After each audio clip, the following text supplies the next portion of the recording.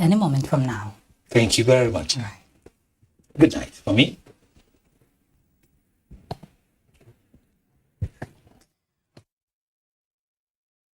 Oh, it is Osun the side. Credible, inclusive, peaceful, and of course, conclusive election is what Nigerians are hoping. And amidst the whole tension, talking about the anxiety from the candidates, who are vying for the #1 seat in Osun State, we're hoping that it will turn out well as planned, especially for those who have their eyes on the prize. It's Osun the side. Welcome, I'm Ruth Aguele. And during the day, we've had a lot, of, reviews, even from Oshogbo, talking about the Osun sides.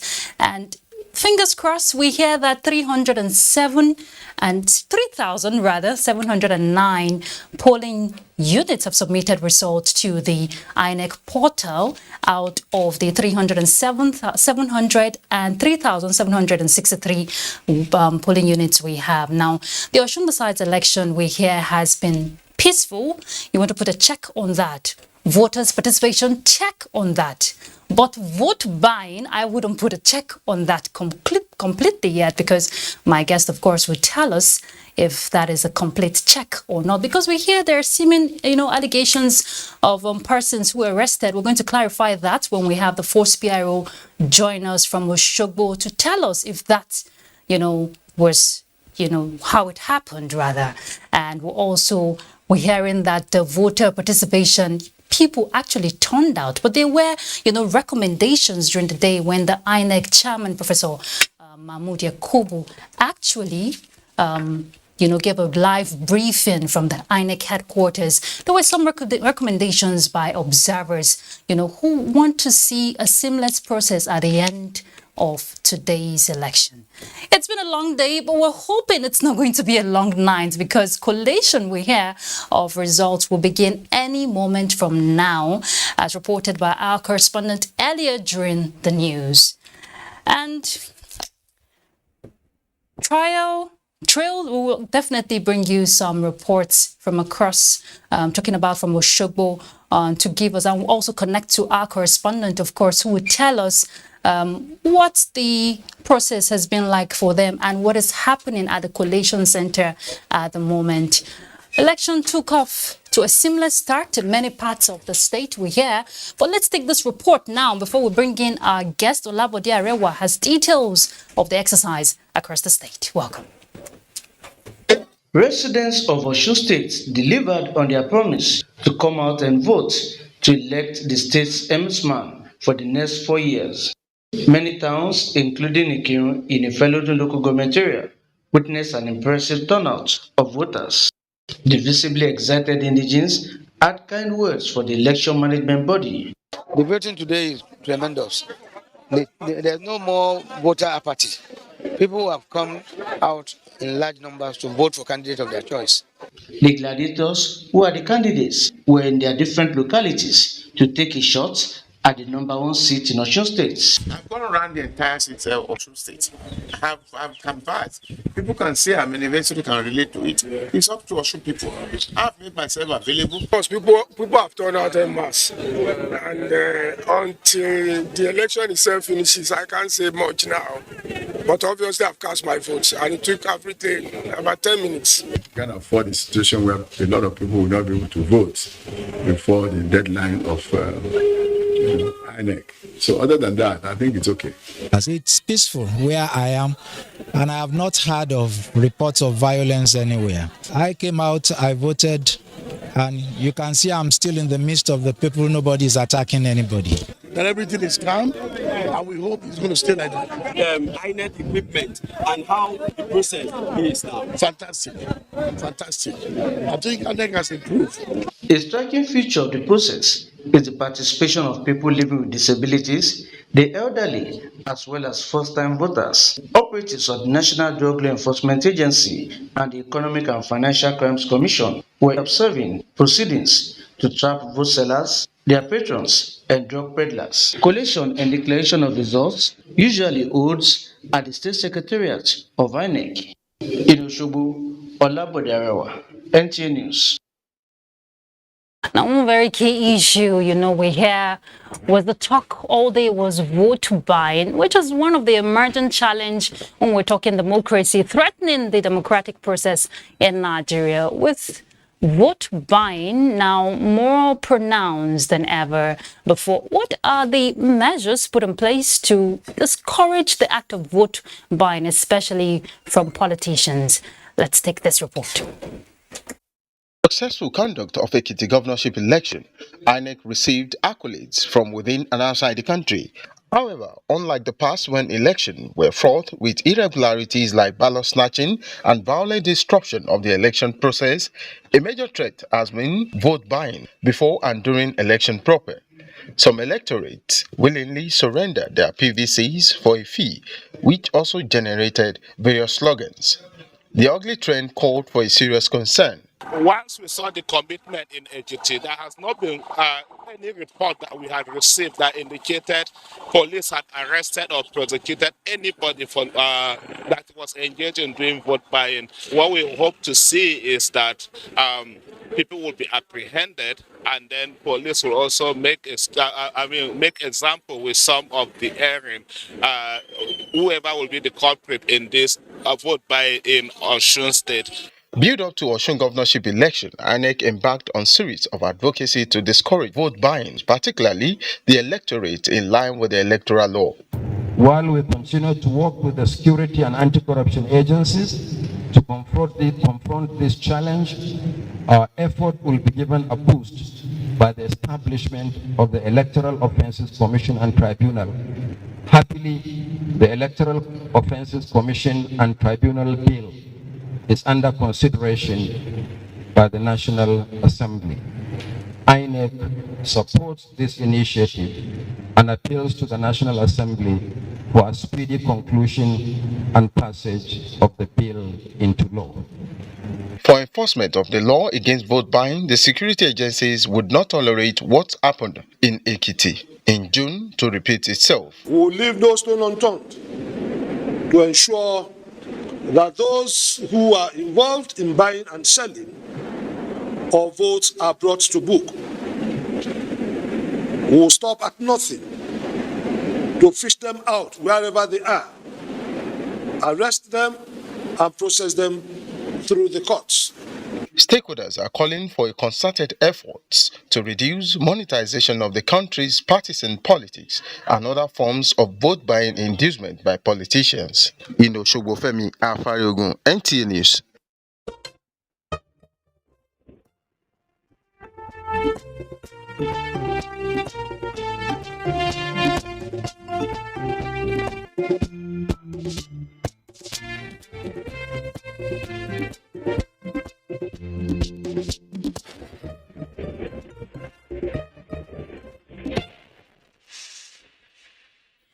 Yes, it is Osun decides. The people are to decide who will lead them in the next 4 years. That report on vote buying, which we cannot ignore if we're talking democracy, especially when that seat, my guests will agree with me, is the #1 seat.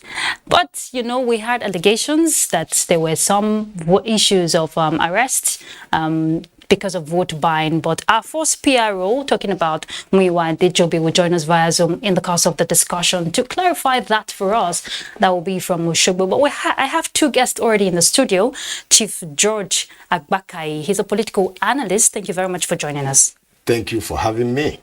All right, we also have Mr. Dayo Olaide. He's from the Center for Democracy and Development and also an election analyst. Thank you for joining us. Always a pleasure to be able to join you guys. All right, let me start with you, Chief. The day has been a long one.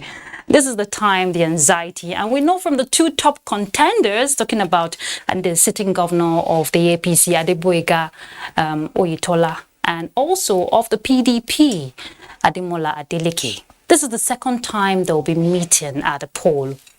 Back then was 2018. And I'm sure you've been following events during the day. You've seen the whole process. And we must commend INEC because a lot of reports have said the process has been seamless, peaceful, which is what every election should be. But let's hear your thoughts. What will it be? Well, I think in light of the current political realities in the country, I believe the Osun state governorship election so far, has been a good election. The accreditation of voters went very well. The arrival of polling materials as well as INEC staff, coupled with the INEC ad hoc staff, they are all there on time. And in terms of security, I think the police, the Nigerian police, as well as other security agencies, conducted themselves pretty well in a professional manner. And the voters themselves, to a certain extent, acted as well in an orderly manner. But the main issue that we have had all this while is the issue of vote buying. And that is very sad. It's not the first time. It has been a recurring decimal in Nigerian democracy, the issue of vote buying. Yeah. I think the security agencies as well as INEC need to do something about this issue of vote buying. I believe prosecution of offenders, is an area we need to look at so as to serve as a deterrent, to would-be offenders in the future. But so far, in my view, it has been a pretty good election. Mr. Olaide, I'm sure you want to share the same thoughts, but the mention of vote buying, a lot of things comes to mind. Nigerians just want to enjoy the dividends of democracy. So why would anyone, want to sell his or her vote? Would you say it's coming from the orientation, so to say, of political candidates who believe this is how it should be, or I'm not getting there? Probably not, because I think it's important to understand our history. The fact that today vote buying and selling has become the major sore point of our elections. We may likely want to forget very quickly where we are coming from. We are coming from a history where ballot snatching was common thing. Ballot stuffing was common thing. Violence was common thing. Underage voting was common thing. Yes. Now, in the last, beginning from the elections 2011, 2015, 2019, we've seen an INEC that has made effort to tackle these issues one after the other. By the way, I'm leaving out a very important one as well. Okay. Collation. Yes. Which has always been collectively agreed as the weakest link in our elections. And in the last 10 years or so, INEC has been able, working with the different actors as well, civil society, been able to address these challenges collectively, progressively as well. And so I see this last part of our electoral process as something that I think is a culmination. It's basically shifting attention to something that it's an expression of the desperation of the political class. It's true that a lot of people have said what the political class has been able to do is to weaponize poverty in our country. If we had a situation where democracy is truly delivering dividends to Nigerians, there will be no reason why Nigerians want to sell their votes. But facing the deprivation that they face, and the fact that everyone considers they're not likely to do anything to impact my lives. So voting during the elections gives me opportunity to basically get, maybe that's the only thing I will get from them. That's on the side of the seller. Whereas on the side of the buyer is basically, I need to win at all costs. It's quite unfortunate, Mr. Olade, that it has become like a bargain thing, more like a business transaction. You sell these and I give you these, which shouldn't be. I come to you now, Chief. What would you say should be the trend going forward? Because I wish we didn't have to talk about vote buying again, which has been the talk since morning. I wish it was a seamless process without vote buying, but like Olade said, it's part of our democracy. We can't take it out. Are we going to get to a point when we don't have to make a mention of that?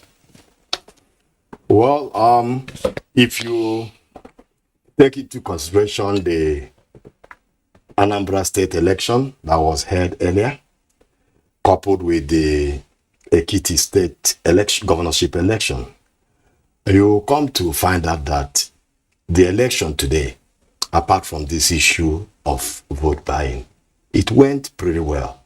You see, democracy, as we all know, is government of the people, by the people, for the people. But Nigerian democracy, to me, it depends on the nature of struggle that exists in our society. Yeah. And that is what you see going on in Nigeria. Our democracy, our elections have become a do or die affair. Where the political actors, the political gladiators look for every possible means, to win this election. We understand that this Osun State election would be a very tough election, especially when you take into cognizance what happened 4 years ago.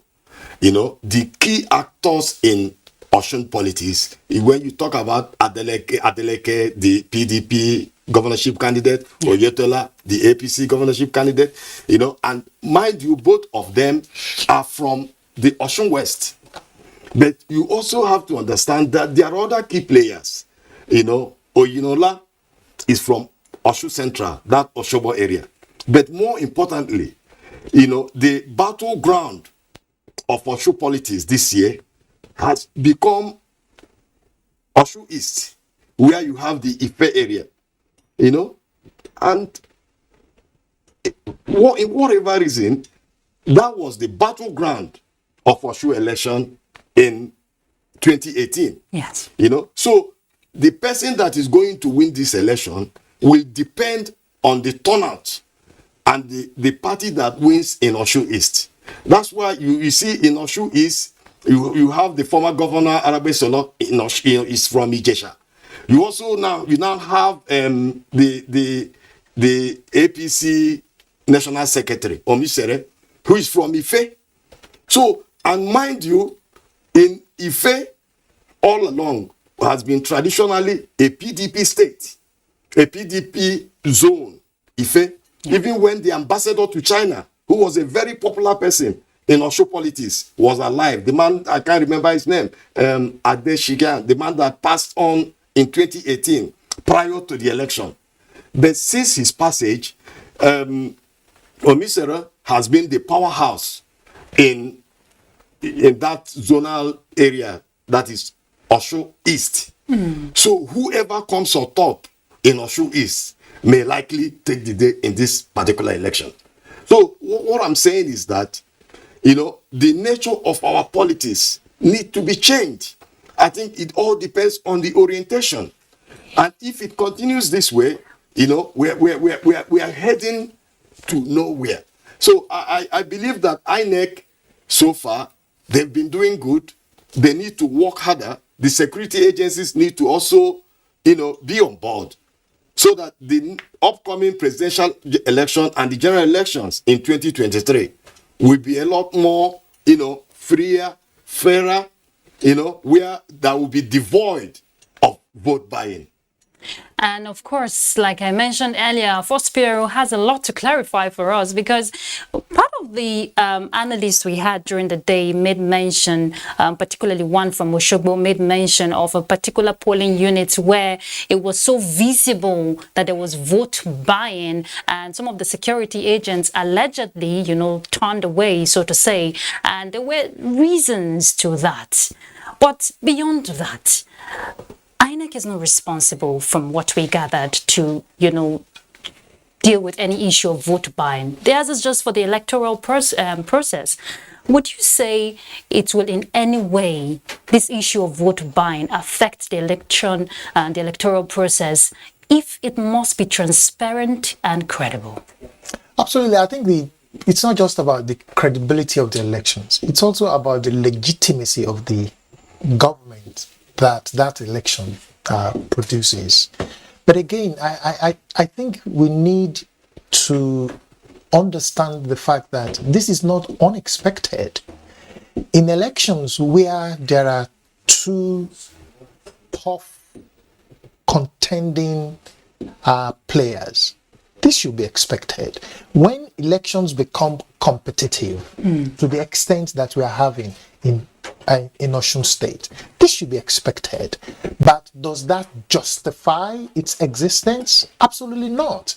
And I think that is what a lot of the analysts all day long have been preaching, that we need to come to the point where we are all agreed that we need to deal with this.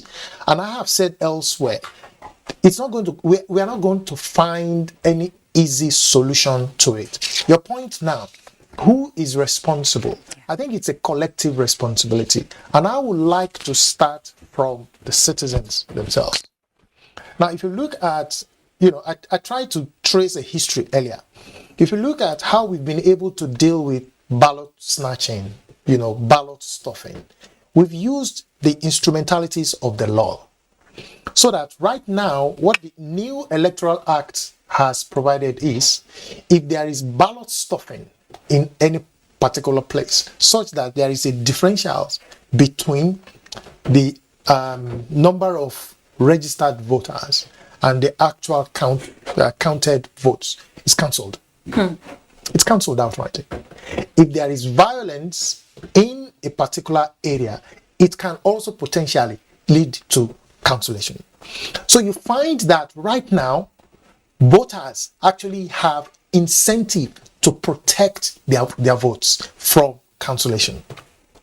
They have incentive to ensure that even if there is disagreement, it does not lead to violence that could potentially lead to cancellation of their votes, especially in instances where they have, candidates from their own backyard also participating in their elections. They don't want their candidates to lose as a result of violence or things like that. Sure. So my point, therefore, is we will need, first, the provisions that we have in the Electoral Act right now already criminalizes vote buying. The last elections, EFCC, we were told, made some arrests. What has happened to those people arrested? It is when prosecution begins to happen that you begin to demonstrate the deterrent, or at least activate the deterrent power of those provisions. So it's not that we are starting at ground zero. There are already some provisions that we can, that enables us to be able to take actions on the basis of those provisions. So that's my first reaction. I think the second is to then say that yes, we can do the sensitization. They are important. We sensitize the public, but sensitization is not the only thing that will get the public from acting. We will need to also get the citizens to own this campaign, that we got to stop this act, so that when communities see it taking place, because the police can't be everywhere.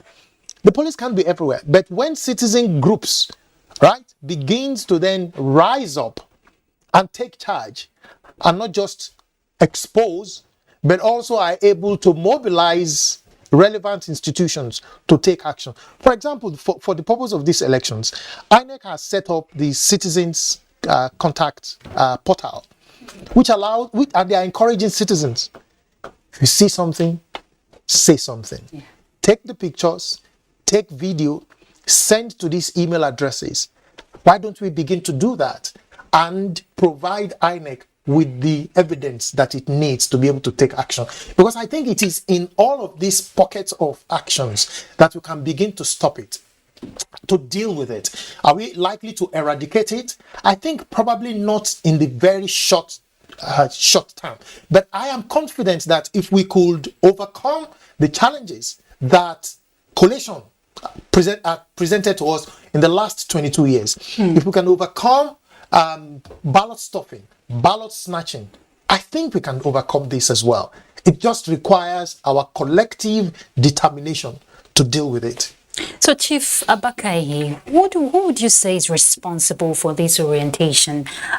Because just on a lighter note, one of the respondents today made mention of, not respondent, rather one of the observers, made mention of an arrest that was made by the security agents, and a picture was taken, just taking a clue from what Mr. Olaide said. The person that was caught was on his knees begging, kind of when he was being caught.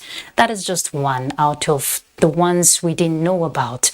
And we also heard that vote buying was done discreetly, more like a scientific method, so to say.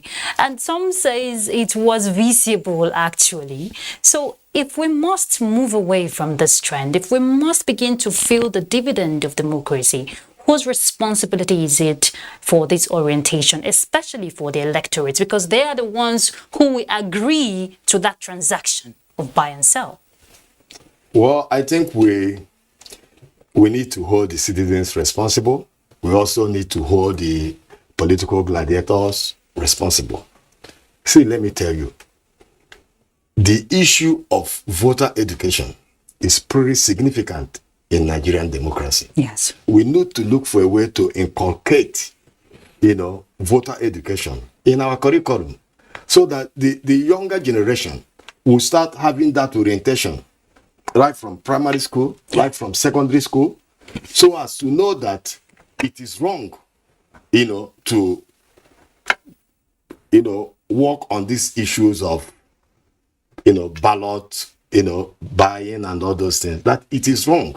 If we don't get that orientation, it's just like, for example, in the United States, there are electoral laws, and those laws are being kept to by the citizens, because the orientation is already there.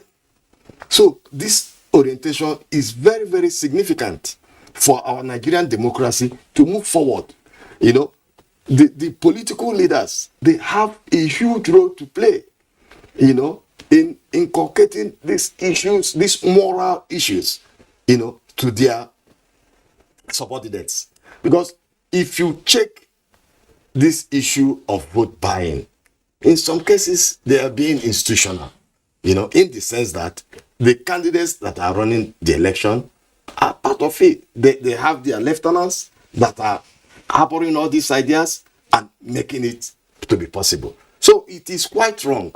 The government need to do a whole lot in terms of prosecution. When you start prosecuting people in these electoral offenses, it will now serve as a huge deterrent, for people to run away. They wouldn't want to participate in all these electoral issues. Okay, Mr. Olaide, coming back to you as an election analyst, and for the Center, you're part of the Center for Democracy and Development. Of course. This is a very dicey situation for Nigeria, and this Osun election, a lot of experts have come out to say will determine how the 2023 elections will be at the end of the day. Good credit to INEC. The beavers were functional, just some few cases we heard. The electoral process, from your understanding of it, would you say the guidelines were duly adhered to? At the end of today's election, would you give a certification to INEC that yes, and the electorate, of course, because they are part of the process, that yes, it was really what it should be, and we're on that ladder of getting to where we ought to be as a nation? Absolutely. I think that, of course, the process is still unfolding, but I think on the basis of what we have seen, at CDD, we deployed about 300 observers that went to town. Okay. And we observed the commencement of the elections, up to the point where counting of voting started, and then up to the point of counting. And a significant part of the feedback actually scored the elections well. But I think it's not enough to, don't take my words for it. Let's also go to the main gladiators in the elections. I listened to the interview of Adeleke, the PDP candidate. He also said the same. And he actually isolated INEC to say that INEC has certainly improved. And I think that is probably, the same rhetoric from many of the other candidates, that indeed the electoral process has improved. Now, there are quite a number of things that I think we need to be aware of that have contributed to this improvement. The role of INEC and its commitment to the reform is by far what a lot of us are very happy about.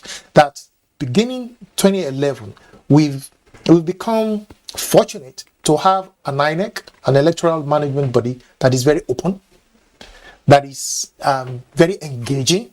It is willing to engage civil society groups, it's willing to engage media, it's willing to engage political parties, it engages candidates, it engages security agencies, it engages international organizations, it is making extensive use of academics, and putting planning, partnership at the core of its work. So we need to acknowledge all of this. That, for me, is a major reason why we are seeing this progress.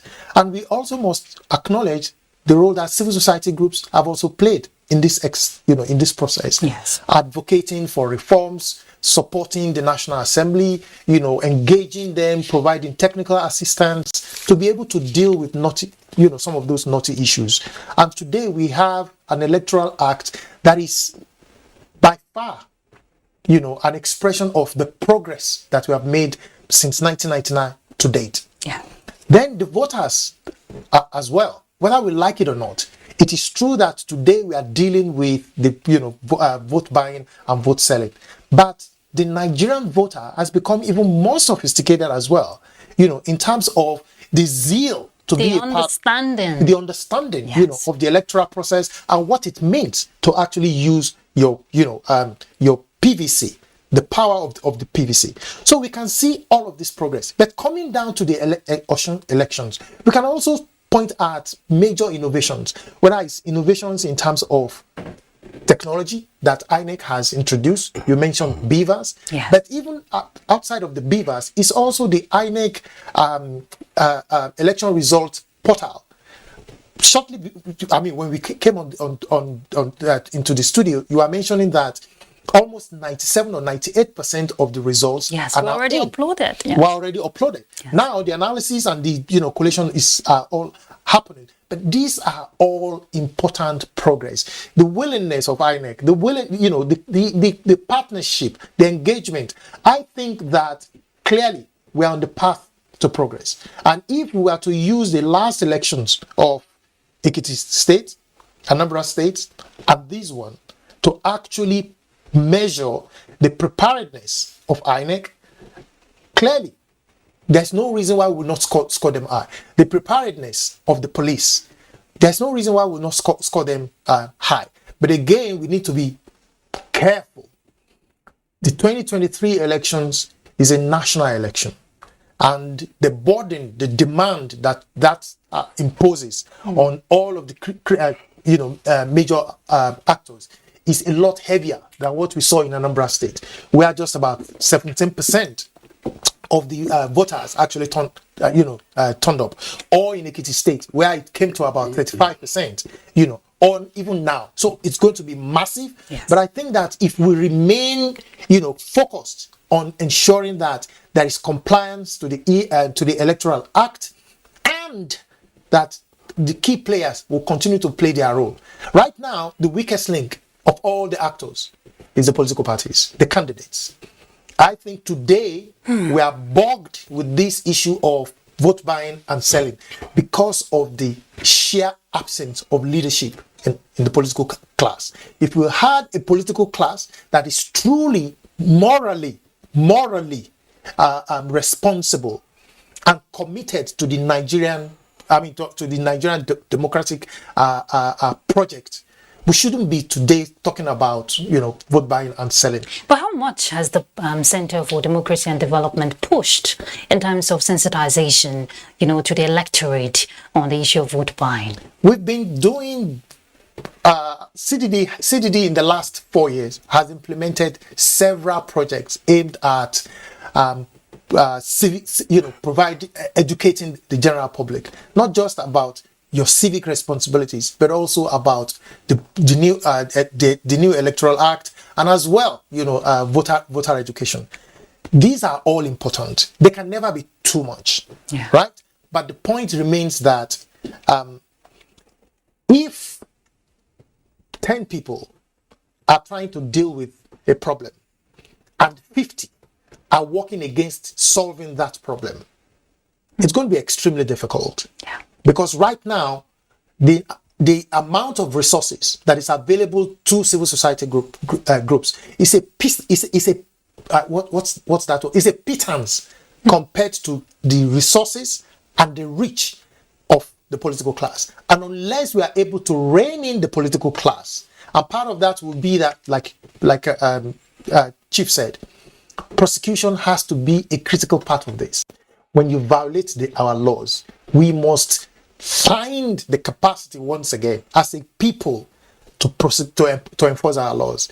Until our laws begin to bite, people will always be willing to violate it. And Chief Abakai, there is penalty actually for that.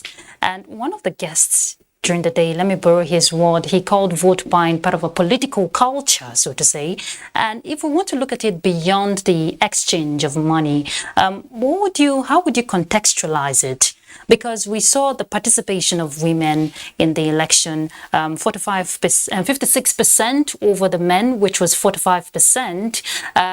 You would say some persons actually gave an instant of, people who would monitor such process, and on a lighter note, they were saying maybe a woman carrying a baby and all of, just on a lighter note. So not to indict the women, so to say, but it's whether a male or the female, whether this percentage was higher than the other percentage. Would you say that beyond the whole exchange of buying and selling, what really would you say it entails, talking about vote buying? Well, the issue of vote buying is a dent, not only on our democracy, but on the country itself. Because the outside world are looking at us. Yes. And when you hear of vote buying in a democratic country, it's sad. These are things that don't happen in civilized societies.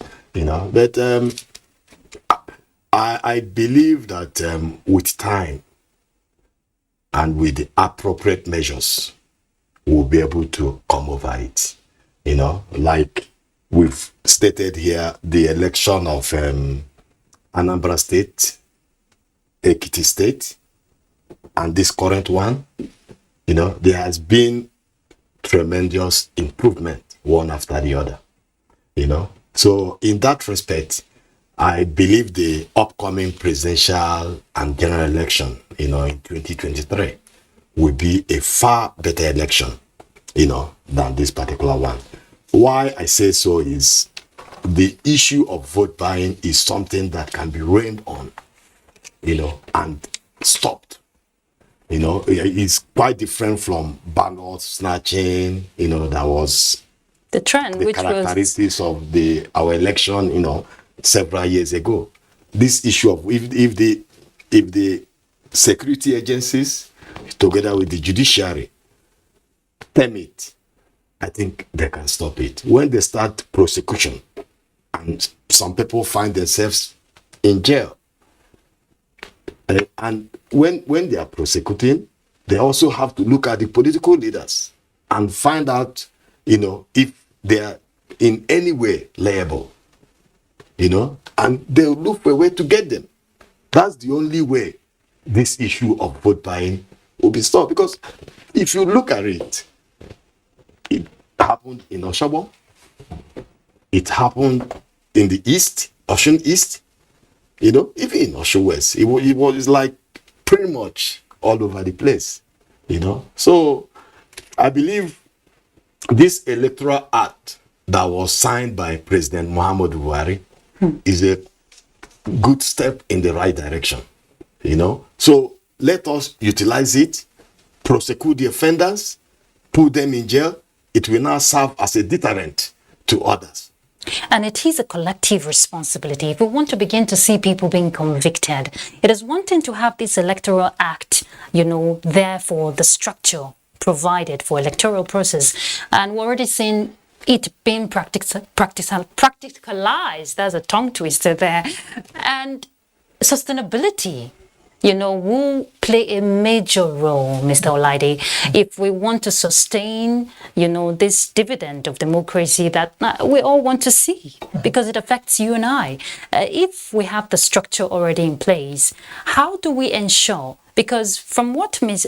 Chief has been telling us, it's a process and we're gradually going to get there, just the way we faded out ballot snatching and all of that. But ensuring that electoral processes in Nigeria for the records are seamless, beyond the whole sidelines of what shouldn't be that we get to see. Sustainability. So I'll always love to use our experience with the electoral management body as the dream Nigeria. And what that means is, until 2011, we had successive electoral management body that was not different from the political class. It was extremely difficult to tell, if there was any difference. The electoral management body was almost like an extension of the political class, such that during the 2003 elections were still ongoing in some places and results was already being announced by an electoral management body. The same thing that we saw in 2007, but that has changed. What that is telling me, and this is, one of my own hypotheses, that if we would have of the 6 or 7 key institutions responsible for delivering credible elections in Nigeria, if we will have 3 more, all right, taking themselves out of the lot and begin to follow the pathway of reform commitment that we have seen in INEC. So if the police, for example, will also begin to reform itself, if the political class will also come to some conclusion that enough is enough, and prioritize the national interest above anything else, if we will have this, and if the candidates, the political class now, will also come to some conclusion that, look, Nigeria is at a point where we need to have this change of mind, because as long as we continue to pursue private and personal goals and prioritize that over our national well-being, it cannot be well with our democracy, nor us as a people.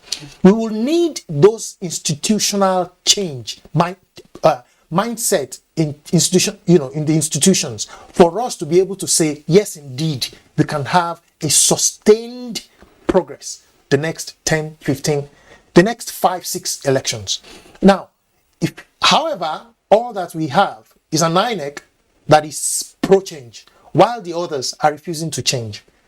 It's going to be extremely difficult, because you have a driver that is trying to drive in one direction, in a particular direction to progress, while the others are basically just pulling this driver and making it extremely difficult. I think so far that has been our experience, that while INEC keeps pushing and keeps reforming itself, keeps cleaning its own system, keeps dealing with the weaknesses within the system, its ability to be able to carry along all the others is also beginning to slow it down.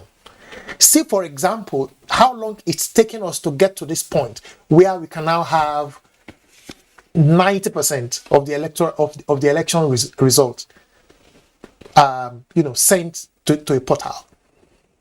It took forever to get the National Assembly to see the benefit of this. Now, it is as a result of the creativity of INEC and its partners that we are able to have that electoral report, election monitoring, electoral result portal. Yes. It's as a result of the commitment of a number of actors. We will need to have our institutions thinking more about our sovereignty as a people, our collective interest as a people, over and above any personal interest. Otherwise, it's going to be extremely difficult. INEC alone cannot change our elections. INEC alone cannot deal with vote buying and vote selling. It's not going to happen. We will need to have all these different actors, in sync with INEC to make this happen. And just on one hand, when INEC is, also focusing on making the electoral process seamless and also educating the public on the electoral process, which is very important. One of the observers during the day when the INEC chairman was given the briefing, particularly the lead NBA National Election Monitoring, he made mention of this enlightenment of locations, some voters were restricted. A lot of voter education, you would say, you agree with me, is not really as it should be, more so inadequate, if you want to put it that way, because voter education is very important. If the process must be seamless, if INEC is playing its part, then the electorate should also comply. Now, what happens to that electorate who walks into a polling unit and doesn't know what to do? Or is not aware of, okay, this is my center and this is not my center, which, affected some of the process today. What are your thoughts? You see, in politics, let's look at it this way. Political party is supposed to be, an association of people with similar interests whose main purpose is to win election and institute governance in the country. But at the same time, one of the major functions of political parties is voter education. It's not only the job, it's not even the job of INEC. To institute voter education is the job of political party to educate their members on the morality of politics. You educate them. This issue of vote selling, vote buying, these are areas that political parties should talk to their members. Like the issue you just talked about where is your own polling booth, where is your... These are areas that the political parties they are things they should inculcate on the generality of their membership. There has to be a department for voter education inside in political party. There has to be mobilization department, but they engage more in mobilization to the detriment of voter education. Whereas voter education is key in improving democratic ideals in a country. So that is the point. It's not only the job of INEC. That's why I had said earlier that all these virtues has to be instituted even in civic education, in secondary school, in primary school. Laying the foundation, yes, right. So that orientation, they will get it imbibed in them as they grow up. Not when they already make up their mind. Yeah. When they are, out of school, then you now want them to change. They cannot change overnight. They have to start early enough, to inculcate all these, ideas. But you mentioned earlier, Chief, that the political parties are solely responsible in the issue of vote buying, which you're also saying right now. And you're also saying they should be responsible for this voter education. Where do they draw the line?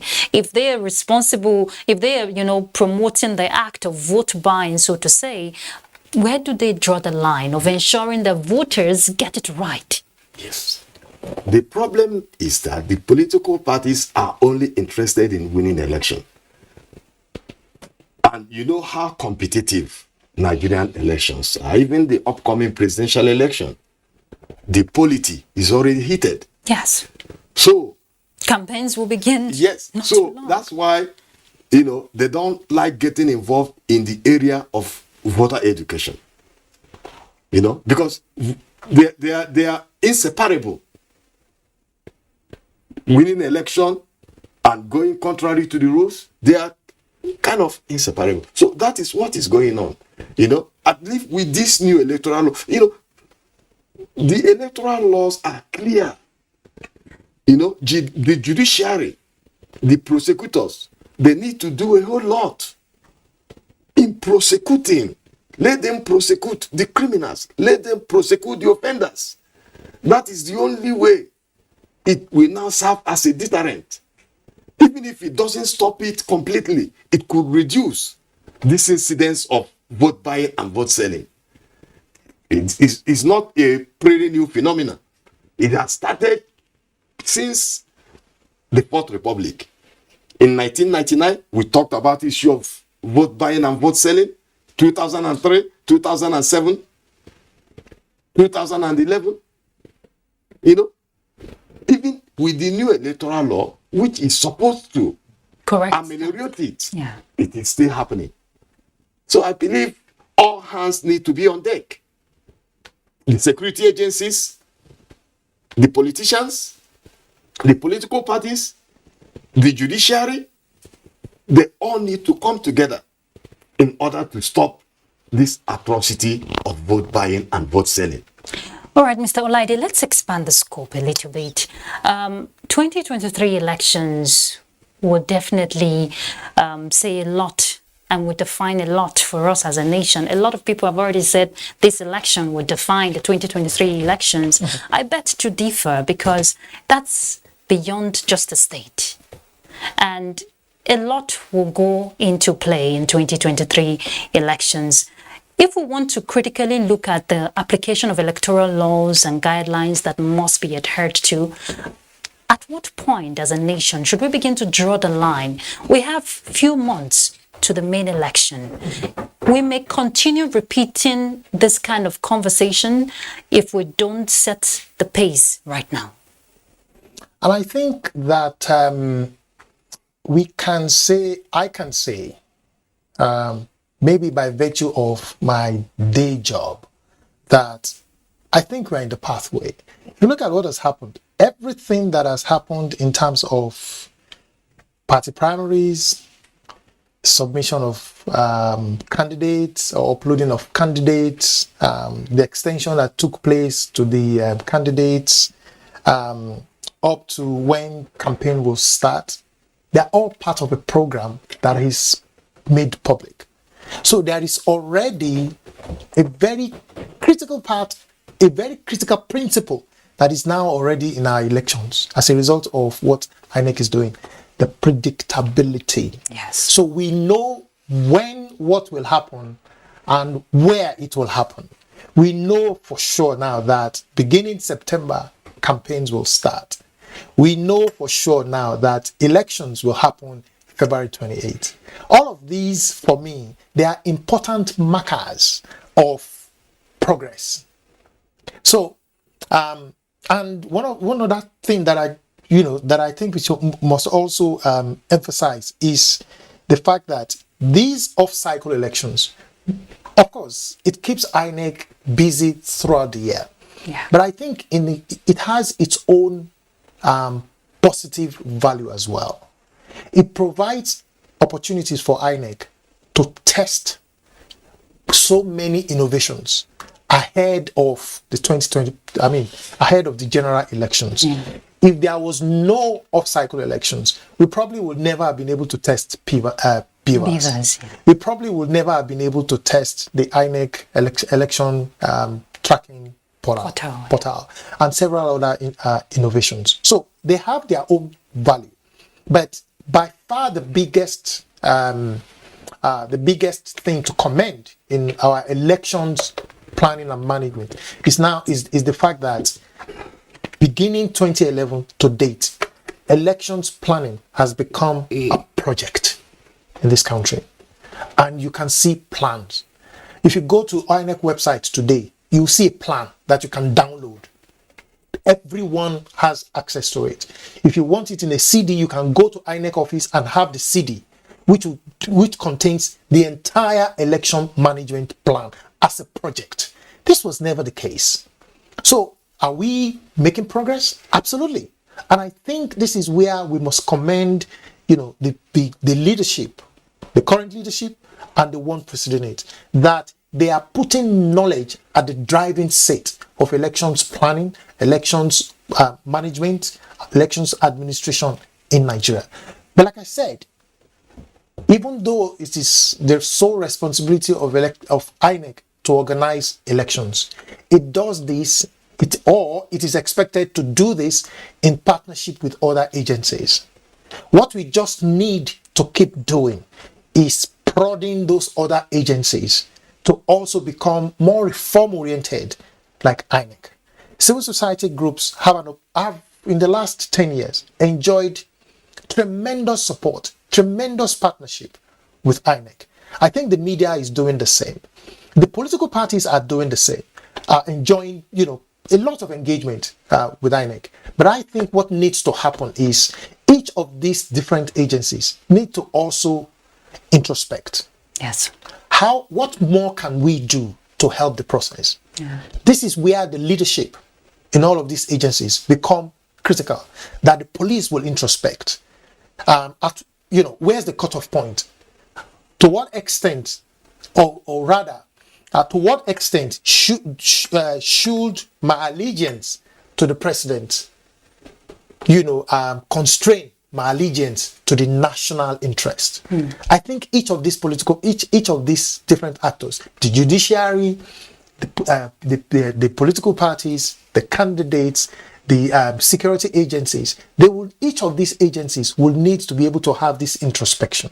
INEC cannot make them have those things, but through pressures from Nigerians, from voters, maybe we can begin to have all of this, some of these changes take place. We can have the best laws. We can have the best law.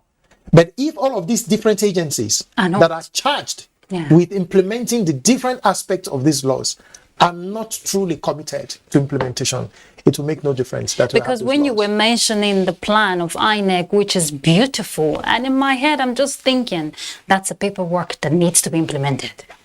And let me borrow a line from Olaide. He talked about the project of election. It's a big project that requires funding, of course. And over the years, of course, this election, the Osun, we didn't hear any challenge of logistics, so to say, that was well pronounced out there. But logistics requires adequate logistics, requires a lot of funding. If INEC must get it right, they need that much funding that will be utilized, because it's one thing to have the funds and it's another thing to have it duly utilized. Yeah, I think with all due respect, I think the current administration under President Muhammadu Buhari, has really helped a lot in strengthening democracy in this country. Just like my brother pointed out, in 2023, 2003, 2007, we all knew how our election was. 2011? In 2003. Okay. 2003. 2023. No, 2003. Okay. 2007. Just like he rightly pointed out, we all knew how our election was. Yes. Sometimes before the end of the election, they've already announced results in some states. True. So I believe this current administration has done a great lot in improving democracy in this great country. So, and I believe as we get close to the presidential and general election in 2023, the INEC budget, the government will fund it, and just like it has done in this election, in Anambra election, and in Ekiti election. There is no way INEC can function without funding. So I believe they will do the same in 2023 election and the election will go smoothly if all the parties, all hands are on deck, working together. The police, INEC, political parties, judiciary, and the average citizenry. When we all come together as a country, definitely the election will be pretty good, fair, and credible. So let's turn our attention to the main goal for the day, talking about the Osun side, because any moment from now we hear collation will begin. We got 3,709 out of the 3,763 uploaded as at that was few minutes to 10. We don't know for now how many more. If you have, I'm sure you have been following the whole process from the day. Are you likely to see a repeat of 2018 when the election was inconclusive and the whole scene that played out? Well, if you say that, are we likely to see a close elections? I think yes. Okay. We are seeing which is what we're hoping to see. which was what we all were preparing for. Yeah. It was always going to be a very close elections, and so I'm really not surprised. I've not had time to sit down and see the results coming, but the few that I've seen, it's quite close. But you see, I think that unlike 2018, a couple of things are different this time around. In the 2018, we had as it were, not necessarily what you might call a third force, but the SDP was a major, was a force. PDP? No, we had Okay. PDP, Okay. then APC. Okay. But if you also look at, so I was, just before coming on board, I was looking at the figures, and I was seeing 2014, 2018, and we could see PDP, APC well ahead of everything else. All right. But in terms of 2018, in particular, there was the I think it was the figures, the votes that went to others. Okay. In 2018 versus what was considered as others in 2014 was a lot higher. In 2014, I mean, 7,000, 8,000, 9,000. So APC, PDP cleared all of the figures, right? But that was different in 2018. So we had something quite large going to others.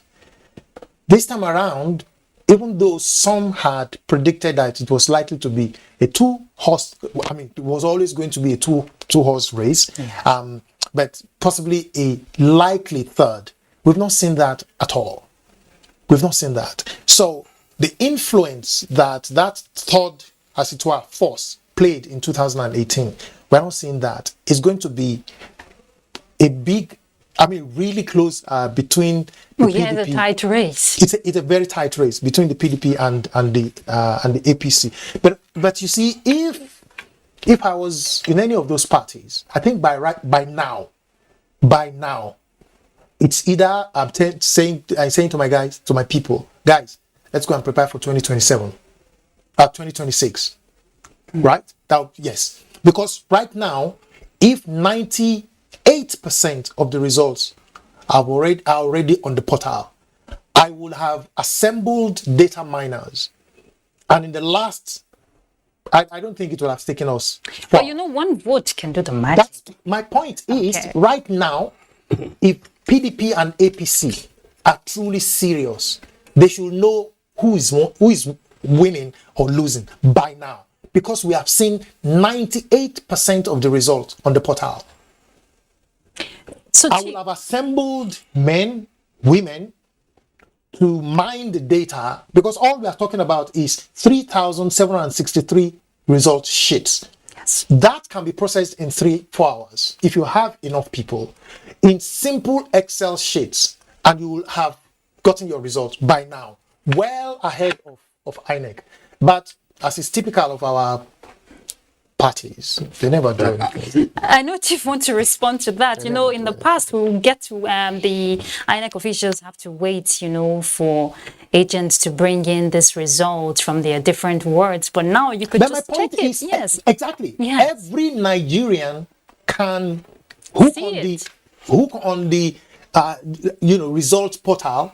You just need to create your own account, and you'll have access to it. You can download it. You see, that's why I said earlier on that the current administration, has played a huge role in making things easier. It's INEC that has made that happen. But it was passed by the current government. If there is no good governance, you can't achieve it. It was supported by the collective success. I appreciate Without that. President Buhari signing all this electoral act, we wouldn't have it this way. I totally agree. He has a. Yes. We need to hail him. No, absolutely. For handling this. Absolutely, Okay, I agree with that. But in respect of this particular election, let us not really jump the ship. The minor candidates like Lasun Yusuf of Labour Party, as well as Akin Ogunjibe of Accord Party, we don't have to write them out. Yes. Because if you see what happened in Ekiti, where Segun Oni of SDP had to beat the PDP candidate in the election. PDP was third, Segun Oni was second. So anything could happen. That's why I said even a vote could make the difference. I totally agree. But I believe the issue of internal democracy, has a lot to do, in preparation of all these elections. Yeah. Because if you look at what is happening both in the PDP and APC, as of 2 days ago, there was a court ruling quite all right in favor of Governor Yotola. The plaintiff, I believe, was Mushood Adeoti, trying to, stop the governor from contesting the election. Yes. A similar thing, I believe, happened in PDP. One of them took Adeleke to court. So the issue of internal democracy, especially in respect of primary elections, we really need to work on it so that all these issues of going to court, let it be a thing of the past. But like I said earlier, in respect of this election, the centerpiece of this election, to me, is Osun East. Whoever wins this election will win it in Osun East.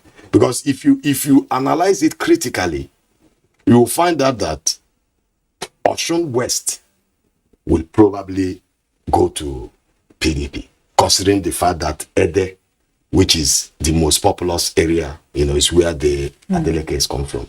The governor is from, the minority area in Osun West, But Osun East is very populous, apart from Osun Central, where Oshobo is, and the environs.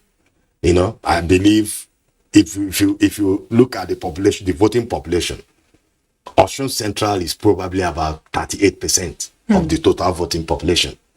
Then Osun East, is probably about 36-35%, with Osun West coming last with about 30-31%.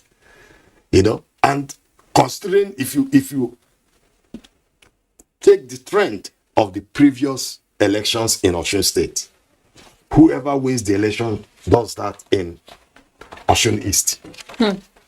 So that is likely to play out today. Yes. You're so confident about that. Okay, Mr. Olaide, the new electoral law provides that no more entering of the polling booth, during the process.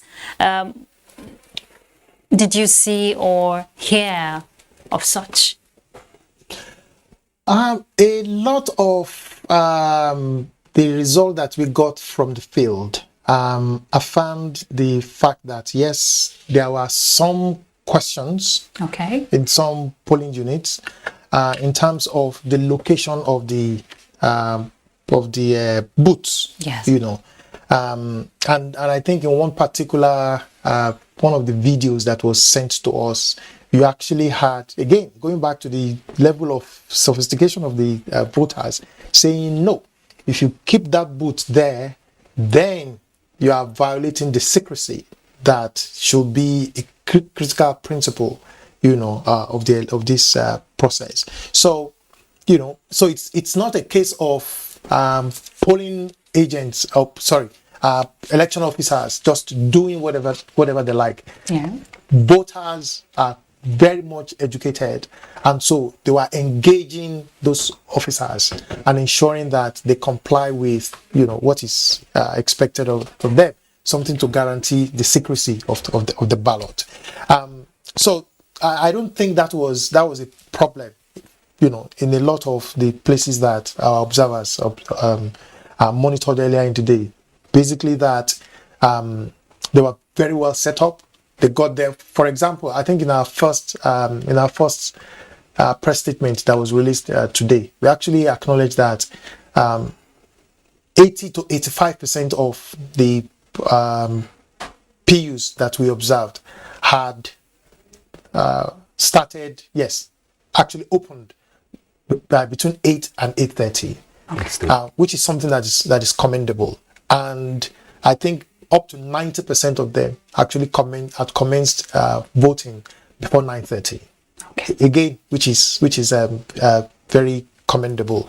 So in terms of the processes, I think it's a high score for INEC. I've seen our reports. I've seen the reports of several other election observer groups, all commending, the commencement, and it's expected. Nobody's expecting 100%. There will always be, skirmishes here and there. Some of them are technical due to beavers. A lot of them are due to human errors, due to misinterpretation of the processes. Sometimes you can train and retrain. But on the D-Day, people will still goof, making, taking the wrong step. But like we said in our own statement, most of these errors were largely dealt with and addressed. But there were speculations that some of the polling units were overcrowded. Now, despite additional polling units that were created by INEC, now you could have 3,000 voters for a particular voting. None was up to 3,000. No, just saying, okay. Given an instance, what would you say going forward INEC can do to address that? Because some persons actually talked about how crowded when an electorate want to, cast its ballot, it's too close. You could actually see who that person wants to vote for. I think it's even before we get to, how it is set up. I think the first part of your question is the PUs, the size of voters. Yes, the ratio has to tally. Yes. I think right now, INEC seems to be targeting 500 maximum per PU. But this cannot be uniform because there are some PUs, 22, 30, 50, right? The point will be that the more data INEC is able to get, right, the better it is able to plan. And I think it's the same for in particular, policing. Because right now, it seems to me that what the police does is basically just apply a blanket to number of police officers per PU. Whereas you find in some PUs, 50 people. Whereas, and others, 1,000. One of the good things, which again must be commended. So, from interactions with INEC, we got to understand that in its assignment of beavers, it considered that for all PUs up to 500, they had two beavers machines. For PUs up to 1,000, they made it 3. Apart from that, they also then had redundancies available, at least 2 redundant beavers per array, per ward. But in addition to that, they then also deployed roaming technical assistants. So which means if there was a breakdown in any particular PU, the roaming technical support can be invited to help solve the problem. And if he's unable to solve the problem, then they can go back to those, to that redundant beavers machines. So you'll find that the setting and the systematic plan that is in place enables them to be able to respond to problems as they arise. And I think that is a critical element of any functional system, that it anticipates problems and makes provision to be able to respond to those problems.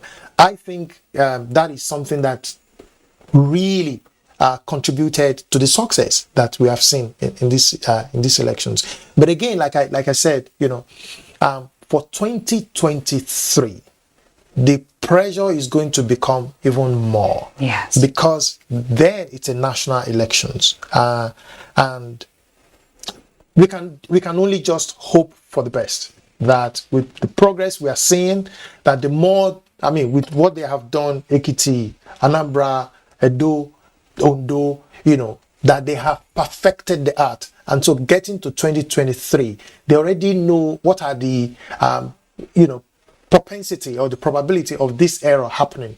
They can already even rank most likely errors and plan for those errors even before they happen.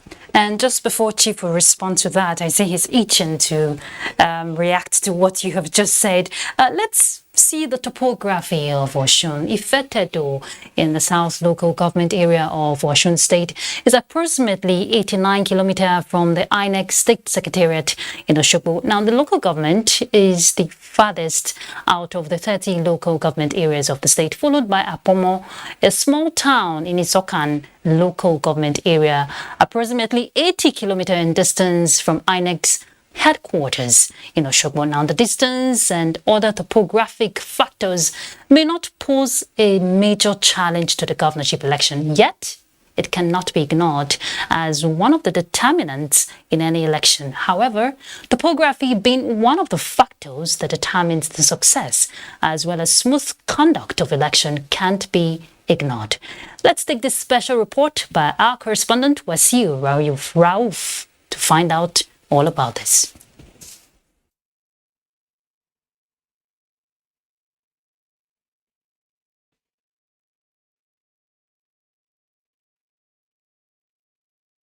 Oyo State to the west, while Ekiti and Ondo State to the east. It is cosmopolitan in nature, with the largest concentration of major towns, communities, as well as settlements. The state is divided into 3 senatorial districts with 332 wards across the 30 local government areas. Some of these council areas are located far apart, making navigation difficult, thereby posing challenge to easy movement of voting materials across these locations. Though a landlocked state, it is blessed with presence of many rivers and streams. During elections, some parts of the state recall late arrival of voting materials, and this is not unconnected with the state topography, which includes mountainous and waterlogged areas, particularly during the rainy season, especially in July, when Osun election will hold. The centrality of Osogbo, the state capital, it's not too far to other areas. I'm from Ikire, and Ikire is also at the boundary. We will talk about the boundary, but because of the good road networks from here to Ife and from Ife to Ifetedo, it may not pose a problem. We don't have riverine areas where people will spend hours on end on the sea or water. We don't have such in Osun State. So you see, Osun State has been blessed with landmass.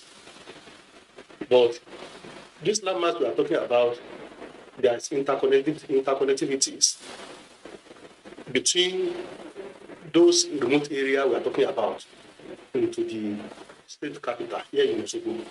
Tell you authoritatively that the distance between a remote local government in Osun State, that is, if a South local government, it's almost 93 kilometers down to the state capital here. Meanwhile, as INEC sets up preparations towards a each-free credible governorship polls, the commission is optimistic that the Ekiti governorship election, which has been widely adjudged as one of the most successful in recent past, will be surpassed in terms of credibility. In Osun State, even though we have areas where the topography proved difficult for movement, which we call the difficult terrains, but most of them, because of the arrangement of INEC, where we have registration area camps, we don't usually have problems with them because they are within very reachable area within a very short time. Such areas in the Ifeda local government. From Okila, we'll probably have to come back to Ila before we get to some villages like Oyiayigun and some other places there. But the journey usually is not always more than 20-30 minutes. And our practice is to leave the registration area camp on the day of election as early as 6. And since the election is starting by 8:30, you can still traverse and get to those such places. Apart from the terrain factor, the Commission has also mapped out some flashpoints for necessary action to forestall any ugly incident during election in Osogbo. Wasiu Rauf. All right, now you understand the topography there. The proximity, Chief Abakai, was not really a challenge going by what we've just seen in that report. And before we took that report, Olaide was giving us the whole analysis on the polling units and how it should be and all the planning and all of that. But let's turn our attention to inclusiveness. Would you say this electoral process that has happened today is really inclusive, talking about for persons also with disability, the elderly, people who, for the first time, they're actually participating in voting? Yeah, I really commend the INEC in respect of persons with disability as well as older, voters. It was clear that in some of the polling units, older voters were given the leeway to go ahead and vote. And they really, took care of persons with disabilities. I think this probably the first time it's happening, in Nigerian elections. But in respect of polling units, I believe, INEC should provide additional polling units. Being in a polling unit where you have in some areas 1,500 people waiting online to cast a vote, sometimes it leads to voter apathy. Yeah. There are some people you see, they wait for 1 hour, 2 hours, they get fed up and leave. So it's important the INEC, even though they've done a great job, we commend them, but they have to do something about, enhancing, the number of polling units. I think it's very important. But more importantly too, voter registration has to be continuous. This idea of they have to, there'll be voter registration for the next 2 weeks. Why can't it be a continuous exercise? But it can be forever. It has to stop at some point. Well, but in some countries it's continuous. You can always go and register. Like in the US, I know they are all advanced democracies, but at least, they have to give more time, for voters to register. Okay, look at Osun State, for example. There are, I think, close to 2 million. 1.955. Thank you. Yeah. Registered voters. But if you check the number of people that got their PVC, they are close to 1.5 million. About 400 and something did not get their PVC. So that's a big problem, and some of these delays sometimes is from INEC, even though we're not going to discount the issue of insecurity, but we need to make sure all efforts need to be made so that voters need to get their PVC so as to participate. Some of these 400 and something individuals that did not get their, now they were disenfranchised. I don't think it's a step in the right direction. INEC, you are doing very well. But you need to be on top of your game. Make sure people get their PVCs so as to participate in democracy.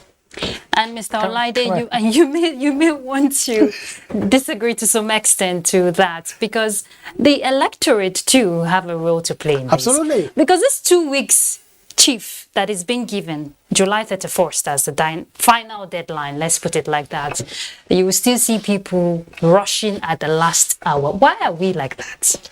I don't think it's about why are we like that, because I think we must. It's better to acknowledge the fact that individuals are who they are. Some may have died, so we need to to make provision for that. Some may have died. Some registered and then have shifted elsewhere, and so those cards are there. But ultimately, a significant number would not collect those PVCs, whatever you do. Some will just not collect it. Should there be continuous sensitization to encourage people to come and take it? Absolutely. But the sensitization is there. And it's there. But ultimately, I think individual voters, each individual voter is responsible for collecting the PVC and ultimately participating in the elections. INEC has done its own part and can do more. I can't take that away. INEC can do more, but we must also acknowledge the factor that we're in a dilemma. On the one hand, we're saying that elections cost us enormous amount of resources in this country. For every day that INEC has to retain ad hoc staff to do this, to play this role, it's enormous amount of money. But even when they do that, it amounts to total waste if at the end of the day people will not go out to pick up those cards. Ultimately, we can think about more creative ways to make this available to citizens ultimately, but I think that we also need not only to be putting the attention to INEC, but every Nigerian must be willing to pay that little price, that little inconvenience.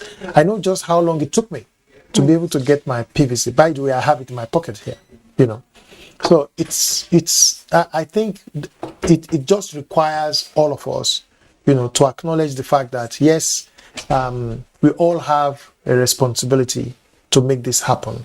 And so if it is going to cost us some little inconvenience here and there, we should be willing to pay that price for the national interest.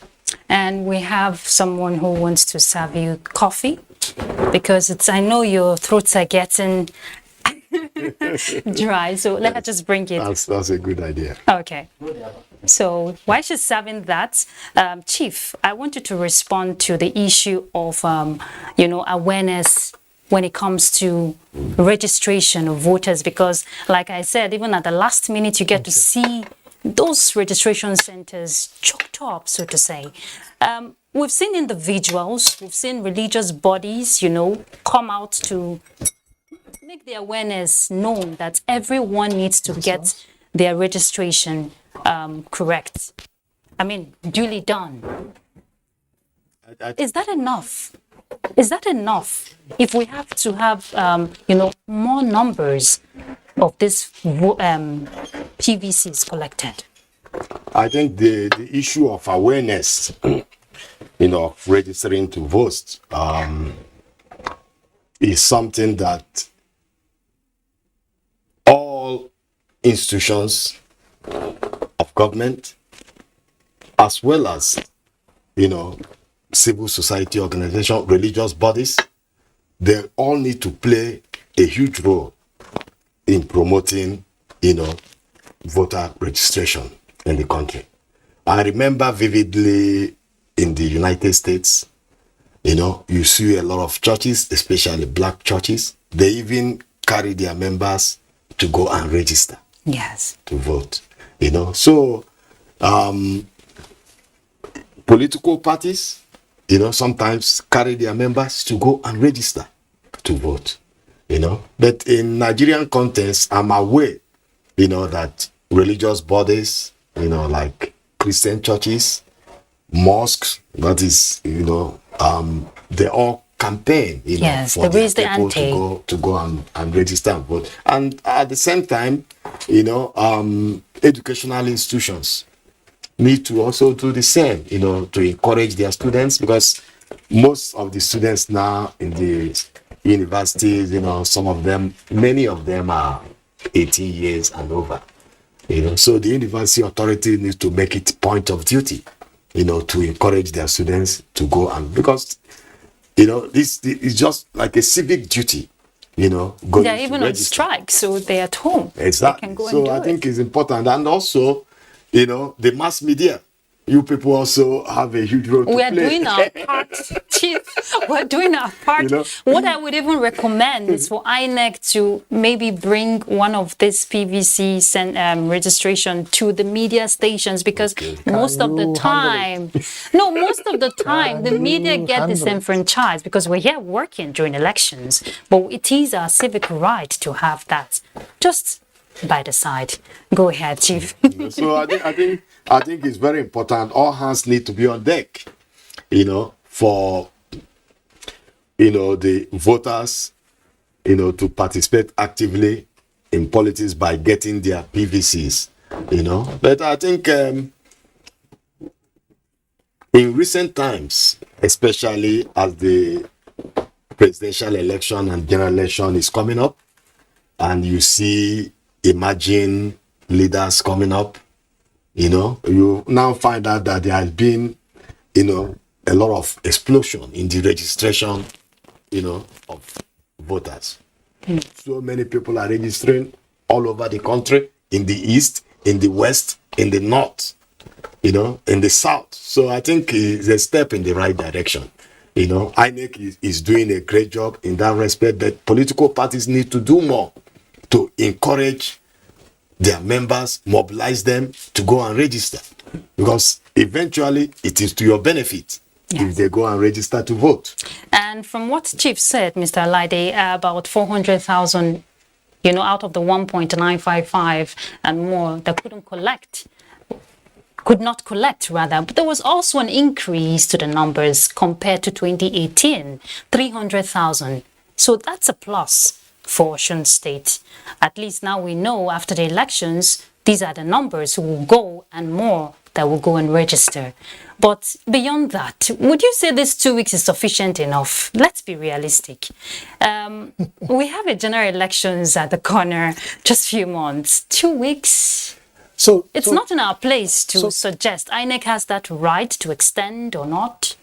So Ruth, there's a trick I always like to play. And that is, so I like walking back. Now, when is the latest time that INEC can, for example, guarantee that the cards will be ready? That's a question that we need to ask ourselves. And when I say will be ready, means people or voters or registrants have gone online to complete the process. INEC now has harvested those data and has taken them to the printer, and the printer has done all the imputing and now has prepared it and then has returned them to INEC. We need to be able to break down these processes. Now, the last time that I heard the INEC chair talk about this was in Lagos. Yaga and a couple of its partners had organized a series of events to try and accelerate registration and get more Nigerian youth to register. And in one of the address made by the chair, he said that hopefully they will be able to get their cards by October. This was in June when the rally was done, I think. So that means July, August, September, and October. 4 months. I think in that exercise, they probably were able to register about 14,000 or up to 20,000 in that 1 week. That's just in Lagos. They have several thousands that they have to register. So I will say that if we look at this as a project again, it can give us an insight into what are the processes, steps that needs to happen, and what are the timelines that we need to allocate or to assign to fulfilling each of those different layers of activities, so that we avoid a situation where registration, for example, is taken to October, and then they suddenly realize that it will take them 5 months to process, and that will be November. But you get the December, sleep, Mr. January. Olaide. You get your sleep. Do you have to wait for the card? The rule is under ESC, no PVC, no vote. That's the wrong one. It's as simple as that. So that's where the problem no is. PVC, no vote. It can't be, but it can't be the reason. It can't be the wrong thing, because the whole essence of the PVC is to say that we then avoid this previous practice where people can go to the polls and then a different rules is created for them. My point here is we cannot have a continuous voter registration exercise that is ad infinitum. There has to be a cutoff point that then allows for INEC to go and do the other part of the exercise of getting the cards ready for the people. Yeah, that's just the reality. But now, sorry, sir, I'll stop at this. In 2015, right, the total number of voters was about 70 or 72 million. INEC then started the continuous voter registration, and we recorded, I think, another 12 to 14 million, which took the figures to about 84.80. I think initially 86 million, and then when they did the cleaning, it came down to 84 million. Yeah. Of those 84 million, in the elections, 35% came out to vote. You do the maths. Okay, Tiff, you wanted to respond. Yeah, in respect of the voter registration, the way you handle it in state A may not be the way you handle it in state B. There are some states that are ravaged by conflict. Yes. Like the Northeast. And banditry. Yeah. I remember in my home state of Imo, there is this local government in Obama, where, both men, women came to, do their registration, and bandits came there and shot people and everybody ran away, It's not only that place. There have been other places that I'm aware of. They go there, some places in Anambra State, and you see some bad, they come there and chase everybody away. So in some of those areas, you need to consider their plight. And you can't just say, if it's 2 weeks, it's 2 weeks nationally. If you do it that way, then you're not being fair to certain section, of the country.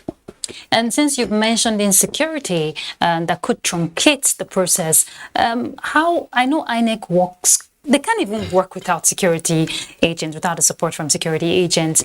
Should it be more viable, so to say, talking about the corporation, if this registration must happen seamlessly? Because we've had cases, from what you're saying, of registration centers being attacked by unknown persons. Yes. So, what are your thoughts? I believe it's just a difficult one. The security agencies need to know what to do in such respect. Either in those violent prone areas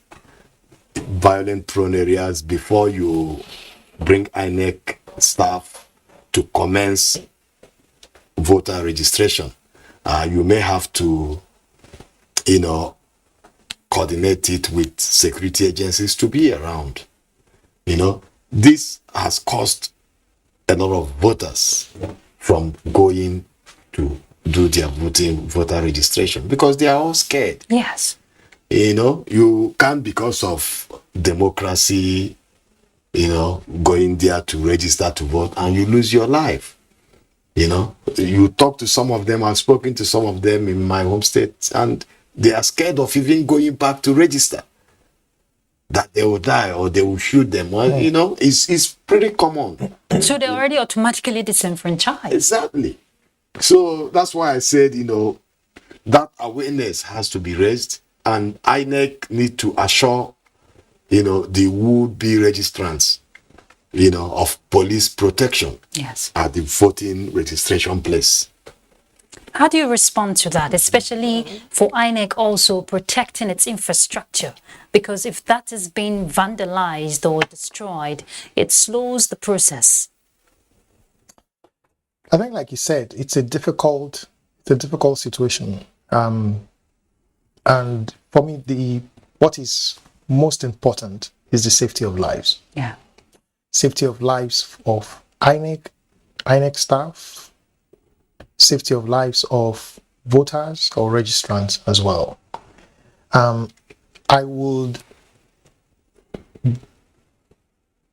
can't imagine or see myself pushing INEC to go into a community where there is active conflict or violence just because it wants to register candidates. Voters. I won't do that, and I don't think any right-thinking Nigerian would do that. Because imagine if those ad hoc staff was my son or my daughter or my cousin or anyone. I certainly can't make such advice, such call. So it's always going to be whatever decision INEC takes, either to decide, sorry, given the situation in this community, we cannot go. Some will be displaced, others will understand. So it's always going to come at a cost. But the point remains that we will need to take a decision as a people that it is not worth anybody's blood just because you want to register candidates. I keep saying candidates. Voters. And I think it's the same. I will not call on Nigerians to come out and register in any community where their lives, their safety cannot be guaranteed. Please, it's only those that are living that can think about voting or registration. So safety of life of anyone, for that matter, for me is the most important consideration. But bottom line will always be that there can be no best decision on this issue. You can decide that let's give them 4 weeks, but situation rather than improve gets worse. If you decide let's give them 6 weeks, because all of these things also have implications. Like I said earlier, if it will take 6 weeks to do the registration, 3 weeks to do the mining of the data, 4 weeks to enter them into Excel sheet or whatever, and then another 3 weeks to take them to the printer, and the printer will have 4 weeks to process them and 2 weeks to return them, and then INEC will need 1 month to sort them out and then to distribute them, and then another 4 weeks. That's a project. Now, if we begin to look at that, what it does for you is you can then walk back. By the time you add, 3 weeks, 2 weeks, that's 5, plus 4 weeks, that's 9, plus this. So you can say that this exercise will take us 6 months, for example. And where we are now, if it will take 6 months to process, to get a card for someone ready. So we can walk back. The election is February 28. We walk back what is 6 months? 6 months, we can then say the cutoff. This is the time we need. If you register and you want to get your card to be able to vote, it will take 6 months. That 6 months must terminate 1 week before elections. That's what project management does for you. I must say it's quite unfortunate we have just 2 weeks now for all that planning and strategy you're bringing up. Chief, you want to say something? I think mere disenfranchisement of any voter is wrong, no matter what. What I would really suggest is for INEC to look for a way, even if it's registering these particular voters in a secure place. I remember vividly during one of the elections, when Boko Haram ravaged, some of the villages in Borno, in the hinterland. I think during the election, they were allowed to come to the town and vote. Yeah. So what is wrong in either organizing a safer place for people to go there and register instead of disenfranchising them? Would I say INEC should not do that? I'm just saying, I'm just making a suggestion. Making a I'm just making a suggestion that that's something INEC need to be thoughtful of. I agree Because with that. for an individual to be disenfranchised of something that is not of his making, your civic rights, because there is violence and the government or INEC say, okay, now because of this violence, all of you will not vote in an election. And it's not too heartbreaking. late. It's not too late It's because heartbreaking. weekends are also included in this extension. You mentioned a certain word, displaced, and let's not forget that we have displaced persons in the country, especially in the Northeast, even here in the FCT. What would be your recommendation to INEC in terms of inclusive? If you want to say the electoral process is fully inclusive for persons, that is the internally displaced persons, what is the recommendation in terms of providing these PVCs centers, for them? So they're not disenfranchised because they're also citizens of the country. So I'm aware that INEC, I think, developed a template to guide its engagement with IDPs. I don't have the full gist of that, but I know that for the purpose of voting, registering rather to start with, I think that they have developed that template, which allows them to be able to have a way of identifying the camps, setting up registrations in the camps, working with the camp administrators. So that I think even as early as 2018, 2019 was part of the conversation then, that how do we achieve that inclusion for the IDPs? And I think it was a major progress, seeing that INEC then took time to think about what does it mean to be able to engage these people. Where are they? How do we reach them? How do we make it easy for them? And I think it's the same, for some communities. All of this idea of creating additional PUs were part response, to this question of inaccessibility for eligible voters. So I totally agree with him with his point that disenfranchising one person is bad enough. How much more thousands?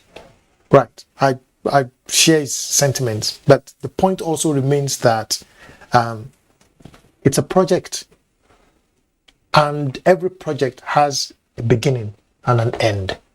So which means even if they cannot vote, for example, they cannot register for one particular elections, as long as we are deliberate and we are committed to it to ensure that people can participate, it's about taking decisions. I may sound almost totally heartless or not showing sympathy here, but the point, I'm a realist. As much as we are saying that will 2 weeks do, I mean, I would like INEC to be able to extend this for another 1 month. But at the same time, the question is there, what's the implication of that 1 month extension? We have to look into it. We must think about it as a people. I mean, I love the fact that Serap went to court and was able to compel INEC, get the court to compel INEC to extend it. I think that's the power of citizenship, active citizenship, and I think it's good. Now, if at the end of the day, it turns out that by end of July, right, more people are still unable to access, to get, I think INEC should be willing, to reconsider. This time around, maybe they then want to say, fine, we're going to keep it open.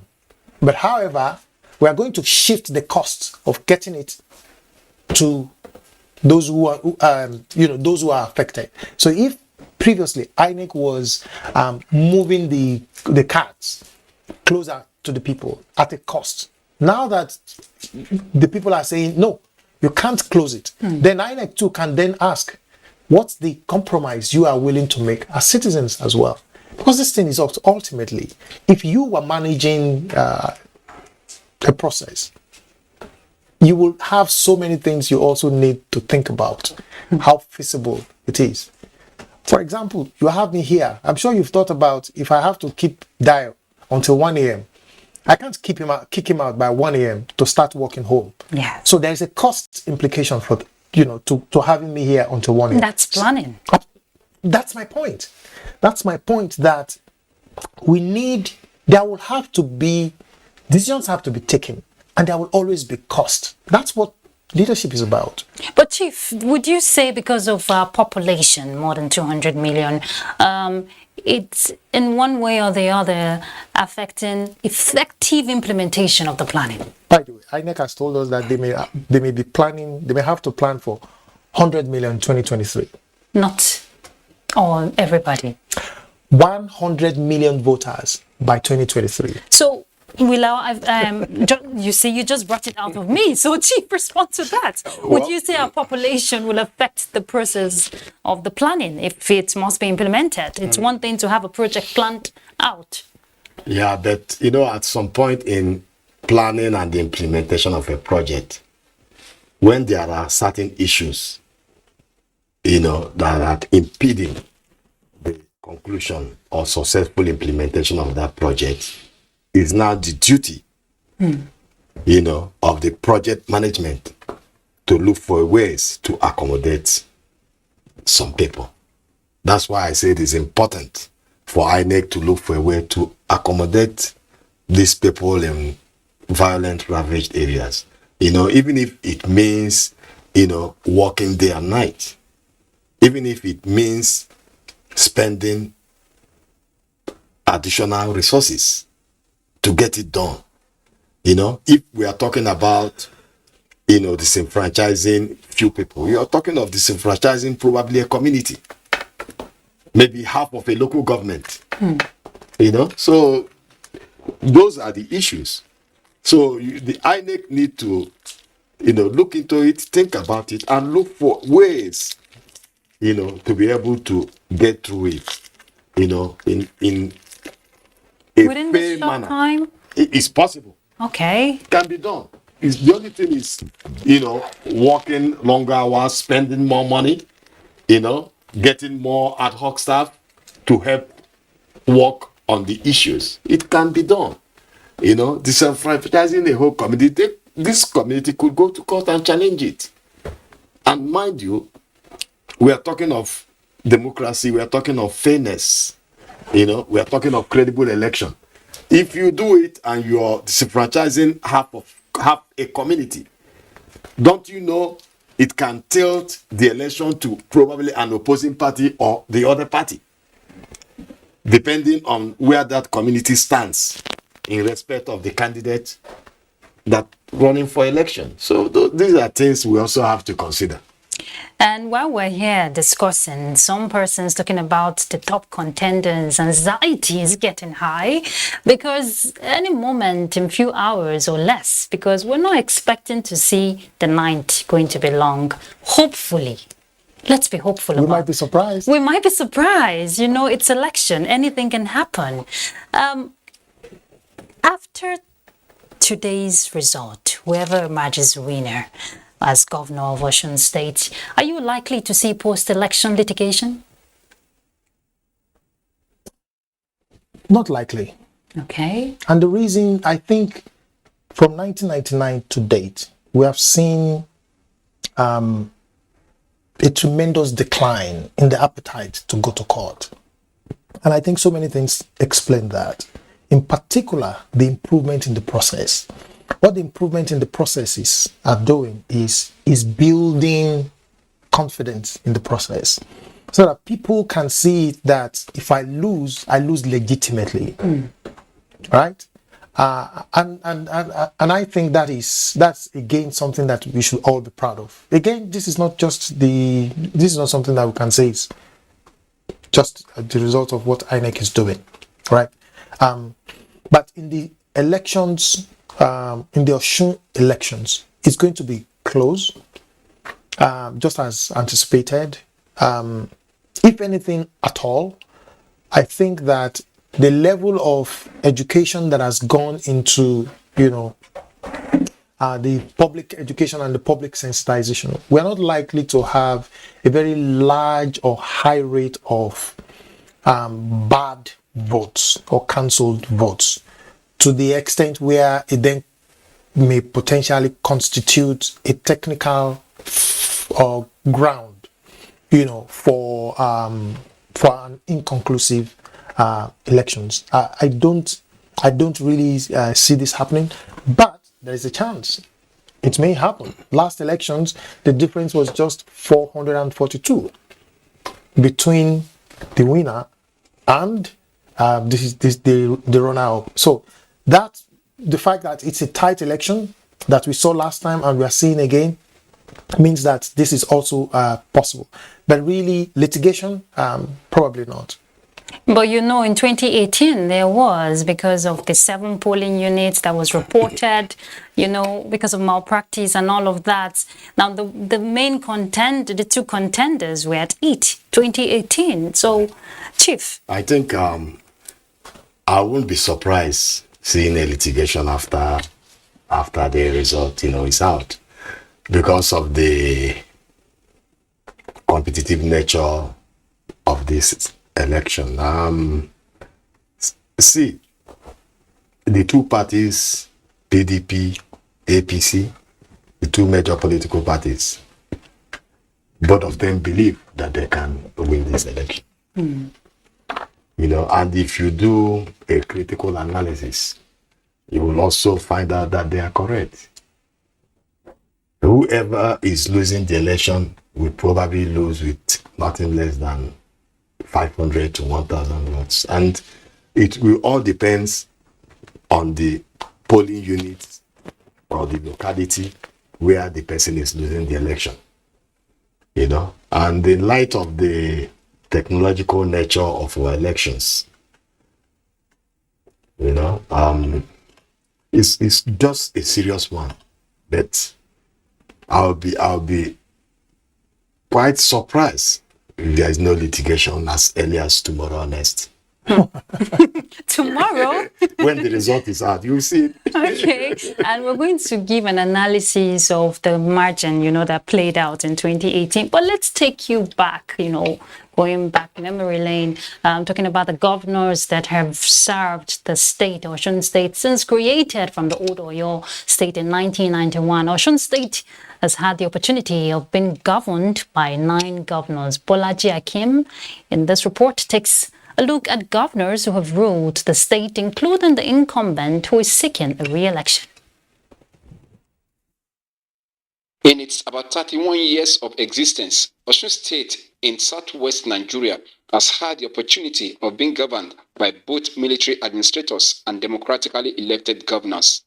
Osun State, when created in August 1991, was first governed by a military administrator, retired Major General Liu Shegun Ajiborisha, then a colonel, directed the affairs of the state between August 1991 and January 1992. The gentleman officer laid the solid foundation for the virginal beginning of Osun State. He spent only 4 months in office. He presided over the asset sharing, established the judiciary, Osun State Radio Corporation, OSBC, Sports Commission, Civil Service Commission, and at a stage, managing Osun State at that time was a very difficult enterprise. Ajiborisha handed over to Isiaka Adeleke, a democratically elected governor, in January 1992. By November 1993, the military struck again, putting an end to the tenure of Isiaka Adeleke. From December 1993 to May 1993, the military took over the affairs of Osun State, just like every other state in the country. Within this period, Osun State was governed by 3 different military administrators. They are Navy Captain Anthony Udofia from December 1993 to August 1996, Lieutenant Colonel Anthony Obi from August 1996 to August 1998, and Theophilus Bamiboye from August 1998 to May 1999. The military really never went anywhere because Babangida just left the scene. He stepped aside. By May 1999, when the country returned to a democratic system of government, Chief Bisi Akande was elected as governor of the state between May 1999 and May 2003, before handing over to Olagunsoye Oyinlola in May 2003. Baba Bisi Akande was there for 4 years. What you see today, the civil service structure, the state secretariat Tabiri, is a fitting monument of that administration. They have done their bit. They have left a legacy of service. We cannot say, and you know that governance is a continuum, whether it is liability or assets. Whenever you are coming on, you inherit everything. Olagunsoye Oyinlola's second-term tenure was nullified in November 2010 by a court judgment, paving way for Rauf Aregbesola from 26th of November 2010 to 26th of November 2018.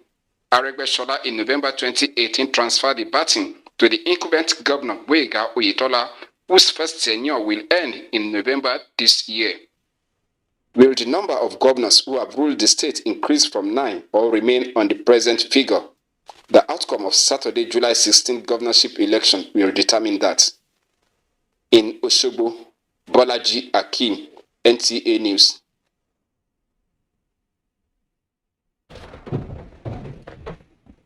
All right, indeed, a lot will determine who will emerge governor of Osun State. We're talking about the margin before we took that report on the governors who have ruled the state. And in 2018, it was a very close margin, not too close after the rerun, 255,505 for the present sitting governor of the APC, Oyetola. And then for Adeleke, it was 255,023. That was after the rerun. And you know he was declared first as the winner before the rerun. He was talking about litigation, post-election litigation that may happen even tomorrow, because in few hours, okay, we're already, it's 12 a.m., so we're already today, in the next day rather. What do you think about that? The margin, because people who are following the portal, the INEC portal for the results trickling in, the margin is really tight, very close. Well, the INEC election result portal will not tell you that if you don't disaggregate it. What the portal has just done is to confirm that this percentage of the results have been sent using BVAS, which is a critical part of the election guidelines for INEC. Now, like I said earlier, if I was in any of those camps, by now, we would know the result. Because like I said, in 3-4 hours, just assemble a handful of young guys, data miners, and the results will be out. even before INEC gets to do all its own collation. Because that's the beauty of this. I just want to dwell a bit on it. That's the beauty of this innovation. What it does, really, is it now demands that all results be sent from the polling units. What the implication of that is, the risk that a result will not, once you take it from the PU, will not get to the RA is totally out. Yeah. It's totally out. Everyone that has access to that portal gets to see the result directly from the PU. Every voter that voted at the PU, if he or she is interested, can basically create an account and go and check, because they will first, the result will be counted. The voting will be counted. It will be entered into the form, and then it will be announced, and then a copy will be pasted, and then another copy is then sent. So any voter now has so many different ways to verify that the result that was announced in my PU is what has been sent. Just create your own account. You can track it. Now, the beauty, like I said, therefore, is that political parties, media organizations, civil society groups can be doing their own parallel mathematics. They can't announce the result. It's INEC that can announce the result. But we can all become checks for INEC.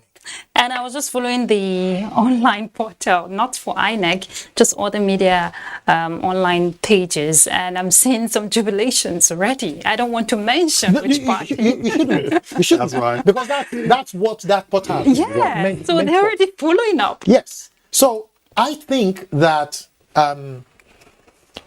we all agreed that it's a really close elections. Part of the reason why I say I don't anticipate a litigation is essentially the portal. Because the portal, it basically just provides all the information to the public. It just makes it available. So if you are saying that there was an error, then it must be that the error has come from the results sheet from the PU. In the absence of that, you can assure yourself that I think I lost, and I lost legitimately, or I think I won, and I won legitimately. That is the power of my own confidence in this INEC election result portal. That it has just removed the veil. The process, like I said, will continue. The manual process. So right now, what is happening is results are being moved from the PUs, those election sheets, they are being moved from the PUs to the RAs, the wards. They will be collated, and then they will be moved to the local governments, collation centers. And then they will be moved to the state level, ultimately, where the results are then announced. But anyone that is interested and has also been doing your own parallel, you can check the results that is then announced. You look at your own figure. Is it? Does it tally? That's the beauty of this. And the beauty of democracy should be in the spirit of sportsmanship. There shall be no litigation. There shall be no litigation. But some people, like now, we don't know whether there will be cancellation. Yes. In some areas. Yes. Nobody knows. We don't know yet. Until we find out. Some people could go to court on that grounds. Which was what played out in 2018. I leave that to chance. That yes, there could be cancellation, there could be... It's possible. I like your optimism, which is what we should all have. And any candidate who is vying for that position should be optimistic of a better outcome, whether you're losing or winning. That's... The only thing I like in Osun elections, right from the military period, Adeleke first came in. Adeleke is from Ede area of Osun West. Yes. Then in 1999, actually, Akande is also from the West. After which, Oyinola from Central Oshobo area came in. Then it went to the East, where Arebashada is from. Now, is in the west. So I like the way they are It's spreading. spreading it. And from the Osun, from what we've gathered data, number of the local government areas, we already know it's 30, and number of the senatorial districts 3, number of the federal constituencies is 9, and member of the state constituencies it's 26. So if we're having these figures play out like this, you talked about Ward 38, I didn't forget. Ward 38 is very critical for whoever emerges as the winner. But we have a lot of polling units. But if Ward 38 doesn't determine the outcome of today's election, what should it be? Well, I still believe, like I said earlier on, the major catalyst in today's election would be that Osun East. Because if you remember vividly, in the last election, Omisere was in PDP, then he joined SDP. And SDP garnered almost 120,000 votes. So which means if he was still in PDP, PDP would have won that election. Now, he's in APC.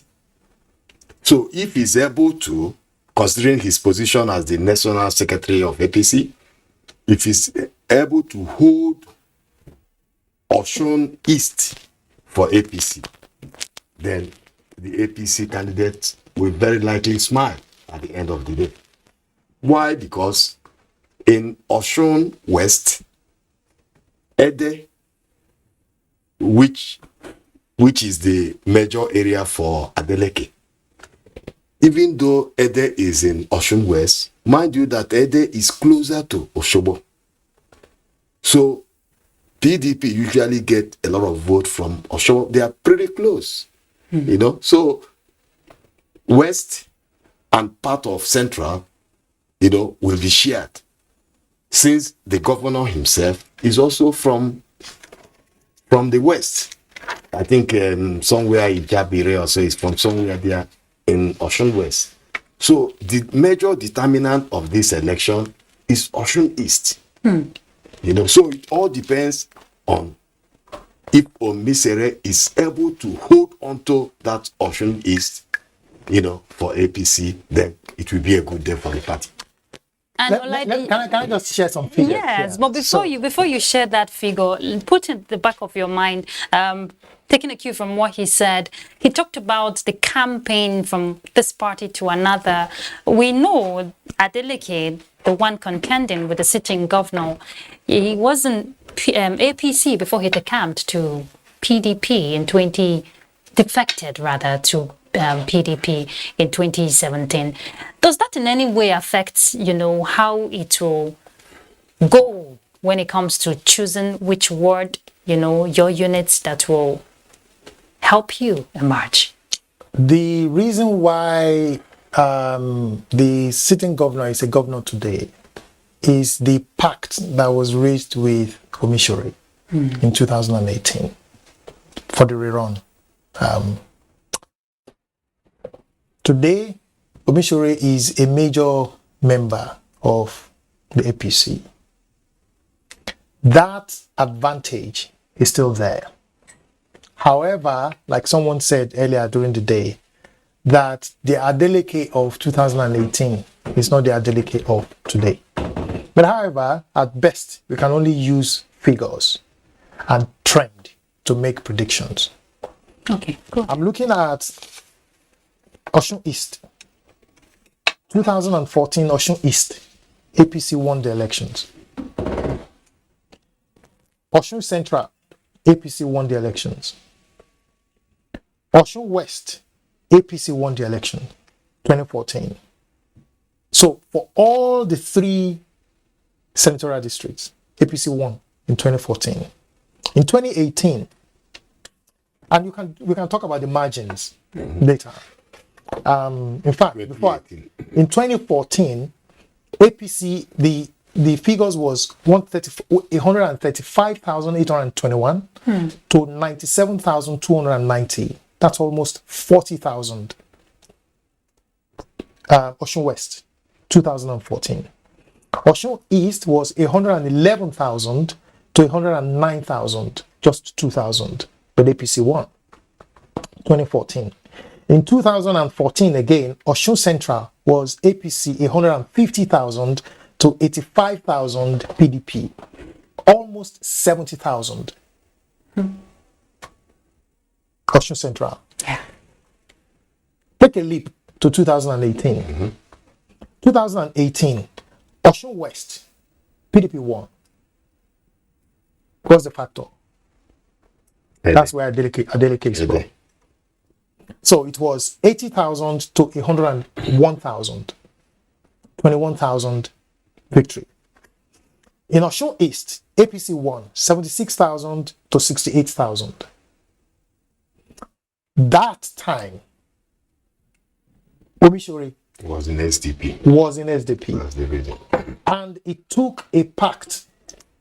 It took a pact because if you look at this, and this was the point I was making at that point, that in that Osun East, right, for 2018, if so, APC won, followed by PDP, but the figures of the total votes, right, 76 to 68 comes to about 144.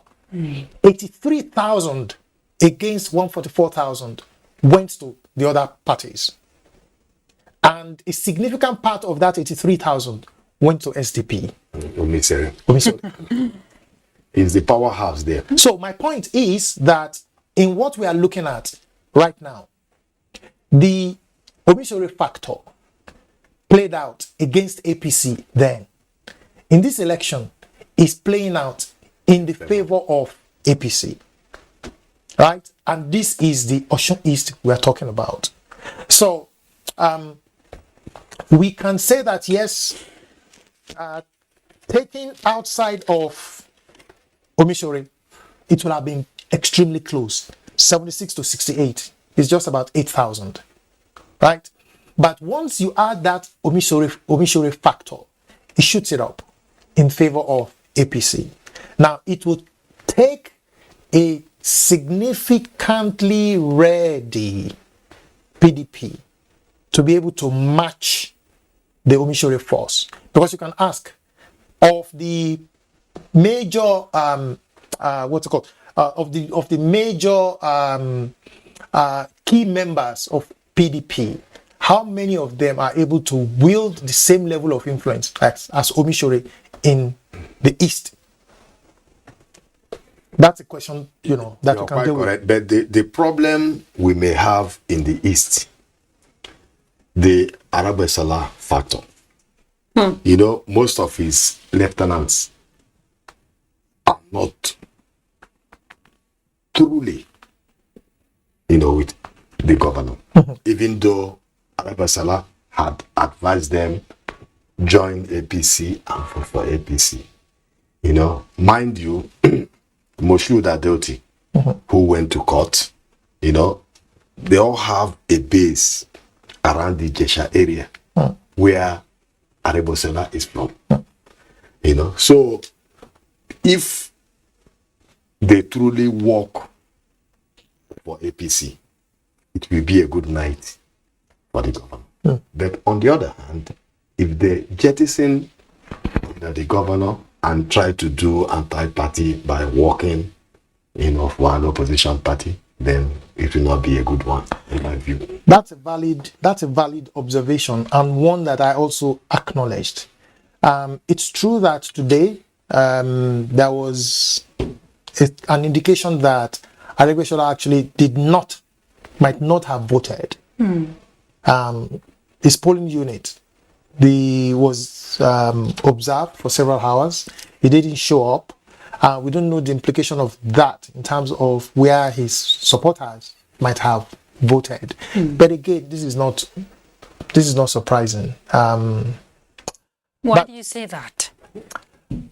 Because you see, politicians are always about interest. They're not predictable. There is no permanent interest. And apart from that, Arabesala originally wanted Moshood Adeoti to be the candidate of the party. That you know, unfortunately, before Oyotela got the nod. Do you understand? And that's also part of the reason why Moshood Adeoti even went to court to stop its man from contesting. So that bad blood is still there. It's still there. But and we don't know what will happen until in the next 4 or 5 hours. Or less. Or less. It may potentially. I mean, all of what we are doing, we are just. We're just speculating. Because with that, their group they call Osun Progressive. You know, it's like a splinter group of APC. You know, people that are, you know, sympathetic to Arabasala. So they formed that group, Osun Progressive, you know, to fight the government. Yeah. Nobody knows how it will unfold until we hear the results. The results will soon be out. And you know, it's quite, it's very intriguing, or rather, you know, very intriguing, yes, for a sitting governor, an incumbent to be defeated. It's not something any sitting governor wants to see. The sitting president was defeated. Oh, well, it happens, but that's where the intrigue lies, when an incumbent has been defeated. But also the good thing for the governor is that is it a good thing for democracy? Would you say it's a self-consciousness for the people? Absolutely. It's a good thing for democracy. This is what you promised 4 years and we're not getting it. Is that a message? And we are getting you out. You know, the good thing for the governor is that in the Oshobo area, Oyinola is backing the governor. And Oyinola, as a former governor, is pretty popular in that Oshobo area. So we'll see how it goes. You want to respond to that? There's no response to be made. I think right now, you know, we can do fingers crossed. We can do all of these analyses and speculations, and the outcome will be. But the outcome ultimately, no, we've all agreed that it will be a very tight, very close election. Yeah. That one we've, you know, collectively agreed it will be so. But the point is that who gets the nod, it is difficult to say at this point, in spite of the critical analysis we are making. By the time the results... Because of the dynamics of Osun politics. I think that by the time the results also start coming out, it will also help our analysis further.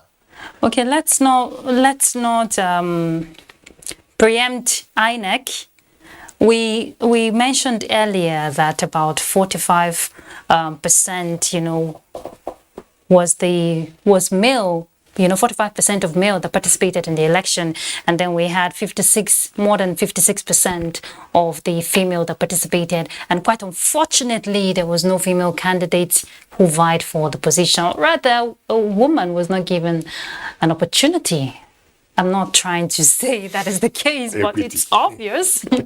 It's obvious. And when you see elections like that, women are actually more of the voters, you know, who come out to vote. And women's participation in politics is something we're still yet to get to that point where we want to get to.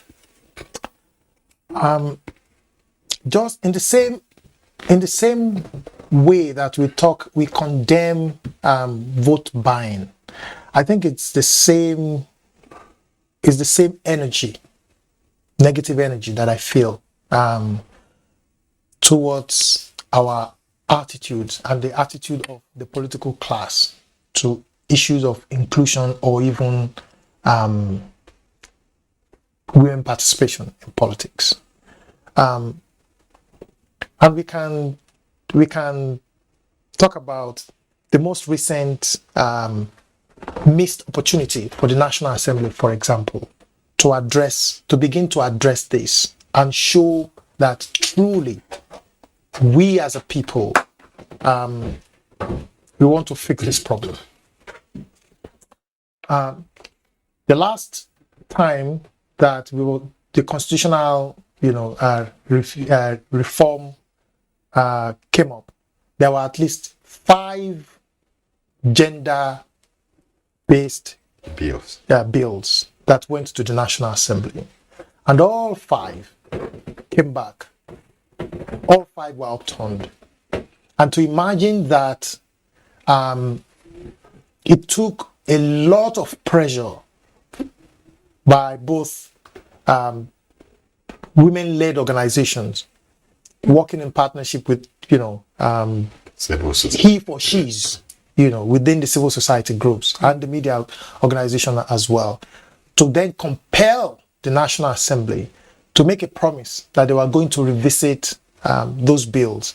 I mean, it's a good thing that they decided to revisit those bills, but the fact that they could, in their right conscience, actually sit down, look at those bills, and shoot all 5 down, I think that it tells a very terrible narrative of who we are as a people, and how the type of treatment that we have for women, for our women, who represent more than 50% of the population in this country. Okay. I know there's a lot, if we want to delve into the women's participation in politics, there's a lot, that there's a gap, there's a huge gap there. But let's quickly go through the electoral law, the offenses. Now, the section 22, subsection 8 and B, unlawful possession of selling and buying of voters' card. We had a report, was it yesterday or 2 days ago, from Rivers State, where PVCs are now being bought, allegedly, so to say. They said the fine is 500,000 or an imprisonment for 2 years. How do you respond to that, Chief? Well, I just believe it's important to keep to the electoral law, prosecute offenders. It's a very good idea. I won't even prefer fining them. They have to go to prison. They have to pay the fine and also go to prison. But it's more important to get hold at the big boys. Some people send them to be, selling and buying votes. And like Olaide mentioned earlier, until we see that prosecution happen, exactly, we'll keep saying the same thing. The people that do those things are people in the periphery. We have to look at the people on top that are giving them the money to go and do these things. If that is not done, there is no way you will stop vote buying and vote selling on election day. You need to catch the big fish. You are more in the field. I don't know if you want to share with us an experience of, they said bribery, part of this section 121 of the Electoral Act, subsection 1. It says bribery of INEC officials or officers to rig the election. The fine is 500,000 or a year imprisonment. Have you seen any such instances happen on the field? So these are recent provisions in the Electoral Act, the new Electoral Act 2022.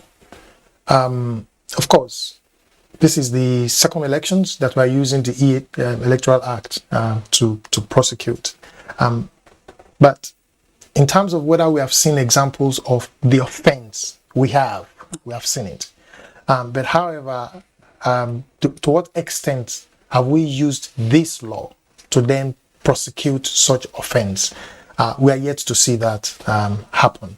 And a lot of the examples of these offenses happened well before this law came into force. But here we are. We have opportunity now, in particular, trading. Let me just hold your thoughts there, Mr. Olaide. We're seeing that the INEC officials are getting set, so that moment will soon arrive, where the collation will properly begin. You're excited? Okay, I see you have a candidate there. Okay, so they're actually getting ready from what you can see on the screen. So go ahead, Mr. Olaide. Yeah, so my point was that we've talked about for a whole day, buying and selling of votes. The rules are there now. And that's why, for me, this should be the starting point. In the Ekiti elections, it was reported that EFCC arrested. Even today, there were some arrests. We wanted to get the first PRO, I don't know what happened to that, to clarify some of these arrests. Not much, but few were done. We don't even need as many. Okay. If it is just one person, let there be a prosecution, a process of prosecution that is also made public, so that the public is aware that the law enforcement agency has made this arrest and has commenced prosecution, and they make that information available throughout the process of prosecution, leading to whether that person is convicted or set free. I think if we have that, at least it will send the signal that we are willing and truly committed to doing something about this. We cannot be asking that, oh, let's do civic education, whereas the law has made this provision for us to take action, and we are refusing to do that. So for me, that's the starting point. Let's enforce these provisions and see the extent to which it is able to serve as a deterrent. And Chief, earlier you remember we mentioned how the voting process, some of the polling units were choked up, so you could actually see what that person is voting, or who that person is voting for, rather. And Section 122 of the Electoral Act provides the spine to know who voter voted for. It's equivalent for a fine of 100,000 naira or imprisonment for 3 months. Well, I think some people just take for granted. That particular one can always be prevented, because if you're entering into the polling place to vote and you go in there by yourself to vote, it's difficult for another person to see who you are voting for. If the place is choked up, that will be difficult. But if it's choked up, one person is supposed to enter at a time. Will you be 2 or 3 entering where you will vote? It's a secret balloting. So you're supposed to enter there. I think that one can be prevented by INEC. But I believe when we talked earlier, let me go back just a little bit. The issue of women participation in politics. I think it is very, very important that Nigeria follow the UN demand in respect of women participation in politics. They say 35%. But the 35% we are not even keeping to it. And the problem is because of the monetization of our primary elections. And you know fully well that most women do not have the funding to compete in a primary election. So if we are going to handle it in a constitutional manner, we could do it in such a way that each political party, maybe say in a state, each political party will have a woman senator out of the 3. You come to the House of Rep. If there are 9, you can say each political party in that particular, zone, each particular will bring, if it's 2 or 3 out of 9. That's the way we can bridge the gap. But if it's just putting it in the constitution, it's 35% affirmative action, it will not work. And we've been on that 35% affirmative action. It's been. We don't even need to call it affirmative action. It shouldn't be affirmative. It has to be constitutional. It's more of action, rather. Mr. Olaide is trying to process the thoughts. It's more of action from the women. What do you think? I think the absence of leadership from the political class is what is responsible for this.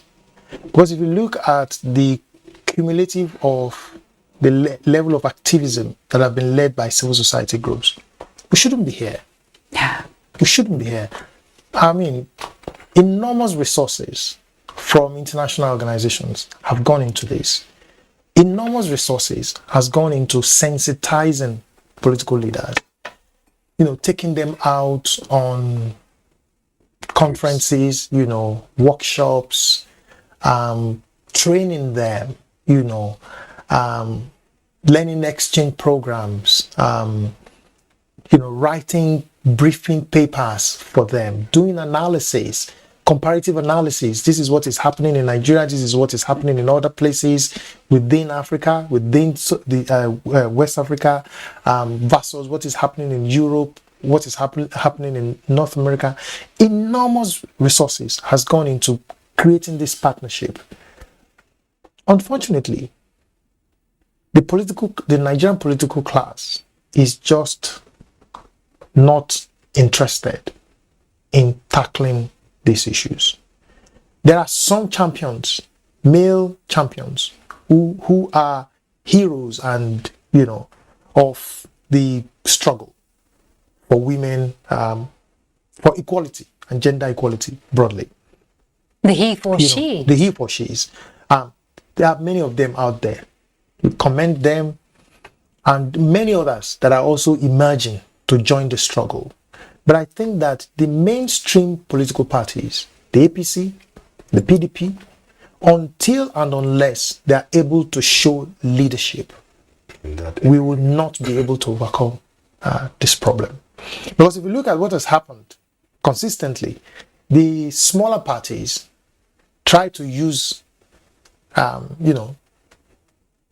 yes, they are more willing to create, to open the space for women participation, but only for the period that where they are probably in opposition or as a small party. When APC was as opposition, they were also more willing to allow women. As soon as they tasted power, it's like tasting blood. But let's not forget, for Adamawa State, we have a female candidate for the APC for the first time. Going to run as substantive state governor. That's pretty interesting. But to me, even Taraba State last election of the same APC.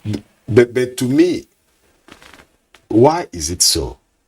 It's because of the goodies involved in political office. I agree. That is the reason. And lack of empowerment for the women. The goodies is too much, and the struggle, like I said earlier on, the struggle for power is like a must, do or die. It's a do or die affair in Nigeria, and most women may not be able to withstand it. So so Chief, since I know you're a he for she now, you and Olaide, I want to believe you're a he for she, would you say, making the process easy for women before the primaries, having more men support the women, creating opportunities for empowerment, because sometimes when there is no empowerment, what would you even use to go for that position? To me, the best way to do it is to inscribe it in the political party's constitution that so number of women or so percentage of women will participate in the election. Many of these you create room, create space for them in the primary election in such a way that in that political vicinity or zone, only women will contest. For example, PDP candidate will be a woman, APC candidate will be a woman. Chief, let me just disappoint you. I know it will. I know it will not work. My point is, these parties don't even respect their own constitution. If you constitutionalize it, that's my point. They don't respect their own constitution. Not to speak for the APC, but I had the chance to overboard. I know. I had a chance to speak with the publicity secretary, Felix Morka, and when the sales of farm was out for the women, let's give it to them. It was subsidized, to some extent, which has not been done. That's not buying the form doesn't give you the win. Yeah. True. That's not the solution. Doesn't give you the victory. What the affirmative action touches on is to say that there is a historical disadvantage that is already in place. Even if you relax the rules, right? It will take several years to come to a point of equity or equality. But through the affirmative action, you can accelerate that process. So that's why it's a critical starting point. If all the political parties will adapt the 35% and not just adapt and have it in their constitution, but begin to implement it, what it will do is it will quickly begin to correct that historical disadvantage that women have faced rather. As against, we'll give you the forms at a discount. It doesn't do anything. The forms doesn't win the election. It doesn't do anything. That's why the 35% affirmative action is such a critical part of solving this problem. And we can start with deputies. What about deputy governors, vice president? Why are we not seeing that? And again, we live in a patriarchal society. We can't ignore that. So even if few men, so to say, are coming out to say, let's give these women a voice, what about the large majority? And then what about the role of the woman herself who is ready to offer herself, to serve? Most women who you've seen come out, to break that barrier are women who have told themselves, I can do it beyond you are looking at the barriers. Elective offices. Do you know the X number of appointive offices that is still unfilled as we speak?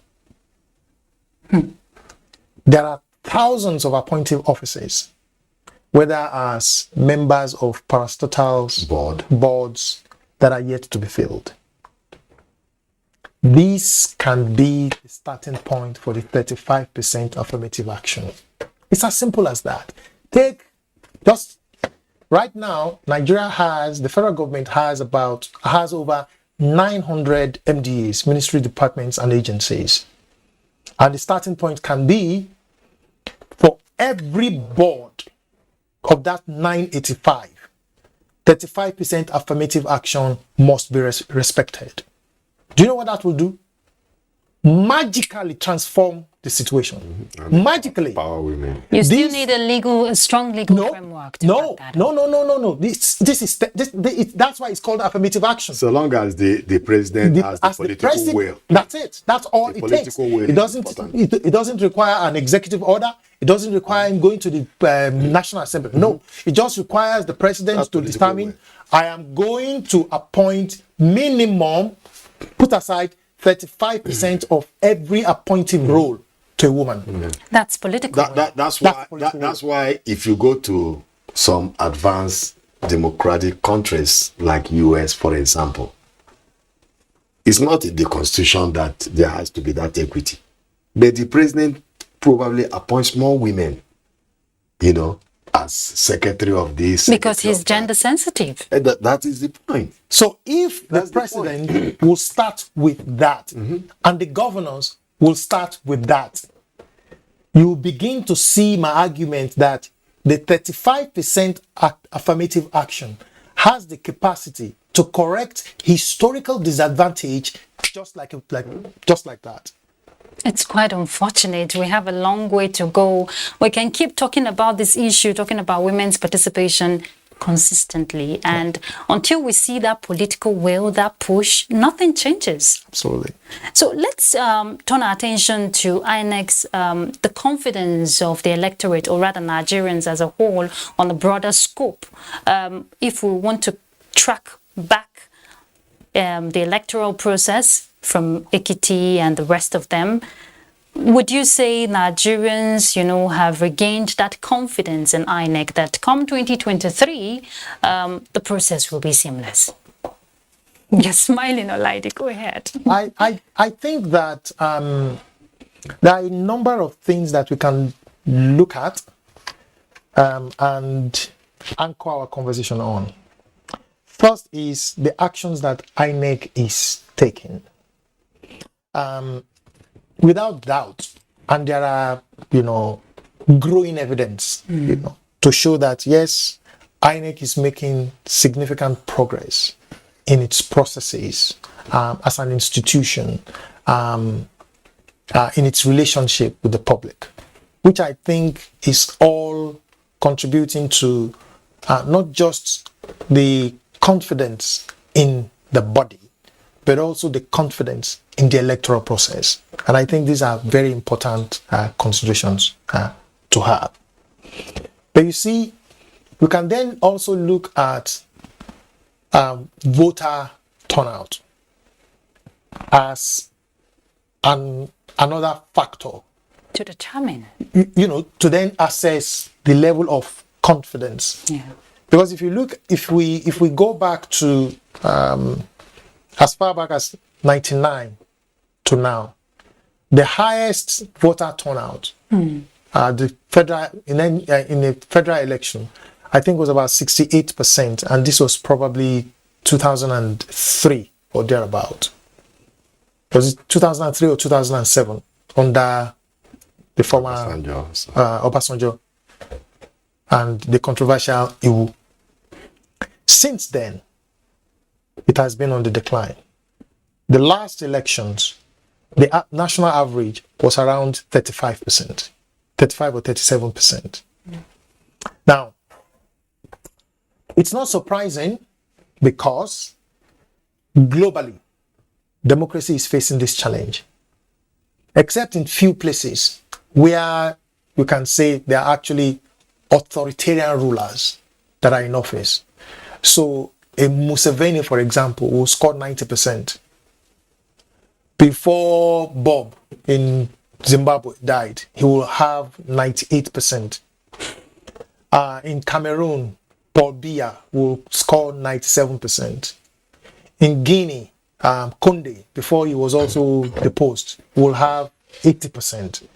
These are all authoritarian rulers, not truly democratic. And so the voters turnout are being turned out. We can't really take them as representing the true expression of citizens' participation in the elections. But however, we can look at the more developed elections, democracies rather, in North America and Europe, and we'll see the decline. Right. So it's not surprising that we're also experiencing that decline. But it's something that we should be worried about. Yes. Partly because it's an expression of the level of citizens' confidence in the elections. Part of the reason why a lot of people will not want to come out to vote is because they're asking, does my vote count? That's one question. The other is, what has democracy help? What has democracy done for me? So people ask those questions, and that's the reason why, for me, one of my own agitations now is we cannot just be talking about voter, mobilizing or campaigning for voter turnout.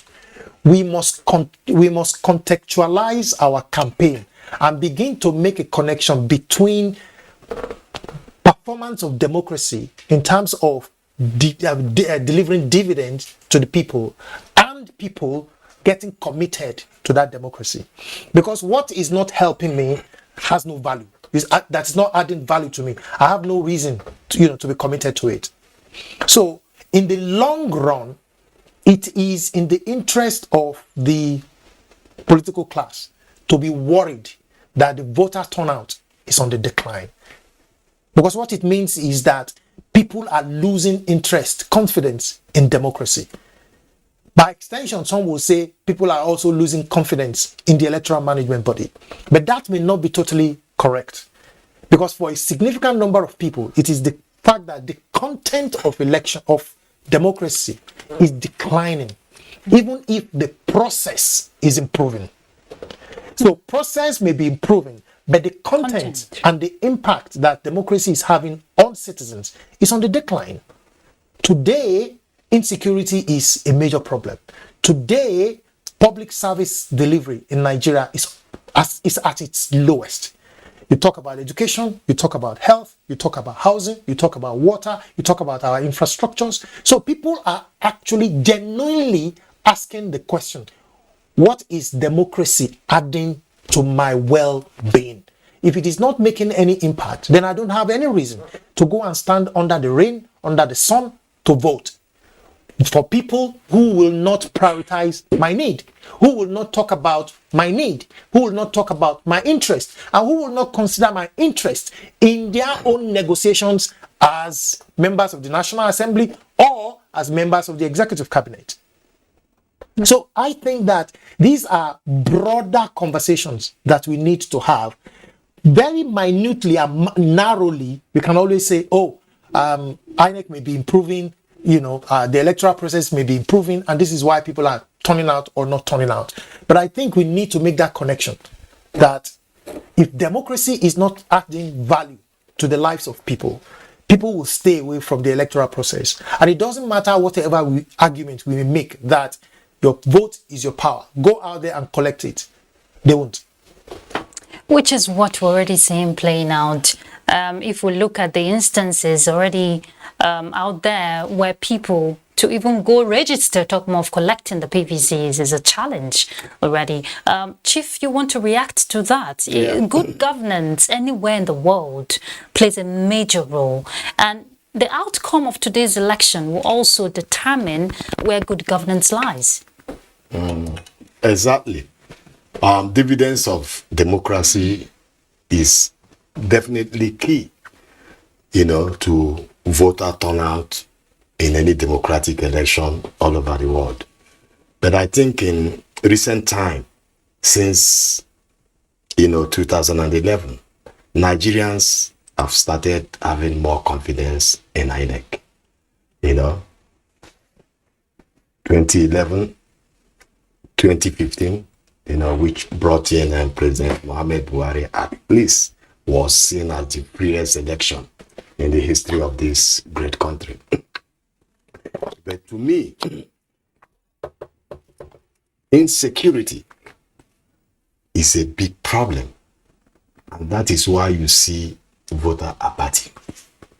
Apart from the fact that in some states, the voters are not seeing dividends of democracy. That one is a factor, like you rightly pointed out. But insecurity is also key, But however, quite all right, we are heading somewhere. In terms of, turnout in elections, it is global. America, which is the epitome of democracy. In the last election, Biden-Trump election, the voter turnout was about 31-32%. It wasn't high, even with all the awareness and, some of them, they also have the ideological difficulties in the United States as we have our own infrastructural difficulties. Where they talk about abortion, talk about foreign policy, the Supreme Court judges, those are their issues. So every country has its own peculiar issue. Yes. But I believe in the Nigerian context, we will get there. Let us just be optimistic. And be hopeful. Be hopeful. We will get there. I believe if INEC continues this way, as we've seen how free, how fair this particular election is so far, because when you hear from the gladiators, the contestants themselves, I heard Adeleke talk about how free and transparent the election is, the same with Oyetola. So, who are we to talk about transparency? They've already said it was transparent, and the whole world is aware of that. So I believe we'll definitely get there. 2023 election will also be free and fair.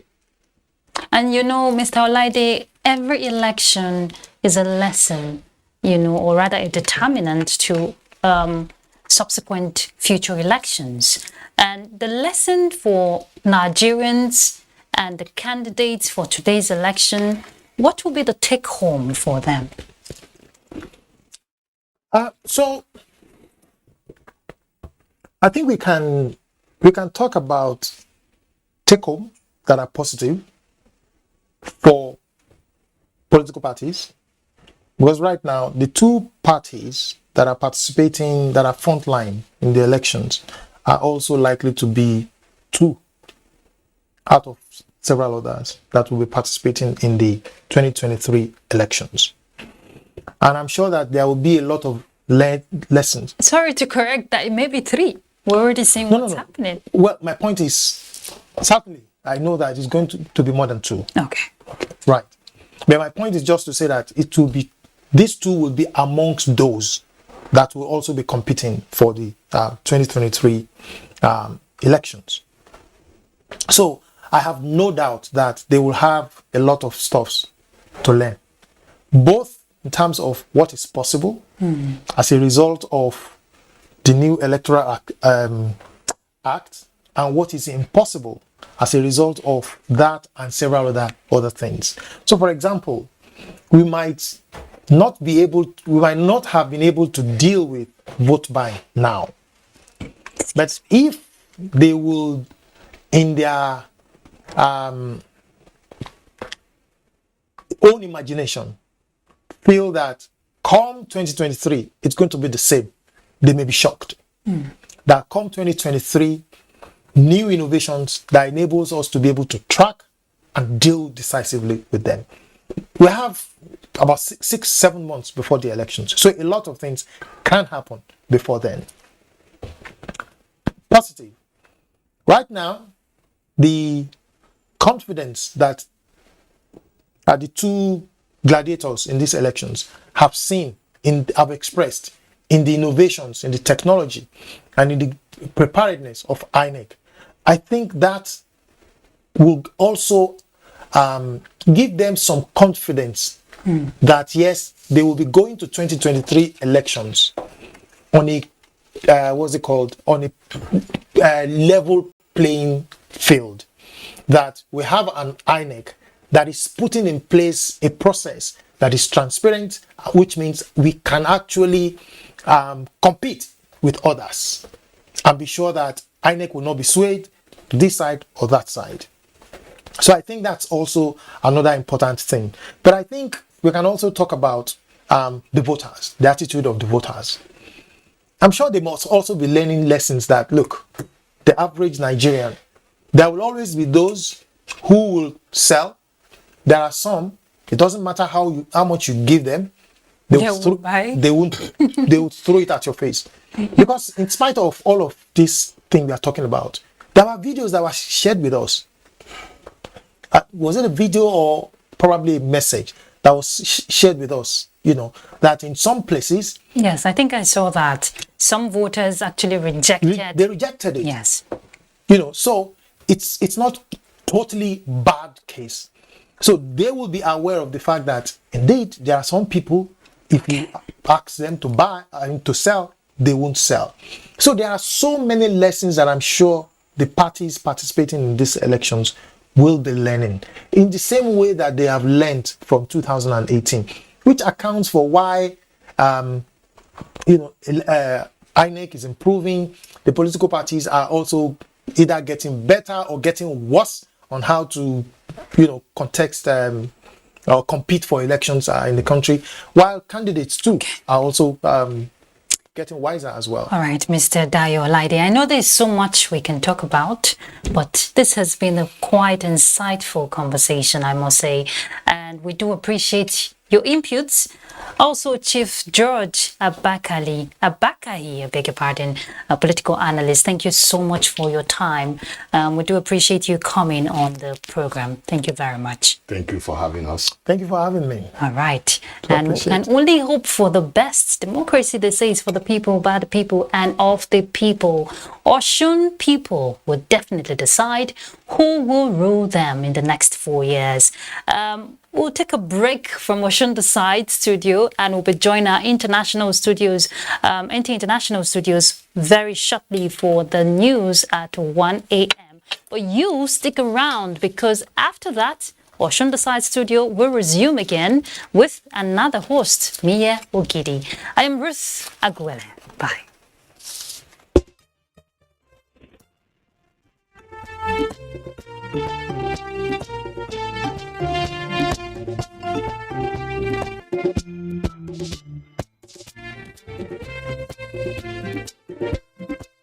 Thank you.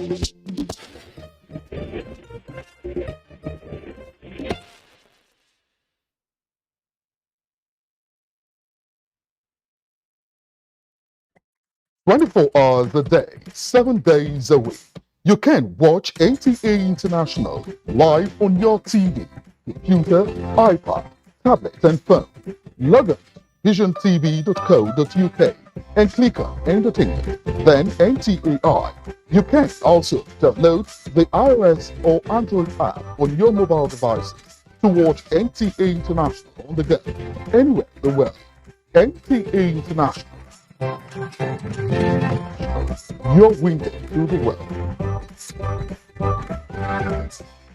Our pastors, our imams, in every church, in every mosque, please realize that in the course of praying for peaceful and transparent elections, we all have duties beyond prayers. If we want a stable society before, during, and after the elections, what should you be saying to those that worship with you? All Sundays and all Fridays, you are saddled with the responsibility of bringing up good generations. It is therefore your duty to both man and God to ensure peace all the time, no matter about elections alone. People talk to people and people listen. Talk to your followers. Make them listen to ensure peaceful 2023 elections. This message from the National Orientation Agency.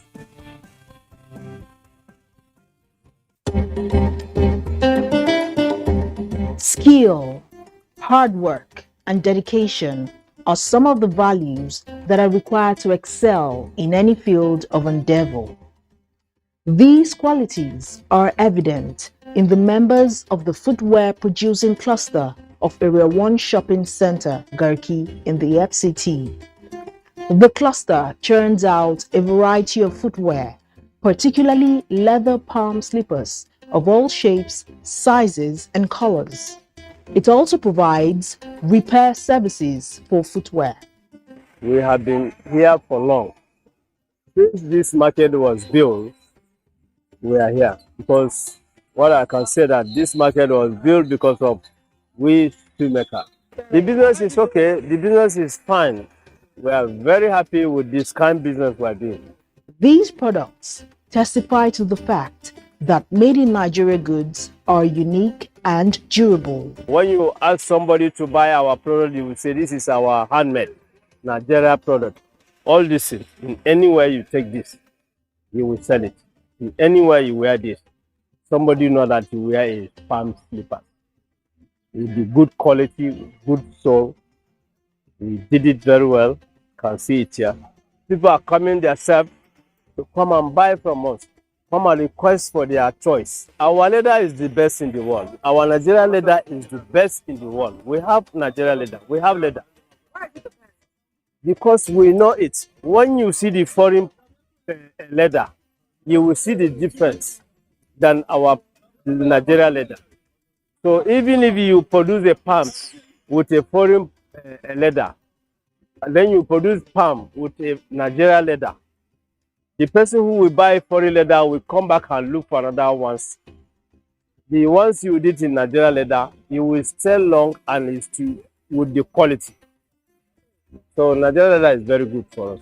On the whole, patronage is good, but business could be better if the challenges faced by these craftsmen are addressed.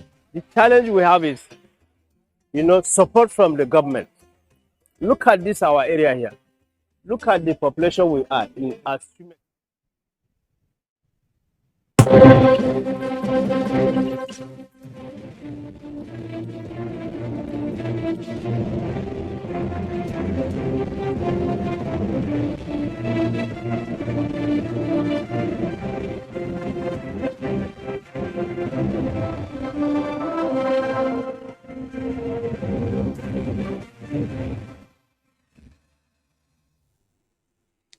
Hello and many thanks for joining us on the news on NTA International, live from Abuja, Nigeria's capital.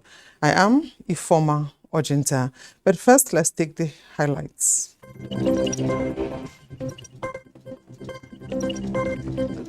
Collation and announcement of results ongoing following a peaceful governorship election in Osun State. President Muhammadu Buhari says prevailing security concerns in parts of the country will be dealt with decisively, ruthlessly, and mercilessly towards achieving sustainable peace, law, and order. UN Food System Summit commends Nigeria's holistic plans to ensure food security.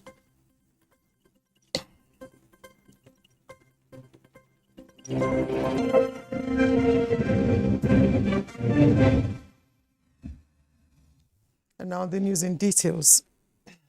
Counting of votes cast at various polling units across the 30 local government areas of Osun State has been concluded. Consequently, collation and uploading of results into the Independent National Electoral Commission's portal have commenced.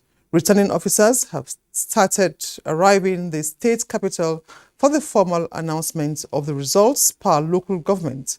We will join our crew in Osogbo for live telecast when the announcement of the results commences. Meanwhile, the 2022 Osun governorship election took off to a similar start in many parts of the state. Olabode Arewa has details of the exercise across the state.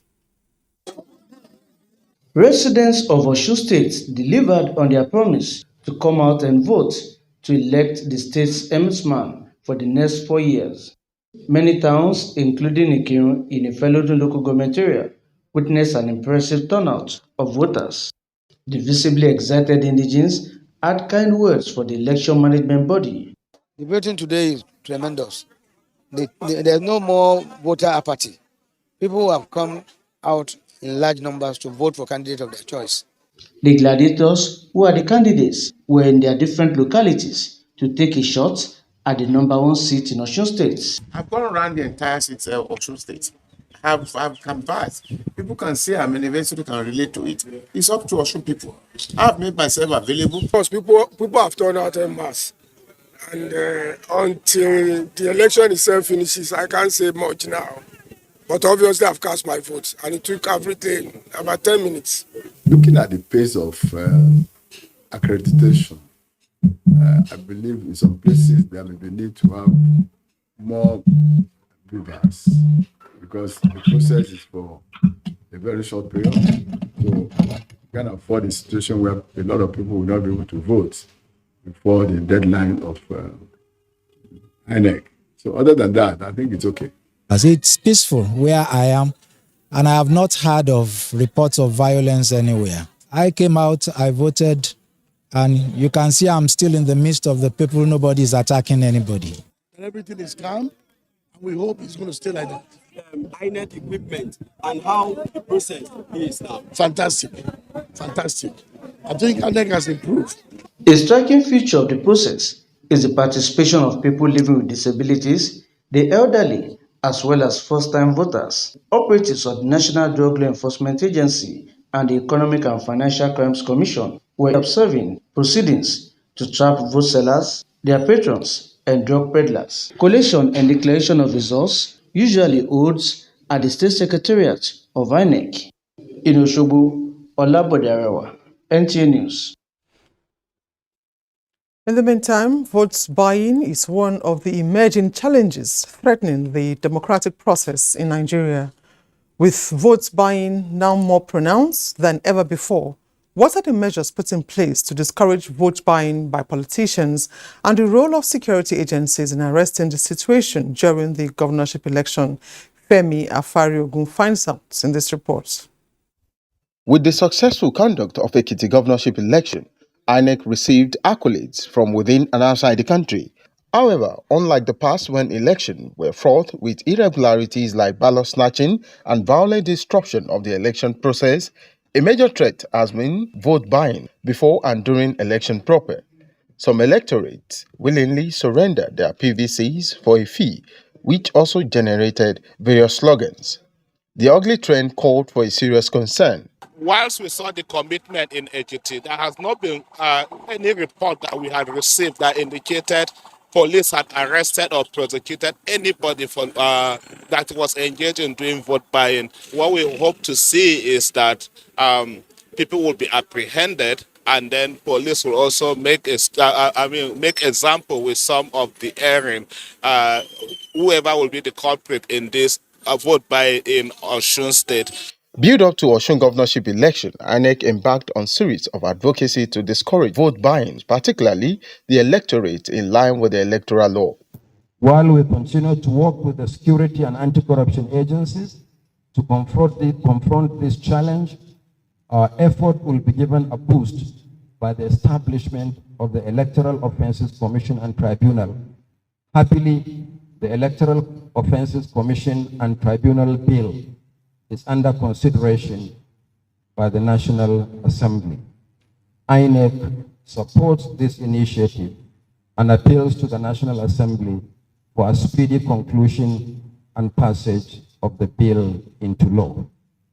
For enforcement of the law against vote buying, the security agencies would not tolerate what happened in Ekiti in June to repeat itself. We will leave no stone unturned to ensure that those who are involved in buying and selling of votes are brought to book. We will stop at nothing to fish them out wherever they are, arrest them, and process them through the courts. Stakeholders are calling for a concerted effort to reduce monetization of the country's partisan politics and other forms of vote buying inducement by politicians. In Oshogbo-Femi Afariogun, NTA News. Still on election matters, ahead of the 2023 general election, the presidential candidate of the African Democratic Party, ADC, Dumebi Kachikwu, has taken his consultation drive to the stakeholders of his party in the northwest part of the country. Expressing his readiness to work with all relevant groups and individuals, Kachikwu says the northwest of the country is very significant in Nigeria's political space. The presidential candidate, who raised salient issues during the interactive session, took time to discuss the lingering ASUU strike. Visitors from the northwest are really the current face-off between ASUU and the federal government. We understand that we must start putting education knowledge ahead of every other thing. Our value system should be based on the right information, should be based on knowledge. So the crisis we have in Nigeria, the things that divide us, won't divide us anymore if we have the right knowledge. For the chairman of the party, Ralph Nwosu, the task ahead of the stakeholders is to ensure the party prevails in the 2023 presidential election. Market our different candidates to ensure that we get the result we want. And when the country will hear that this new thing emerging is being strengthened by the quality of men and women that are here, they will agree with us 100% that we are thinkers. And to other news now, global air transport and trade facilitation expert Adefunke Adeyemi has been elected as the new Secretary General of the African Civil Aviation Commission, AFCAC. The Bureau and Secretariat of AFCAC announced this at the 34th AFCAC plenary in Dakar, Senegal. The new AFCAC Secretary General takes over from the former Secretary General, whose tenure ended in January 2022, which Angeline Simani steered AFCAC as Interim Secretary General. AFCAC Secretary General Adeyemi, shortly after her election, said that her objective is to build on the progress already made by previous Secretary General and teams of the Commission to see a new dawn for change through positive action for AFCAC and African aviation. President Muhammadu Buhari has promised to ensure that the prevailing security concerns in parts of the country are dealt with decisively, ruthlessly, and mercilessly towards achieving sustainable peace, law, and order. This was at the palace of the Emir of Katsina, Abdul Mumini Kabir Usman, during a courtesy visit. State House correspondent the Musambo has the details. President Muhammadu Buhari was at the Emir's palace in the heart of Katsina to felicitate with the monarch over the successful celebration of this year's Feast of Sacrifice. The president commended the Emir for his continued support, guidance, and encouragement so far, saying he does not take such for granted. His administration, he said, is not unmindful of the genuine public concerns, especially as regards to insecurity and therefore will continue to do whatever it takes towards finding lasting solutions. The armed forces of Nigeria and other security services, he said, are under instruction to smoke out and eliminate all the bandits, terrorists, and other criminal gangs tormenting and impoverishing the nation's citizens at will. He, however, said achieving this depends largely on the ability of the people to provide credible intelligence to the law enforcement agencies on the whereabouts of all those bent on destabilizing the country. Governor Aminu Bello Masari and the Emir of Katsina, Abdulmumin Kabir Usman, acknowledged the genuine efforts by the president to effectively secure the country and make life better for all. They, however, identified sabotage by those desirous of getting rich quick at all costs, as well as injustice on the part of those in leadership positions as factors undermining efforts at achieving the desired peace enterprise in the country and called for a change of attitude. They appreciated the president for making the Katsina Teaching Hospital project a reality, but called for more attention to the Katsina Windmill as well as the Katsina-Kano highway projects. In the meantime, while President Buhari was still in Daura, the Emir Umar Faruk Umar authorized the inauguration of a formidable security guards responsible for securing more effectively the newly created Dumorkol district, the birthplace of the Nigerian leader. The president's nephew and Madamin Daura, Musa Haro, is the new district head, while Umar Ibrahim heads the team. President Muhammadu Buhari has since returned to Abuja after a 9-day visit to his ancestral home of Daura, the first in 12 months. Adamu Sambu, NTA News. In the meantime, in view of the evolving security threats, the military is upscaling the skills of its officers and other security agencies in policy formulation and implementation. The Chief of Army Staff, Lieutenant General Farouk Yahaya, said this at the Nigerian Army Resource Center, Abuja. Defense correspondent Ismail Musa has details.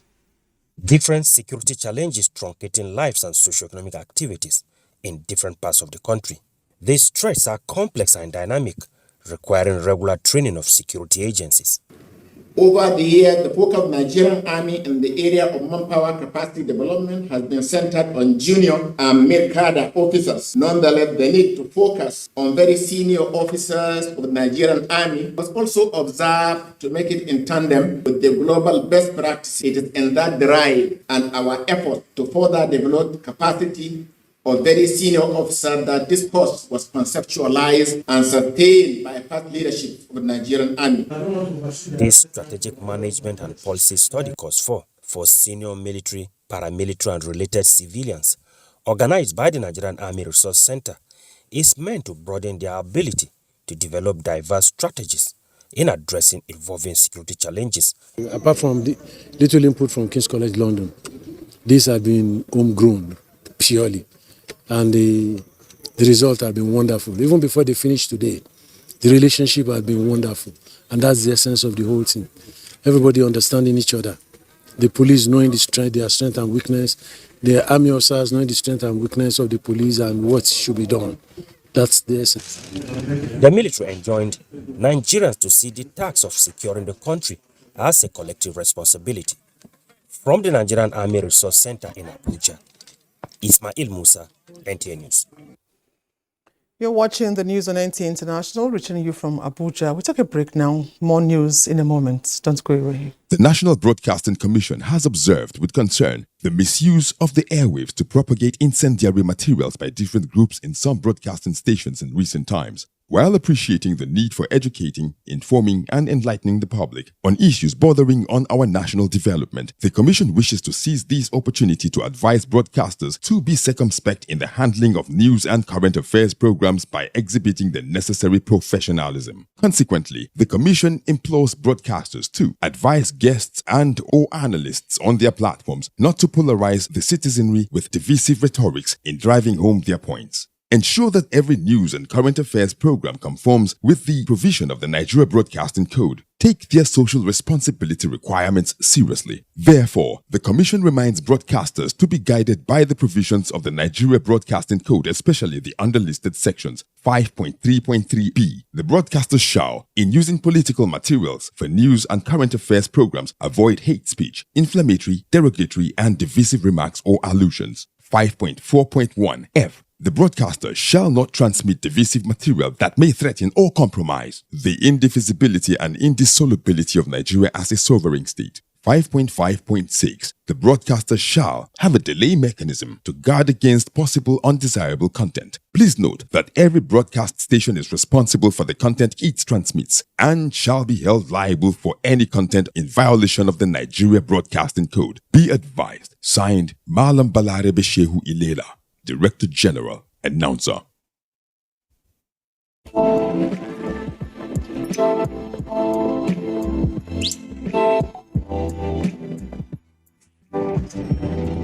Hey, beautiful. Your eyes, your smile are all begging me to take you home tonight. Now reading page 3. Experience unlimited super-fast internet access from Intel 4G. Intel. Live more.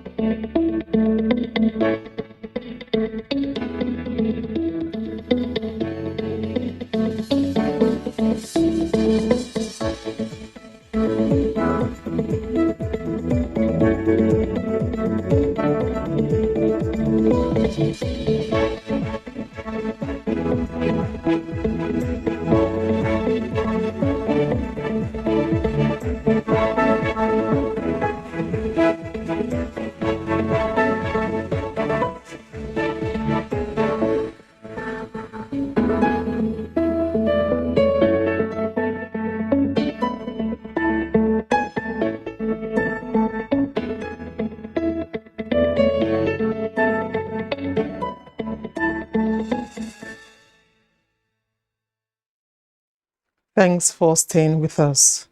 Now, on the 5th of July, suspected terrorists led an assault on the Kuje Medium Security Custodial Center, paving way for the escape of 879 inmates, including 68 imprisoned Boko Haram members. Although some of the escapee inmates have been recaptured and returned to the facility, one major issue begs for attention. What is the security implication of the attack on FCT security architecture? Onotu Yakubu seeks response from observers. Numerous special operations by joint security assets were initiated to dominate the enemies and strengthen confidence of the security architecture of the territory against all forms of aggression. However, the targets were short-lived, as evident in the high-profile attack on the custodial center. But the reactive long arm of the law will cut short the celebration party of some of the escapee inmates. The unfortunate incident, no doubt, has put some fears in the residents of FCT. However, in collaboration with other security agencies, we have sent out our men, rapid response squad, the DSS, the police, the immigration. We have spread our net to ensure that these escaped inmates will not have anywhere to hide. Of course, they are on the run, but I want to assure you that they will have nowhere to hide. Normalcy has been restored in the aftermath of the attack, the service affirms. But security experts such as Stephen Okori says it is not yet uhuru, especially in the security architecture of the nation's capital. I discovered that most of our security agencies are very complacent. Complacent in the sense that if they record one or two successes, they go to relax, forgetting that there are more challenges ahead, So for me, the National Correctional Center or the Nigerian Correctional Center or Service missed the point. You know, they would have taken every information that was passed on to them and see how to utilize the information. The feeling out there is that government is not sincere in its fight against insurgency. Government is not sincere in its fight against kidnapping. Government is not sincere against its fight against banditry and terrorism in Nigeria. And this is not only Nigerians that believe this.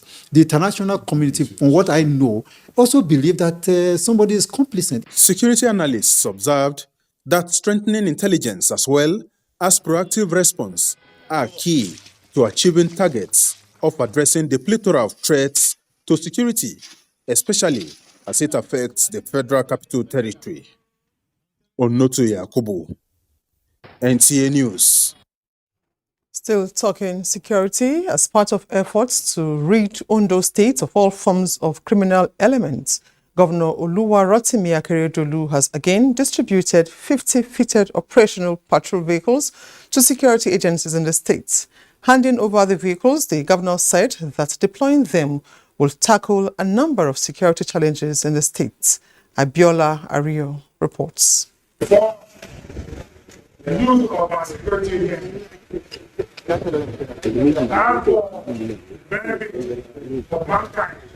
Governor Akeredolu, who recalled the dastardly act by unknown gunmen in Osun June 5, noted that the vehicles will lessen mobility challenges being faced by security agencies across the state, especially during emergencies. While commending the synergy between the various security agencies in the state, the governor urged them to make judicious use of the vehicles. Because one of those logistic support I want to make of you to use it for the purpose for which it's meant. Special advisor to the governor on security and commander of Amotekun Corps, Adetunji Adeleye, said the present administration has always placed premium on securing the lives and property of the people of the state, despite our lean purse. That is a deterrent to most of the security agencies' operations, which is transportation. The 50 vehicles were distributed among the state police, the Department of Security Services, the Army, Civil Defense Corps, and the Amotekun Corps. In Akure, Abiola Ario, NTA News. Meanwhile, towards averting possible security breach in next year's general elections, the Nigerian police thought it wise to embark on early preparations. One of these is training of 100 police officers from the Northeast on psychological development in human rights, conflict management, and the rights of the police. Fatai Awal Abba reports from Gombe. The training aimed at enhancing the police operational preparedness to effectively tackle security challenges in the country will also reposition the personnel to ensure peaceful conduct of the 2023 general elections. It is expected also that the personnel will be equipped with requisite skills for improved security. It's timely, and by so doing, they will improve their capacity and capability in tackling the insecurity situation in the country.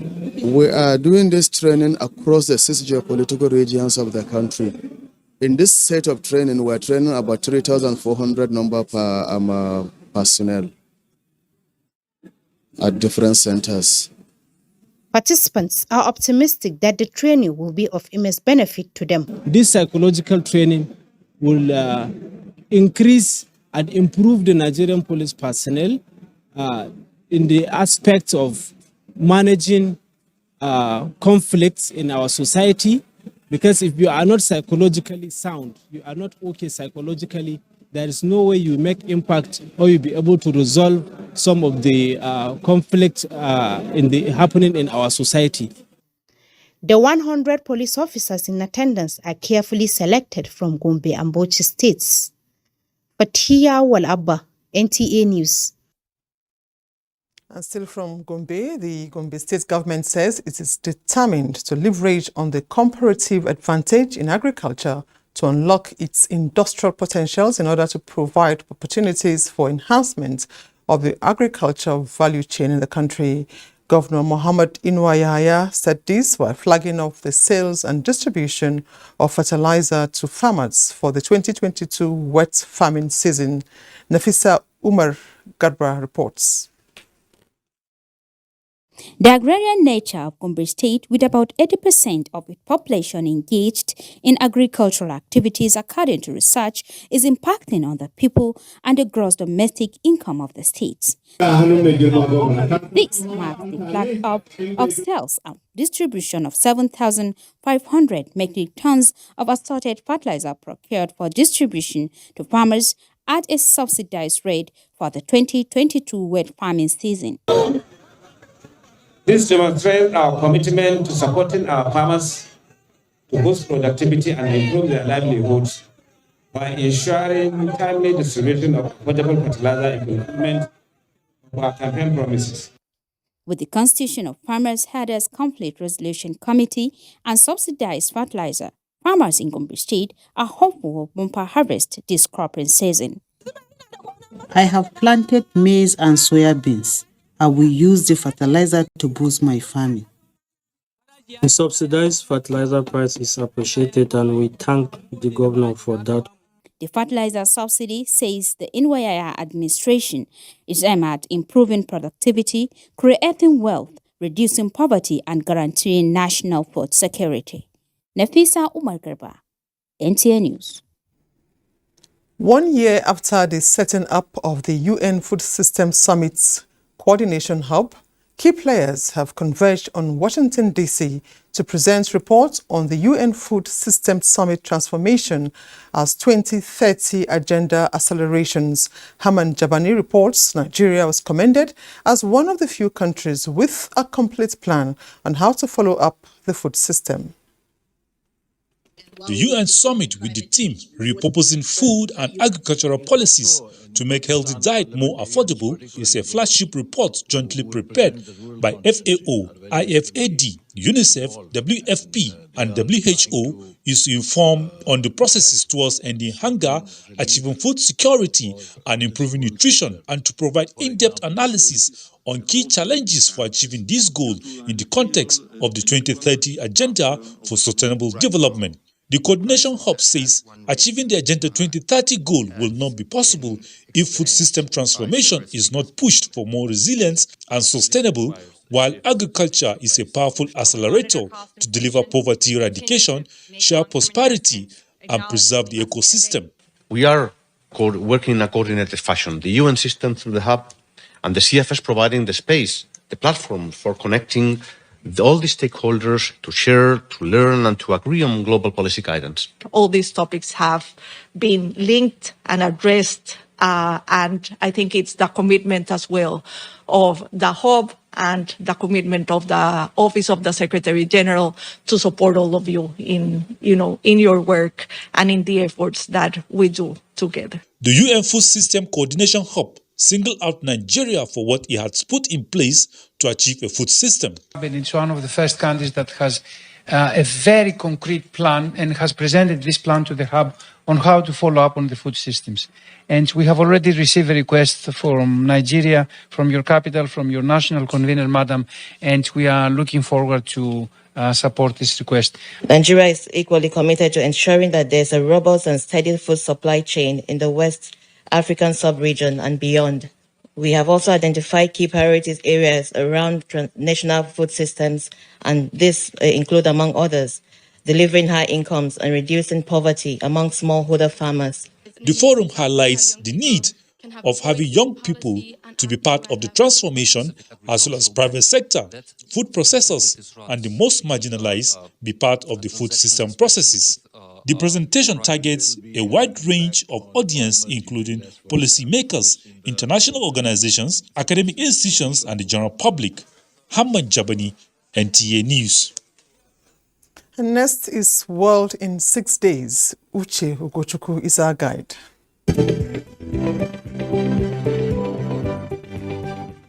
U.S. President Joe Biden, on the final leg of his tour of the Middle East, told Arab leaders that Washington would remain fully engaged in the region and would not cede influence to other world powers. We will not walk away and leave a vacuum to be filled by China, Russia, or Iran. We'll seek to build on this moment with active, principled American leadership. This follows Friday's talks with Palestinian President Mahmoud Abbas and meetings with Israeli officials a day earlier. Acting Sri Lankan president was sworn in and he promised to be committed to safeguarding the country's democracy. He gave the assurance in a pre-recorded address while calling on all parties to join hands to better their country. This was after President Gotabaya Rajapaksa resigned following protests on the state of the country. Still within the week, European Union finance ministers gave Croatia the final green light to adopt the euro singles currency on January 2023, a feat the country describes as historical. The fact that Croatia will become the 20th member state of European Monetary Union of Euro area is also a clear signal that European integration is ongoing despite all the challenges that we are facing. In other news, UK Prime Minister Boris Johnson said he will leave office with his head held high, despite the downfall of his scandal-hit leadership at the first session of questions in Parliament after his resignation. Hopes for an end to the standoff, which left millions in Africa at the list of starvation, were raised as a deal was struck following talks aimed at resuming Ukrainian grain exports blocked by Russia in the Black Sea. In another development, the military government in Mali on Tuesday declared the 49 soldiers from Ivory Coast who were detained at the airport in Bamako when they arrived on Sunday were mercenaries. However, the United Nations peacekeeping mission in Mali MINUSMA spokesperson said the men were part of a unit that provided routine logistical support to the Ivorian military contingent of MINUSMA. The Democratic Republic of Congo officially became the 7th member of the East African Community in the week, after depositing the instrument of ratification to the bloc's headquarters in Arusha, Tanzania. Member states approved DR Congo's request to join the bloc in April, and the country's parliament ratified the decision in June. Also, a post-mortem examination into the death of former President José Eduardo dos Santos ruled out poisoning, according to Angola's Attorney General Helder Peter Gross. A court in Barcelona had authorized the post-mortem following a request from his daughter, who had alleged he had been murdered. And huge crowd lined the streets of Tokyo to pay their last respect to ex-Japanese Prime Minister Shinzo Abe, who was assassinated last week. On Tuesday, a hearse carried 67-year-old Abe's body through the capital and past landmarks to the funeral hall where he was then cremated. That's the world in 6 days. I am Uche Ugochukwu. Thank you very much, Uche. We now join our Osun Side studios here in Abuja with Mayor Ogidi for the formal announcement of election results. Thank you for still staying with us on NTA. We have to disengage from our news on NTA International News at 1 to take you straight to Osogbo, precisely the State Collation Center where activities have started. That I mean collation and probably subsequent announcement of the results. So let's go straight, and the INEC National Supervising Commissioner, Professor Kunle Ajayi, is already giving his opening remarks. Let's hear from them and follow proceedings. Once again, I welcome you to this very important ceremony. Maybe finally also, I need to tell you that all the results for the 30 local governments have been uploaded to our viewing portal. I started about 10 minutes ago. Or there's no outstanding results. Some may be on their way, but they have collated them and they have sent them to the portal. That is a great feat in a state that has 30 local governments. I thank you all for making it a feat. Good morning to you, everybody.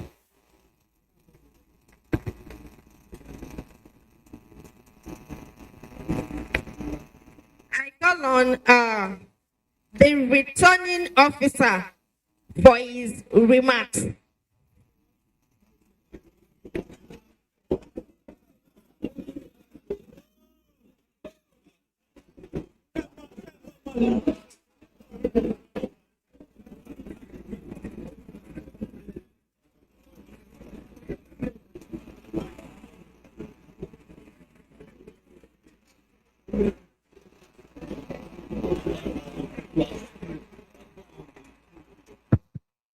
I want to align myself with the protocol already established. I don't want to stand on it so that it will not collapse. I have come here to serve the nation. In this meeting, I want us to have peace. I want us to have collaboration because we are from the Omoluabi state. Everything will go smoothly. But I want to plead with everybody on this stage, please put up your phone. For the security people, let your phone be on silent. I'm putting up my phone now. Nobody should pick their call on this stage, please. For the security people, if you have any call, please go out and pick your call. Nobody should pick any call on this stage, please. So the red has given me this, that is the form EC8E, intact. I'm going to cut it in your presence now. There is no long sermon in the evening service. Everybody here, you are here to do what? To hear the result. So we'll make sure that everything goes smoothly. I want to thank every one of you on the stage for the support, the press, and the people that went to the field. So I'm going to cut it in your presence now to be sure that everything is intact.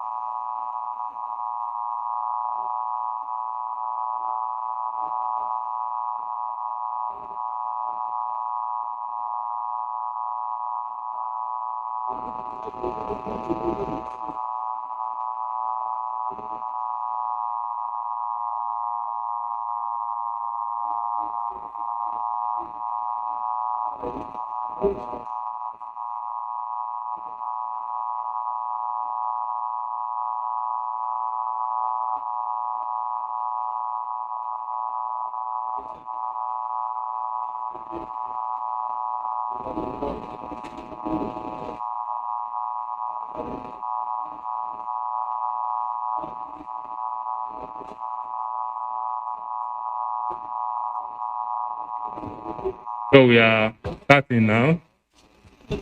We will call them as they arrive. They will come with the electoral officer, introduce themselves, and give us the figures that they have been able to, that they got from the field. The first local government is Oluwaduro, that is Dr. Kehinde Bolarinwa. Dr. Kehinde Bolarinwa from Oluwaduro local government. The electoral officer should please come.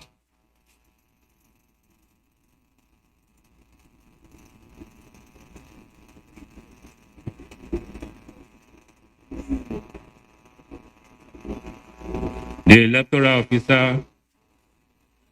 So what you do is you will introduce yourself again. But please wait.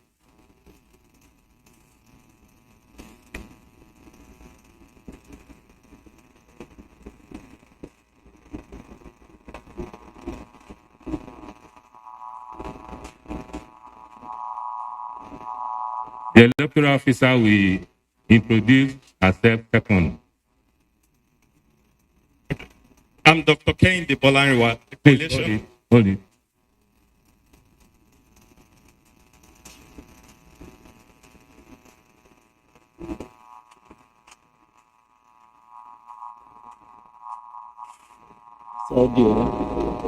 Please hold on. The sound that is coming from the other.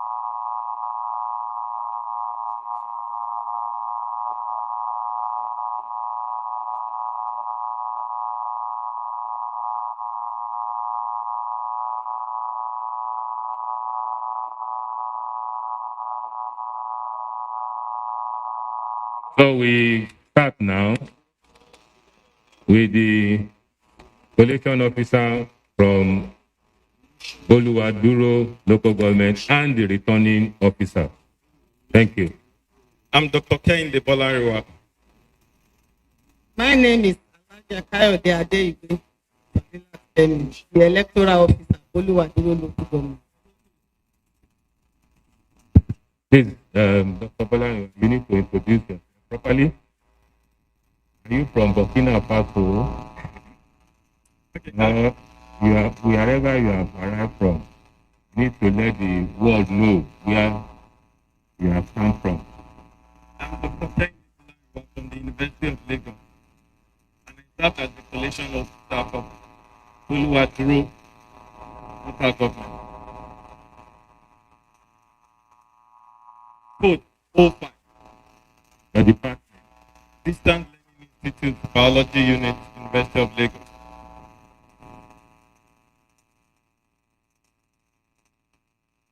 Please proceed. Total number of registered voters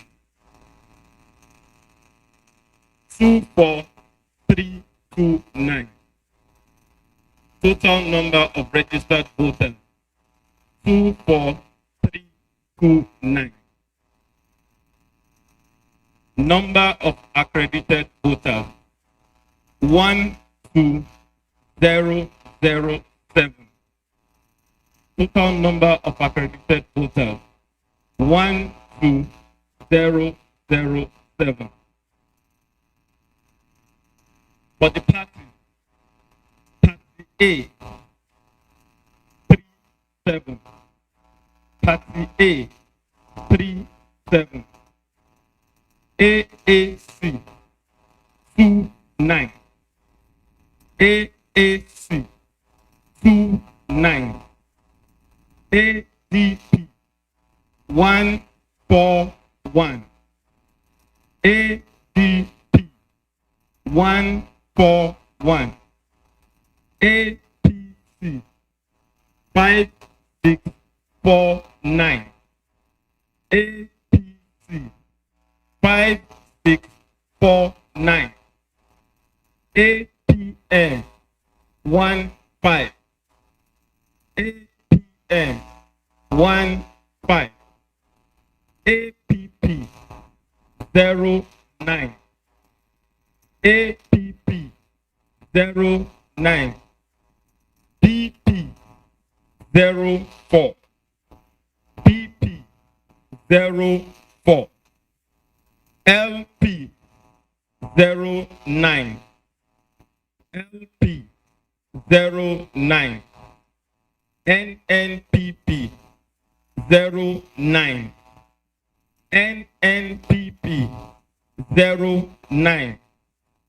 NRM, 07. NRM, 07. PDP, 5860. PDP, 5860. PRP, 03. PRP, 03. SDP, 03. SDP, 03. YPP, 12. YPP, 12. ZLP, 08. ZLP, 08. The total valid vote is 11795. Total valid vote, 11795. Rejected vote, 212. Rejected vote, 212. Total vote cast, 12007. Total votes cast, 12007.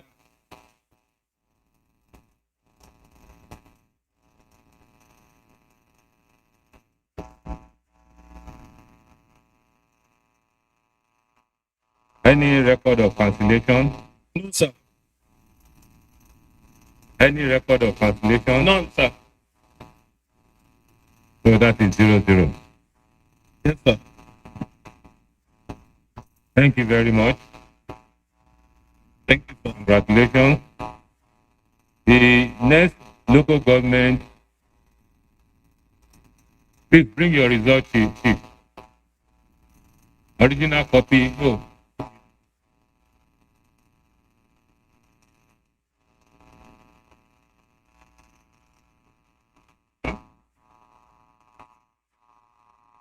Besides the original.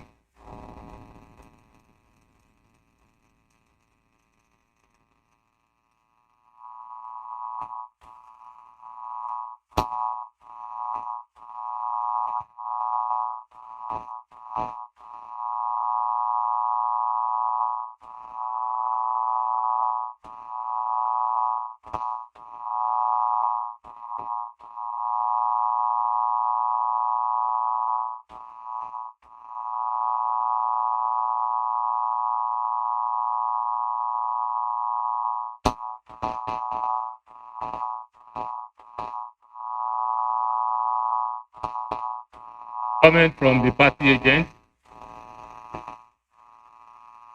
Are you satisfied? Thank you very much. So we go to the next local government. That is Ilesha East. Professor Adepoju Tejumaye and the electoral officer should please come. The collation officer is Professor Adepoju Tejumaye, Ilesha East. Please introduce yourself properly.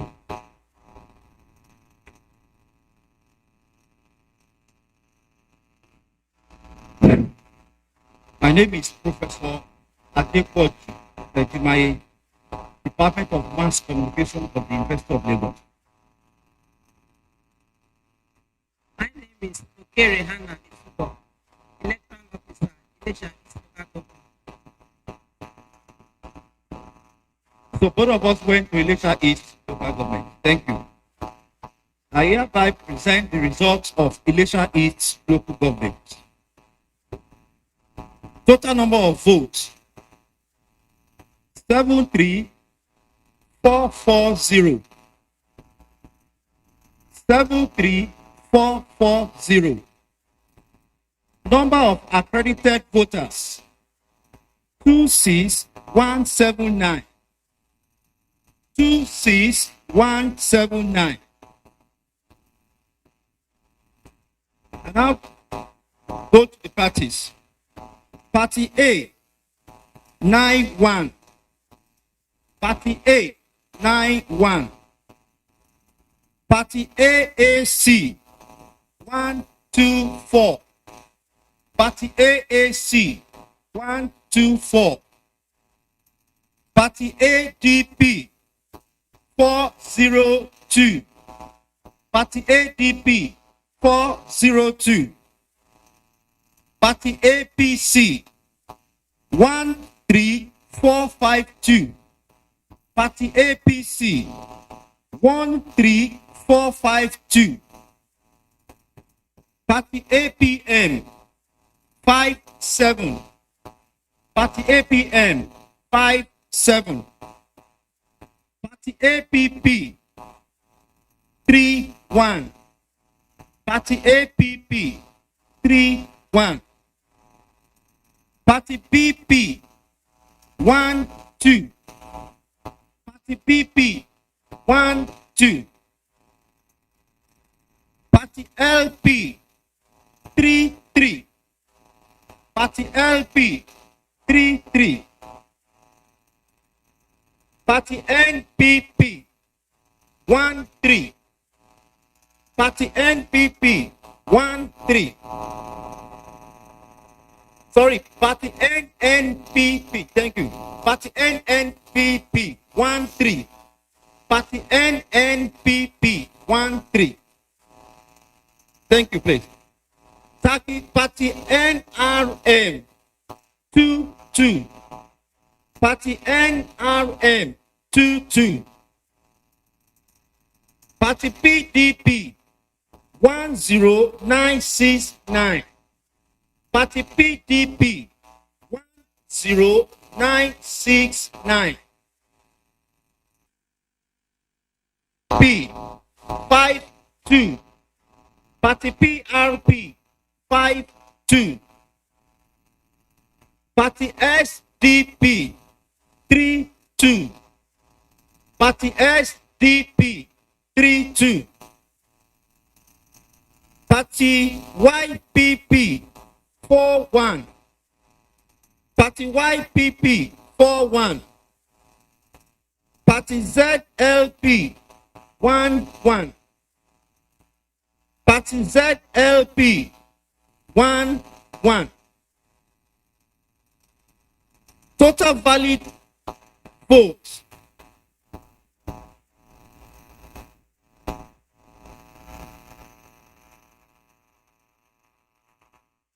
I'm trying to take a critical look at it because I mistakenly put a stamp on it. Please, I want to call on my CRBS officer, please. I don't want to call a wrong figure because there's a stamp on it.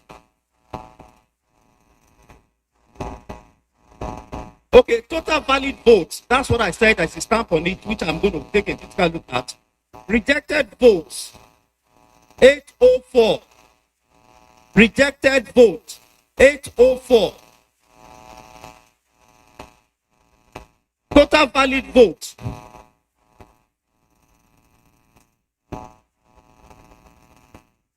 Total vote cast. Total vote cast. I said. Need.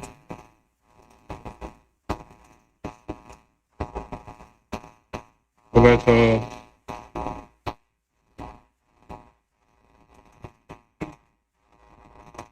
Adepoju.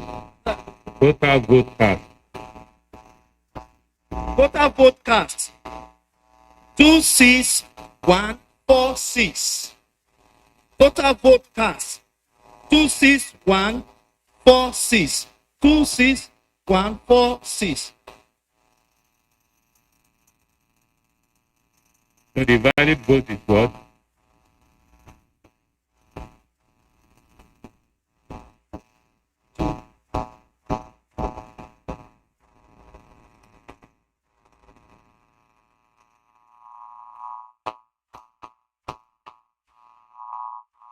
Total valid vote 25342.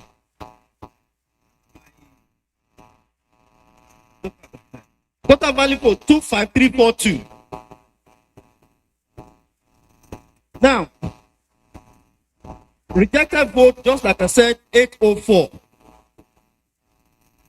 The RA officer had an infraction, according to her, at Biladu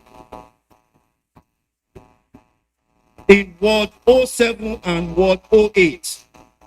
According to her, while voting was going on, at Unit 007 and Unit 008, some people came in and disrupted the process, destroyed the ballot, and threatened to kill them. So at the end of the day, the votes in those two polling units, 007 and 008, were cancelled. And she has presented Form EC40D to me, and I've also equally prepared EC40G1. Thank you, sir.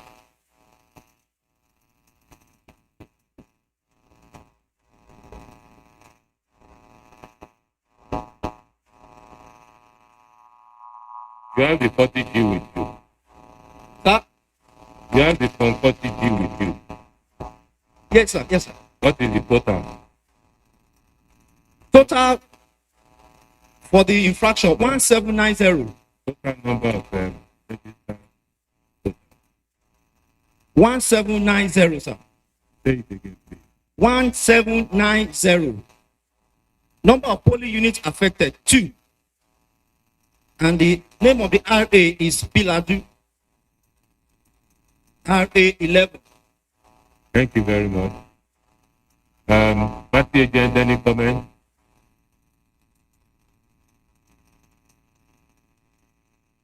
Yes, sir.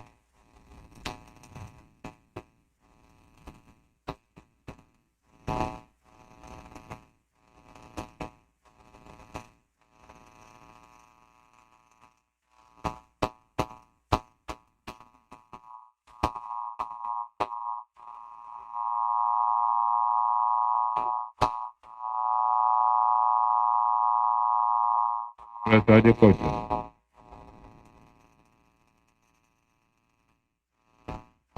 According to the report given to me by the RA officer in Biladu, voting took place. Thugs came and disrupted the process, scattered the ballot boxes, tore the papers, went away with some.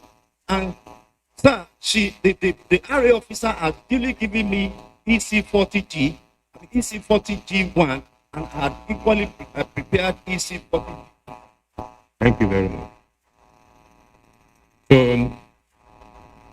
can you please submit the report? the Form EC 40.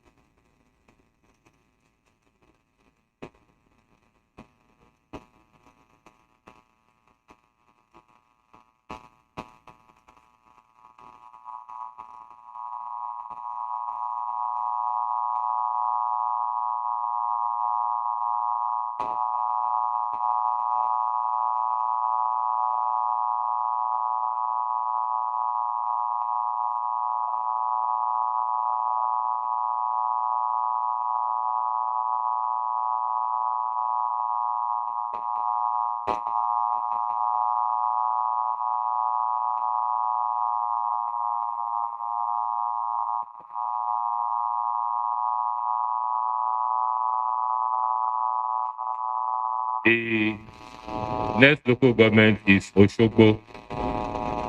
To present, the collation officer is Professor Musa Obalola.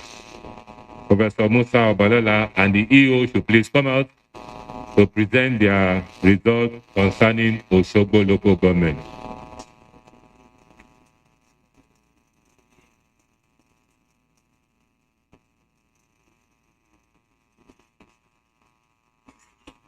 Returning officer for Osogbo, please. Please introduce yourself properly.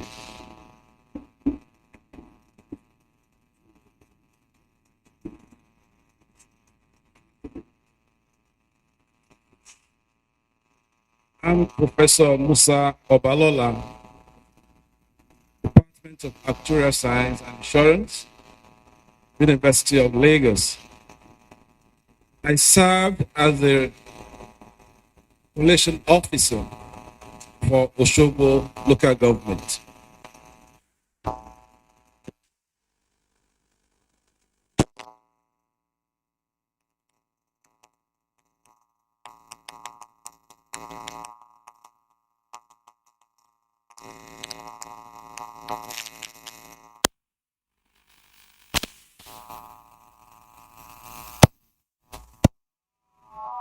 For the result, good. For the result,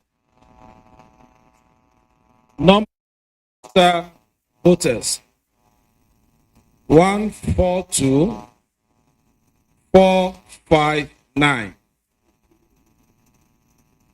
Number of registered voters 142,459. Number of accredited voters 56020. Number of accredited voters 56020. Voter received by parties. Party A 396. Beg your pardon, 395. Party AC 130. Party, please start, sorry, start okay. again, please. Let me start all over again. From votes received by parties. Party A 395. Party A 395. Party AAC 130. Party AAC 130. Party ADP 617. Party ADP 617. Party APC 22952. 22952. Party APM 55. Party APM 55. Party APP 47. Party APP 47.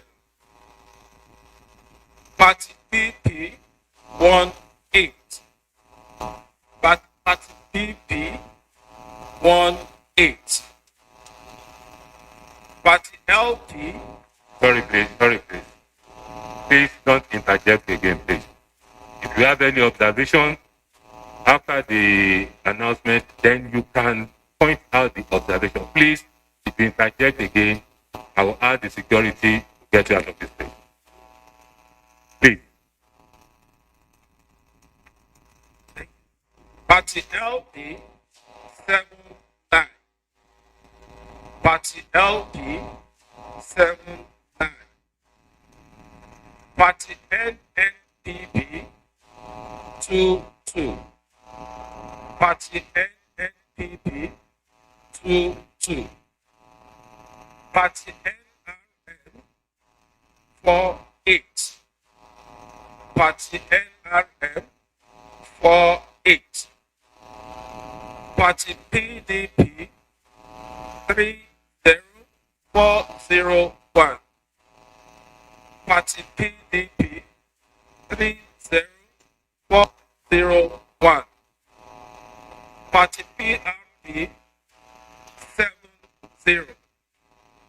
Party PRP 70. Party SDP 62. Party SDP 62. Party YPP 79. Party YPP 79. Party ZLP 22. Party ZLP 22. Total valid votes 54997. Total valid votes 54997.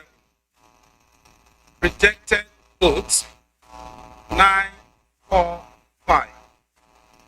Rejected votes 945.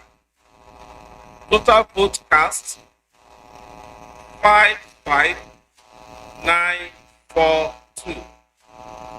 Total vote cast 55942. Thank you, sir.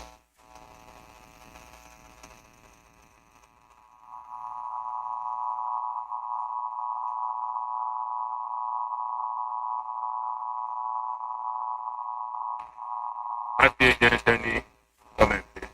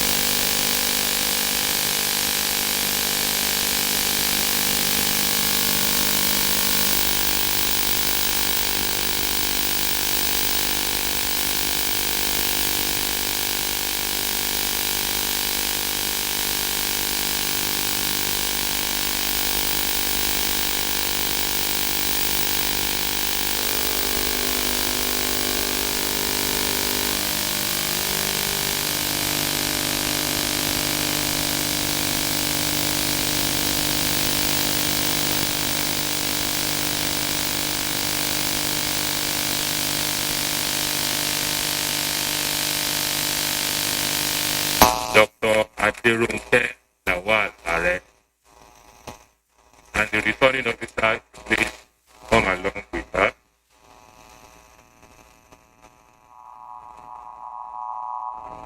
Electoral officer, thank you. Please introduce yourself properly.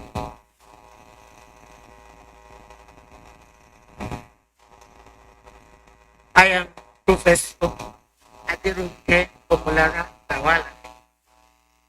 I am from the Department of Marine Sciences, University of Lagos. Also the Director of General Studies, University of Lagos. I am the collecting officer for ILA local government area. Thank you. My name is Rufus Ario, electoral officer.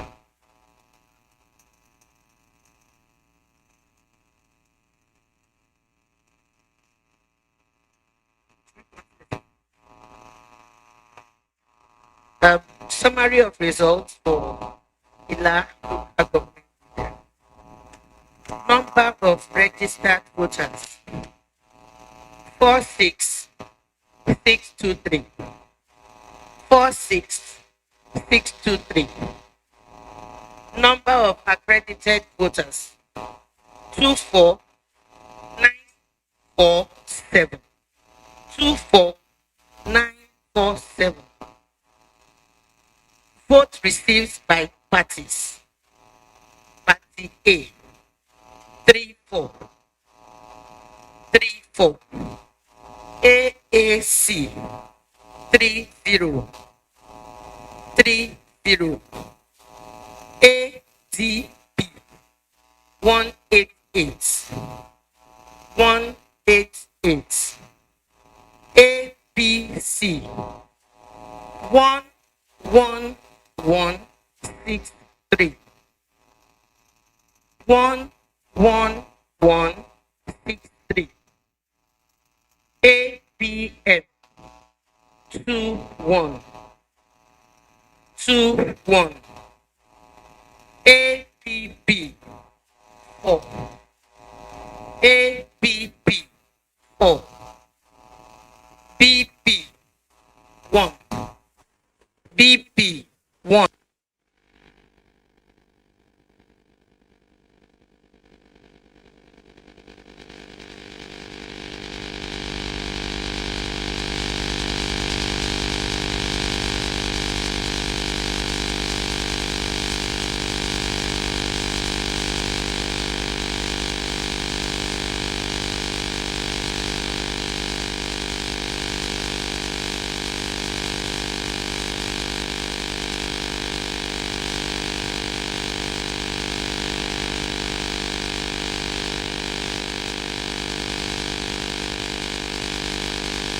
PRP 24.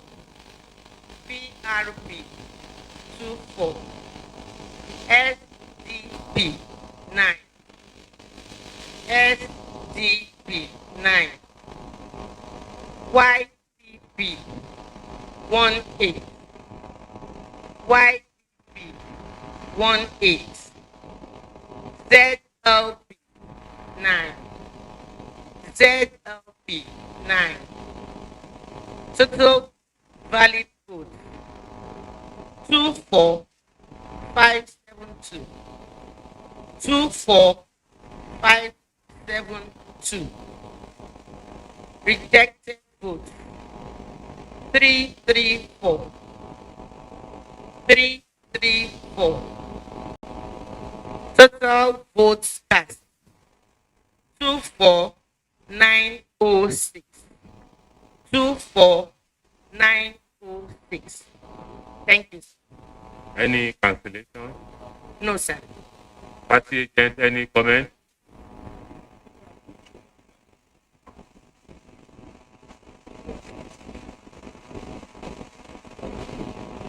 So you can bring the result now.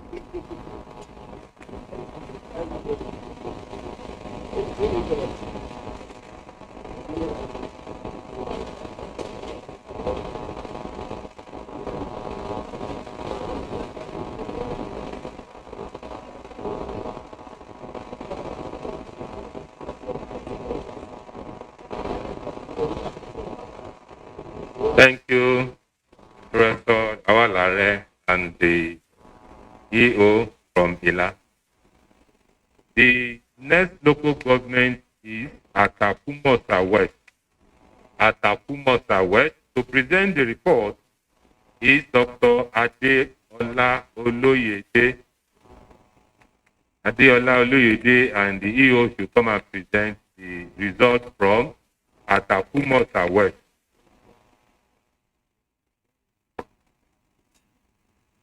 Please introduce yourself properly. I am Dr. Adeola Oloyede from the Department of Cell Biology and Genetics, University of Lagos. I'm the collation officer for Atakumosa West local government area. My name is Alaja Saidat, electoral officer, at Abuja West local government. Atakumasa West local government comprised of 11 registration area. And the figures goes thus. Number of registered voters 36470. Number of registered voters 36470. Number of voters 1517. Dr. Oluwede, please start all over again. Okay. 36 what? 36470. Again. 36470. All right, continue, please. Number of accredited voters 15171. 15171. Scores for the parties. A 75. A 75.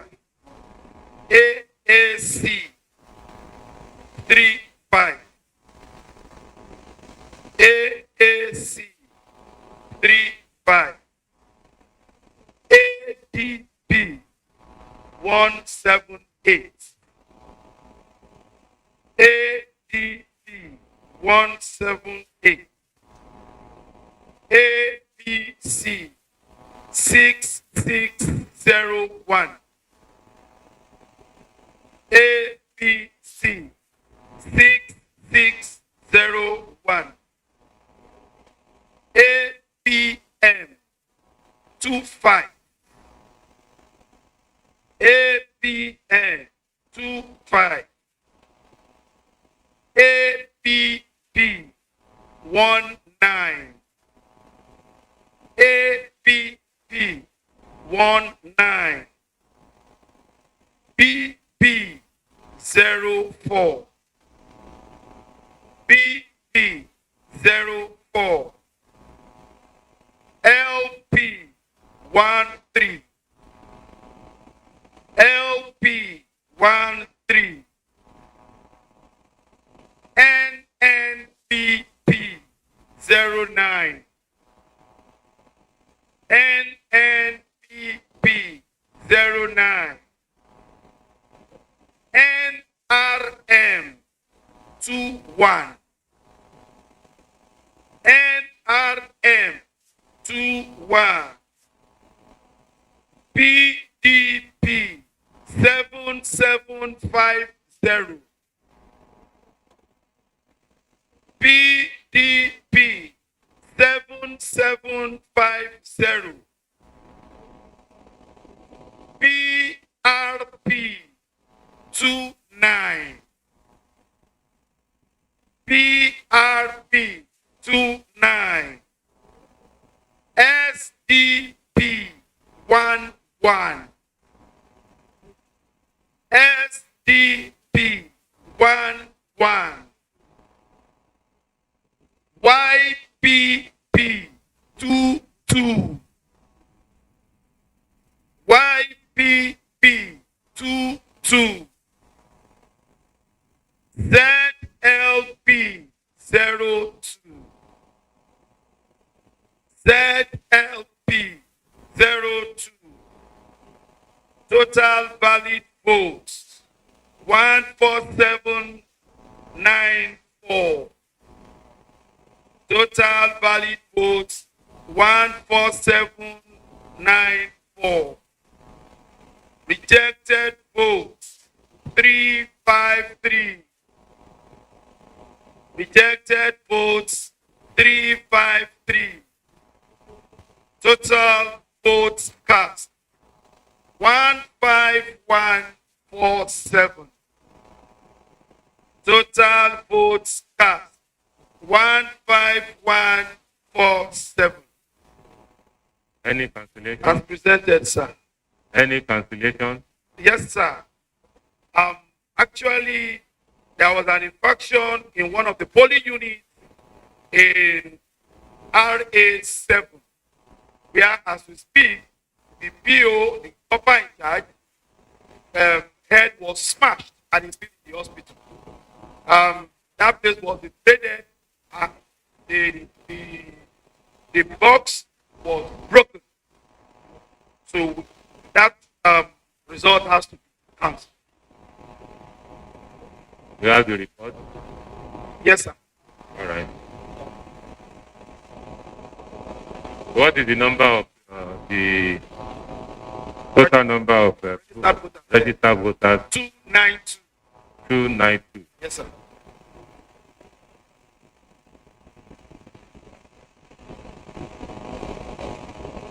So you can, party agent, any comment? Please submit your result. Thank you, sir.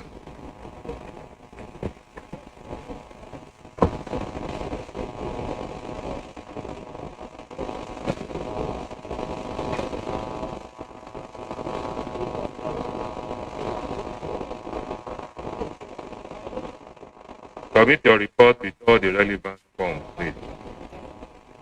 The one for calculation.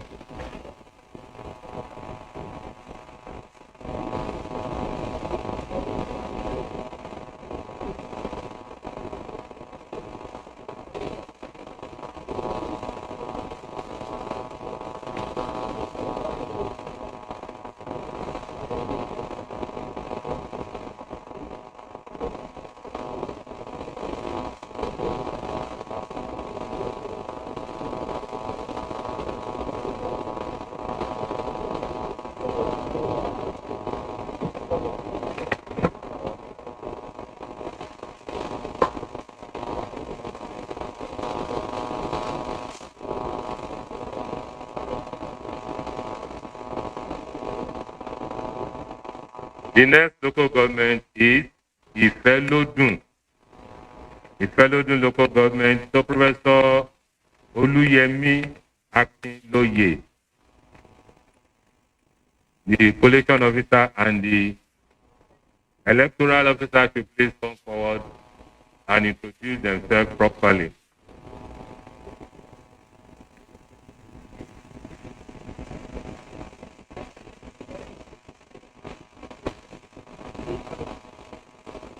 Thank you, sir. I am Professor Oluyemi Akinloye, the Dean of Faculty of Basic Medical Sciences of the University of Lagos, and I am the collation officer of Ifelodun Local Government Code 14. Thank you. My name is Rajim Sadiq, the electoral officer of Ifelodun Local Government.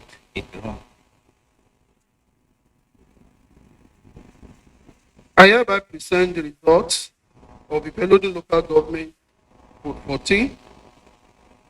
The number of registered voters, 80021. Number of registered voters, 80021. Number of accredited voters, 34860. Number of accredited voters, 34860. Party A, 65. Party A, 65.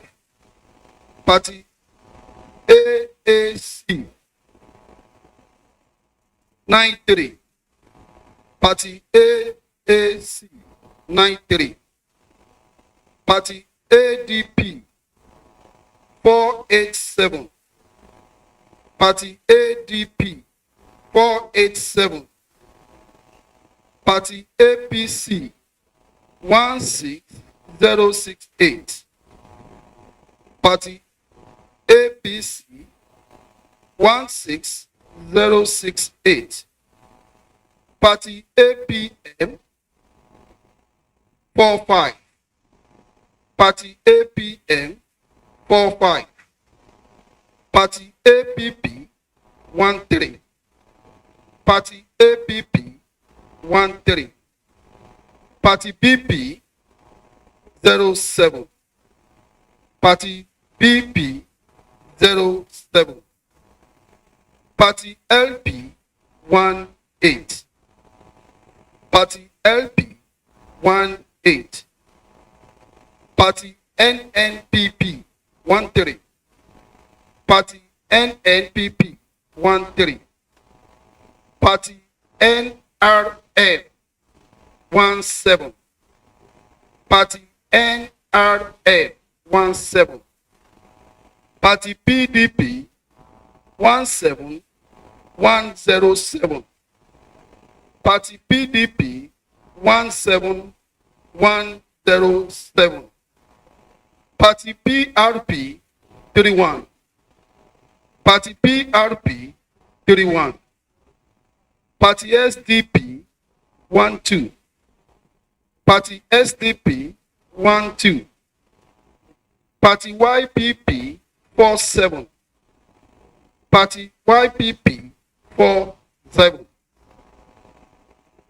Party ZLP 13. Party ZLP 13. Total valid votes 34036. Total valid votes 34036. Rejected votes 792. Rejected votes 792. Total votes cast 34828. Total vote cast 34828. Any cancellation? No, sir, but we have an assertion. In a polling unit, Adeji Igboile, registration area Okeba Ikirun, code 07, we have the number of vote cast was higher than number accredited by Beavers. So we have to record 0 for that polling unit. Thank you, sir. Party agent, any comment, please? Yes, sir. Please introduce yourself.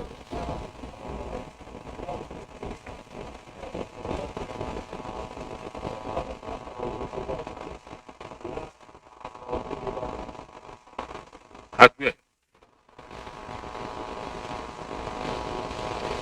Well, number of voters on the register is 829.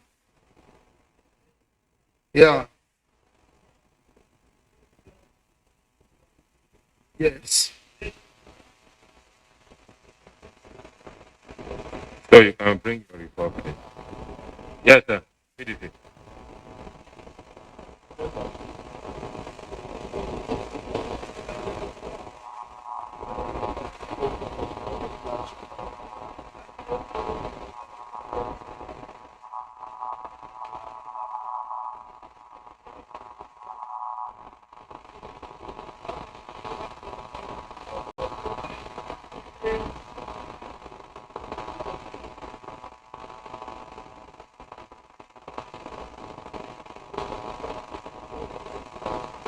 The number of what?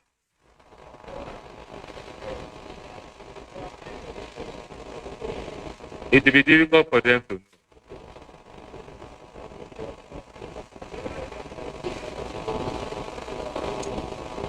Yeah, the INEC will provide.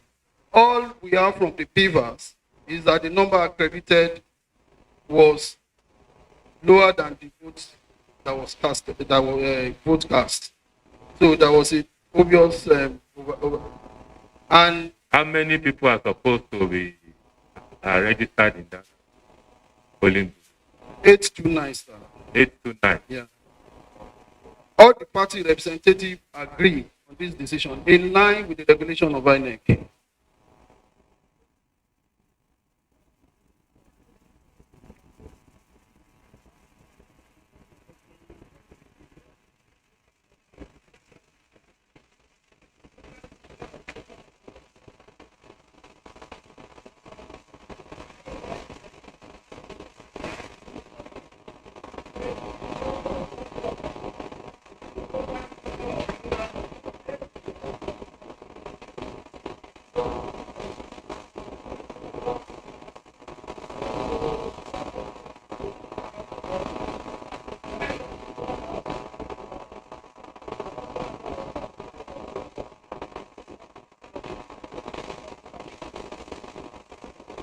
The total number of people registered for that polling unit is 8 what?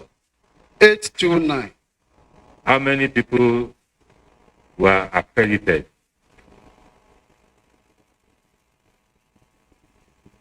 339. 339 were accredited. Yeah. Then what is the total number of votes from the same place?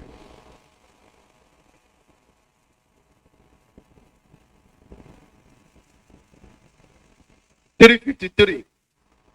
353.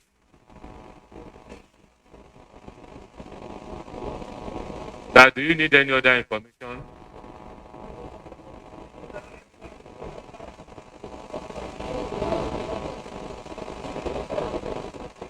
I don't understand the information. They said that the total number of people that are supposed to vote that were accredited for that same place is 800.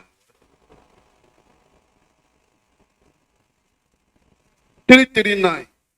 The number of people that register that are supposed to vote, accredited people, is 339. Yes, sir. I mean 331. 339. 339. Yes, sir. The number of people that are supposed to vote in that place is what? 800 and what? 800 and 829. 829. The total number of people that voted is 353. Yes, sir. So I think it's very clear. Sir, this is very clear. The total number of people that were supposed to vote is 829. By the time they did the accreditation, 339 were accredited. By the time they counted the votes, 353 voted. So any other record you can check with INEC later. Thank you very much. You are raising your hand. Are you satisfied? It's very clear. So please, your result, please. If you need any further information, you can visit INEC office. Thank you very much.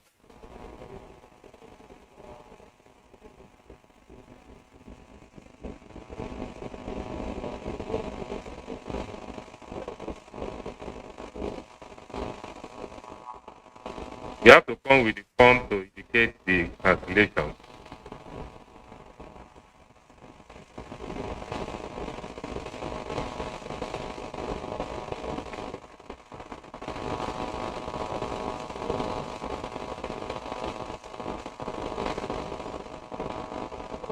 Thank you very much. The next local government is Ilesha West. Ilesha West, I hereby invite Dr. Kadri, Dr. Akim Kadri, to please come forward with the EO. The collation officer is Dr. Akim Kadri. Come forward with the EO and introduce themselves properly.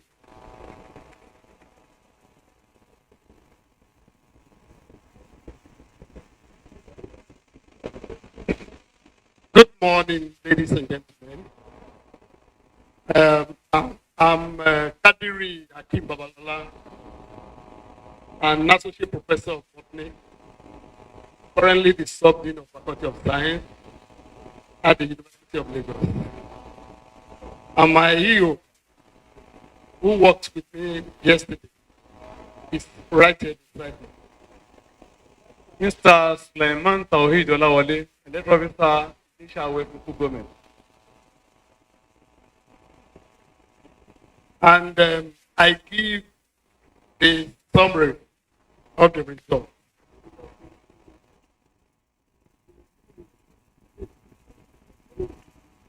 The local government has 10 registration areas. The number of registered voters is 71001. Number of registered voters is 71001.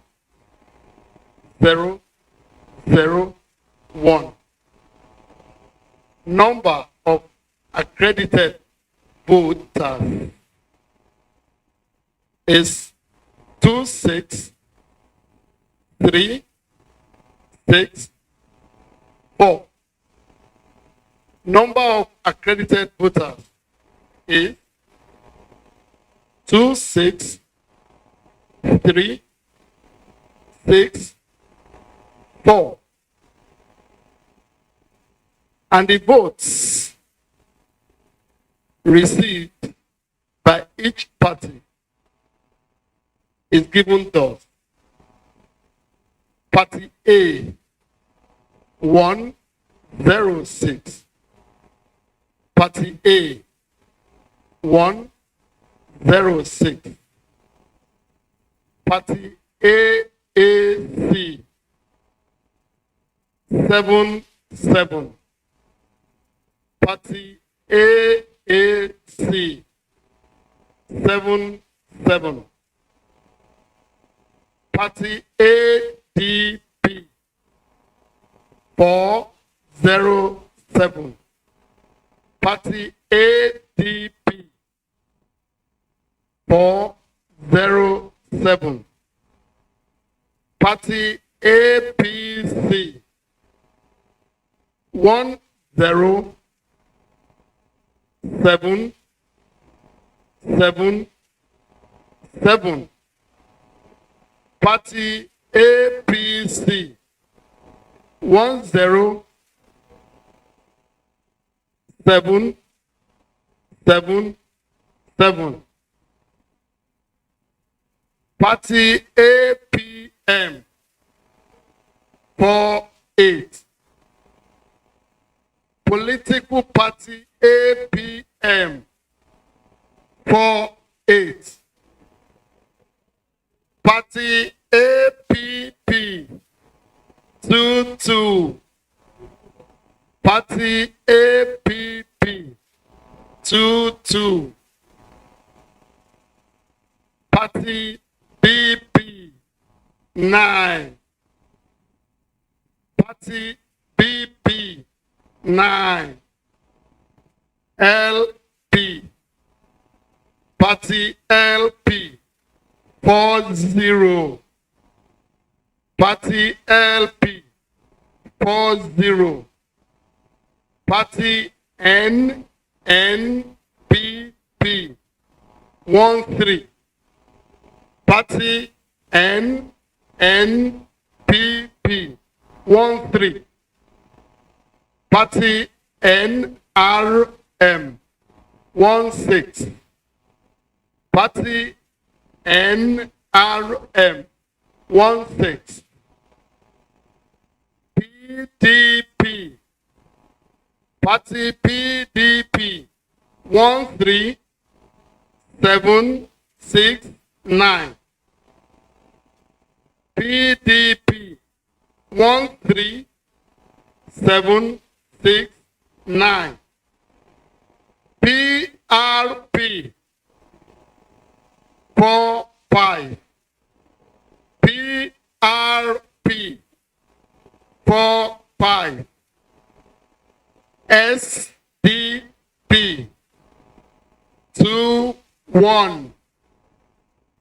SDP, 21. YPP, 33. While PP, 33. While party ZLP had 20. ZLP, 20. The total valid votes is 2543 03. The total valid votes is 25403.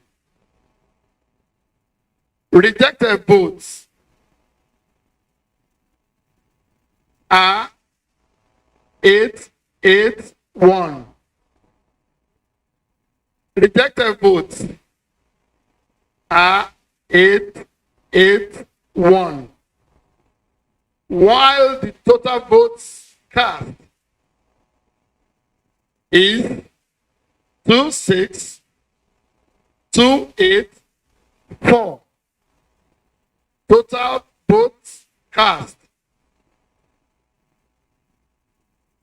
is 26284. There was no cancellation, no rejection. Oh. No party rejection anyway, but some votes were rejected. Thank you so much. Dr. Perry, please make yourself very clear. How many cancellations? None, sir.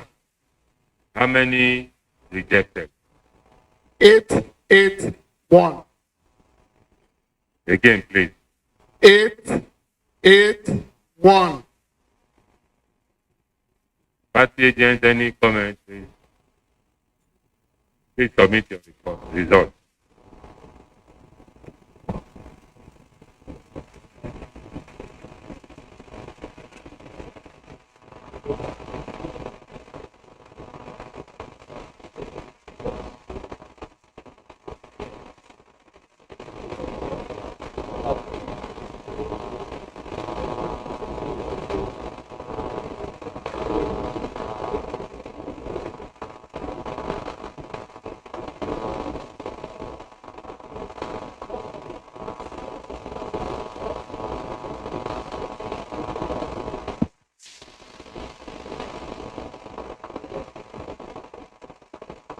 The next local government is Ayedire local government. So I want to invite Professor Igoza Efe. Professor Efe Igoza to come with the electoral officer.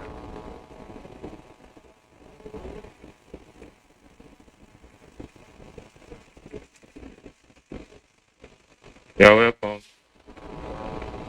Can you please let us know you? Thank you, sir.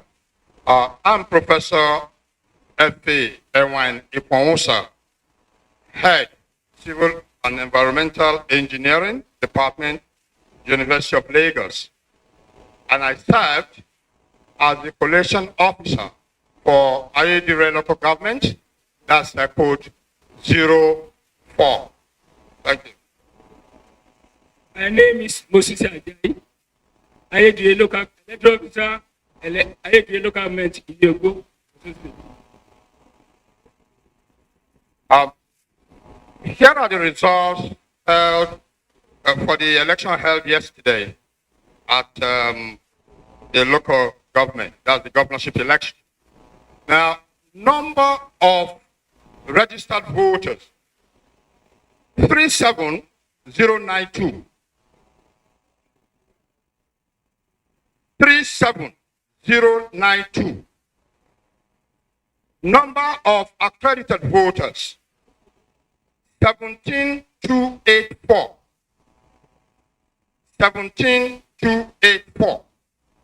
Now, votes received by the parties.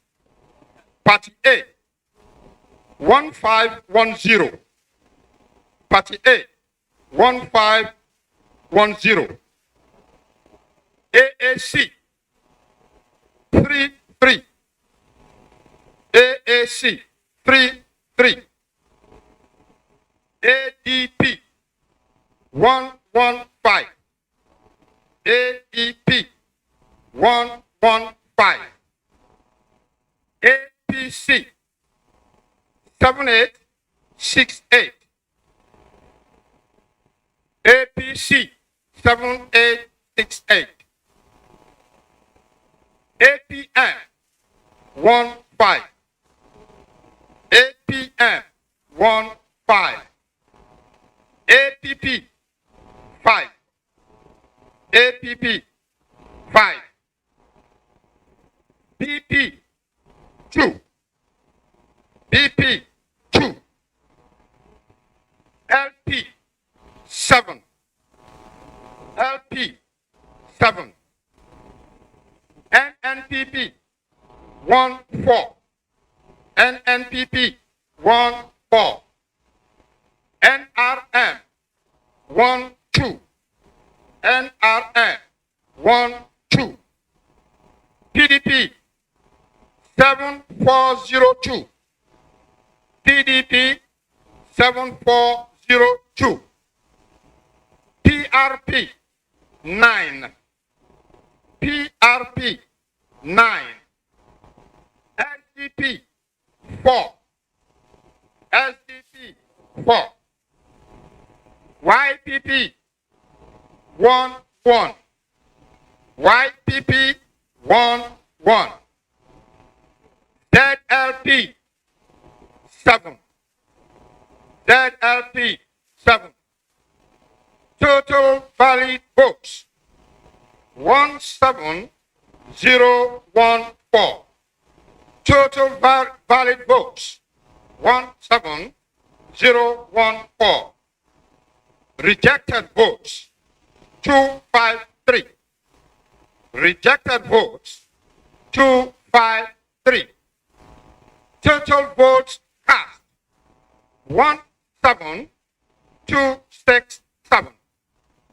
Total vote cast 17267. Thank you, sir. Any cancellation? No cancellation recorded, sir. Party agent, any comment, please? Thank you. Please present your results.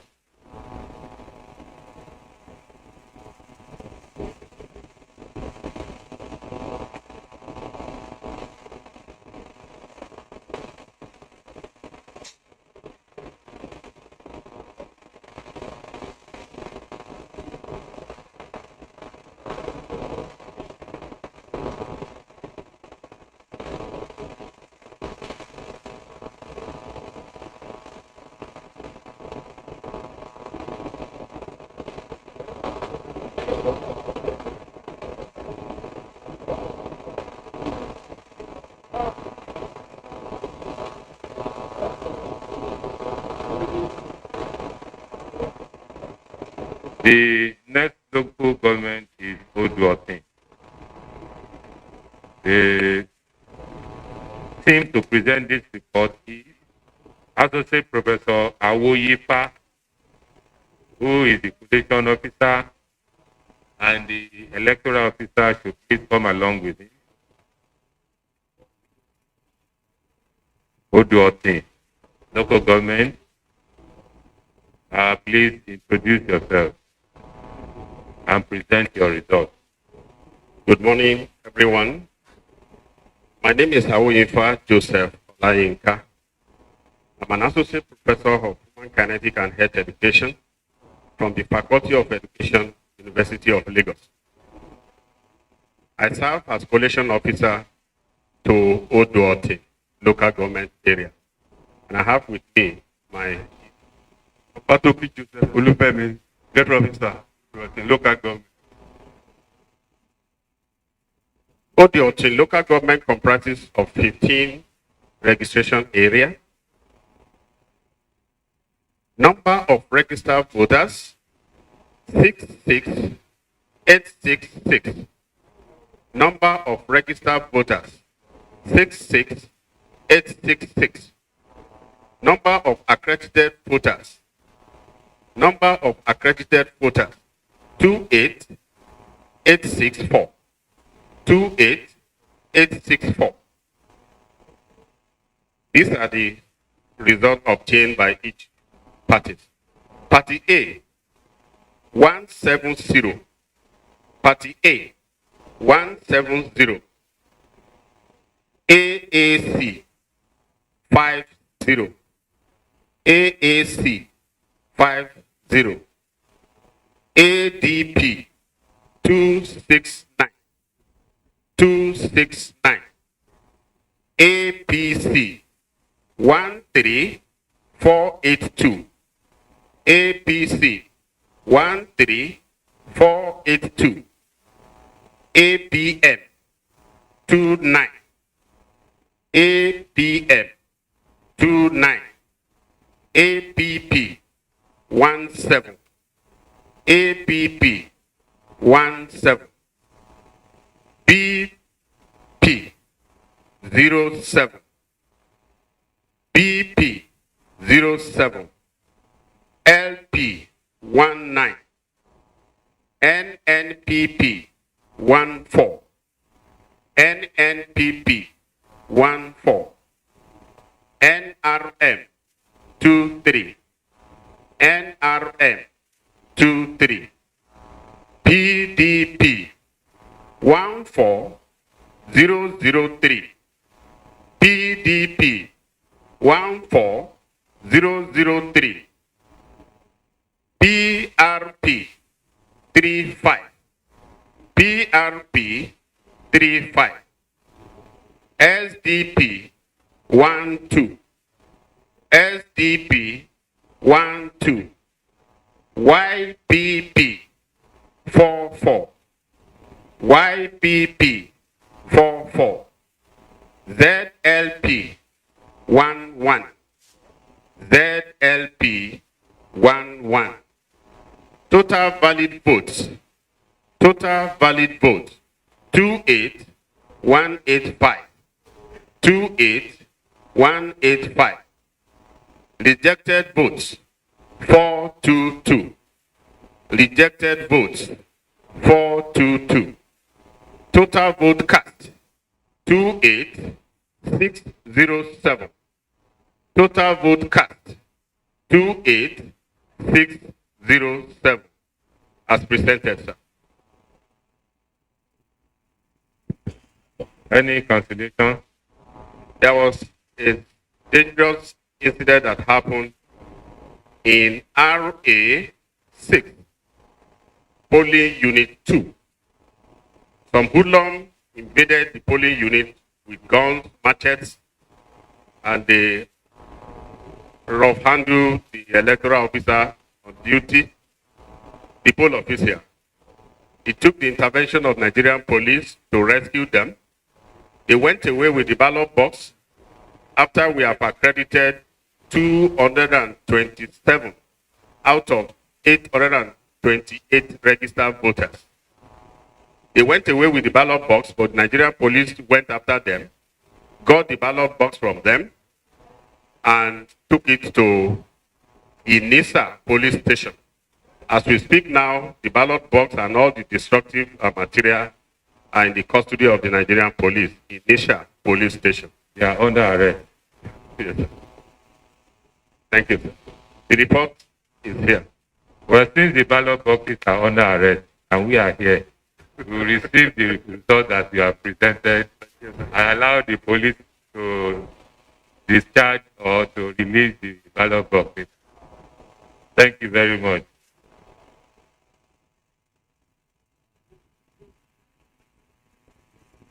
Thank you.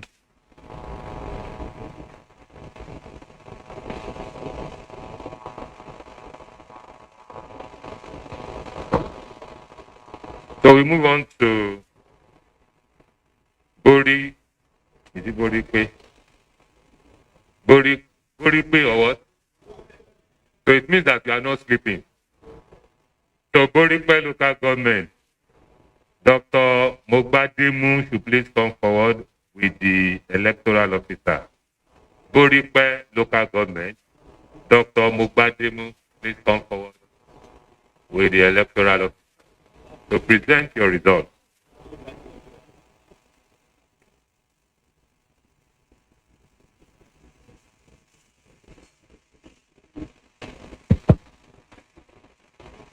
Please introduce yourself and present your results. Good morning, everyone. My name is Ogbadem Adesumi A. I'm an associate professor of mathematics and the current acting head of the Department of Mathematics, University of Lagos. I'm the collation officer for Buripe local government, code 06. And here I have with me 11 wards, of which the number of registered voters 69538. 69538. Number of accredited voters 30563. 30563. Then I have the parties here. Party A 91. Party A 91. Party AAC 82. Party AAC 82. Party ADP 355. Party ADP 355. Party APC 21205. Party APC 21205. Party APM 56. APM 56. APP 25. APP 25. BP 5. BP 5. LP 4. LP 4. NNPP 7. NNPP 7. NRM 13. NRM 13. PDP 7595. PDP 7595. PRP 24. PRP 24. SDP 9. SDP 9. YPP 32. YPP 32. ZLP 7. ZLP 7. Total valid votes 29510. 29510. Rejected votes 598. Rejected votes 598. Total vote cast 30108. 30108. As presented. Any cancellation? No, sir. Party agent, any comment? Thank you. And I'm ordering the electoral officer for the local government. Are you just waking up? Please present your report. Thank you very much.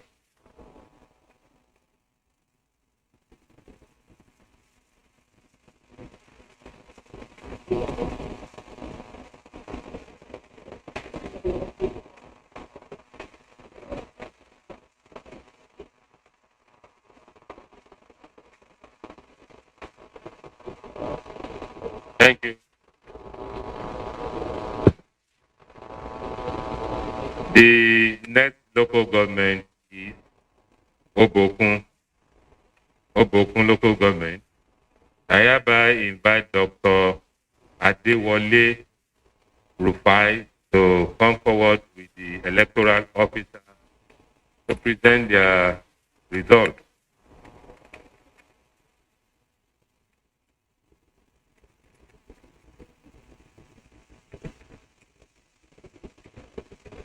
Please let us know you, then you can present your result.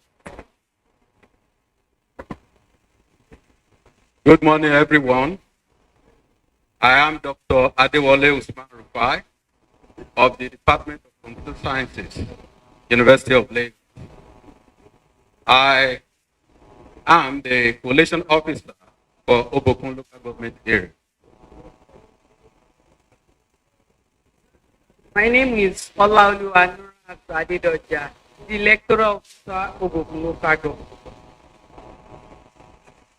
So I have the result for Obokun local government area, code 24. Starting with the total number of registered voters, 53,267. Number of accredited voters, 24,447. Please, Dr. Rufai, can you please start all over again? Okay, sir. The total number of registered voters, 53,267. 53,267. Are you sure? I'm sure, sir. 53,267. 26 what? 7. 7. I think you said 266. No, sir. 26 what? 7, sir. Again, please. 53,267. Thank you. Number of accredited voters, 24,447. Now the scores for the party. Starting with party A, 26. Party A, 26. AAC, 7-1. AAC, 7-1.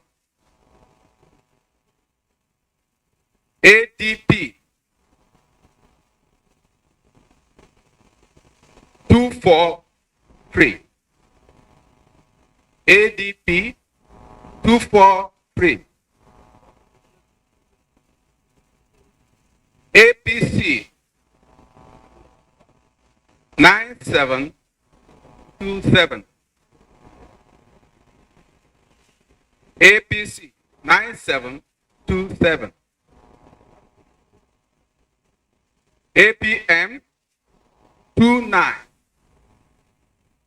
APM, 29. APP, 7. APP, 7. BP, 7. BP, 7. LP, 1-1. LP, 1-1. NNPP, 8. NNPP, 8. NRM, 3-4. NRM, 3-4. PDP, 13575. PDP, 13575. PRP, 27. PRP, 27. SDP, 4. SDP, 4. YPP 38. YPP 38. ZLP 6. ZLP 6. Total valid votes 23813. Total valid vote 23813. Rejected votes 586.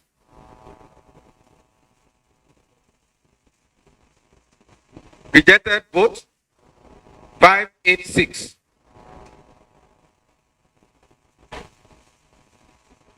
Total votes cast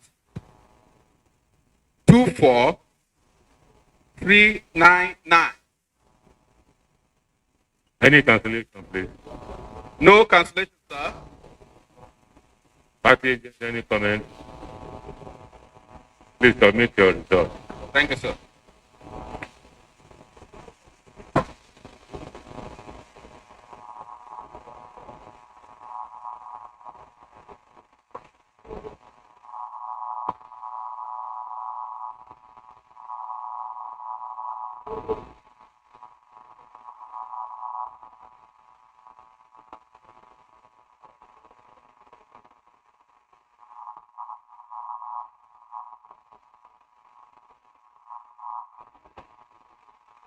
Next local government is Orolu.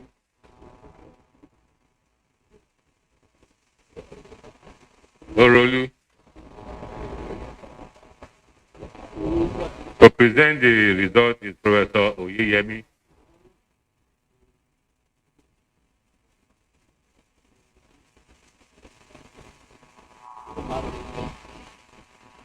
And the EO.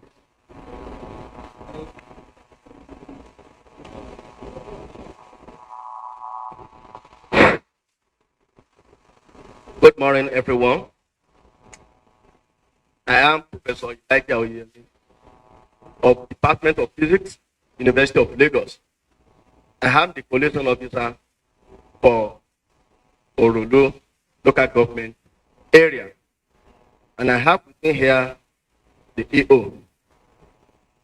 My name is Abioye Emmanuel Adigbola, electoral officer, Orolu local government. The summary of the result from Orolu local government is as presented as follows. Number of registered voters, 39653. 39653. Number of accredited voters, 21182. 21182. Vote for each of the parties participated in this election as follows. A 69.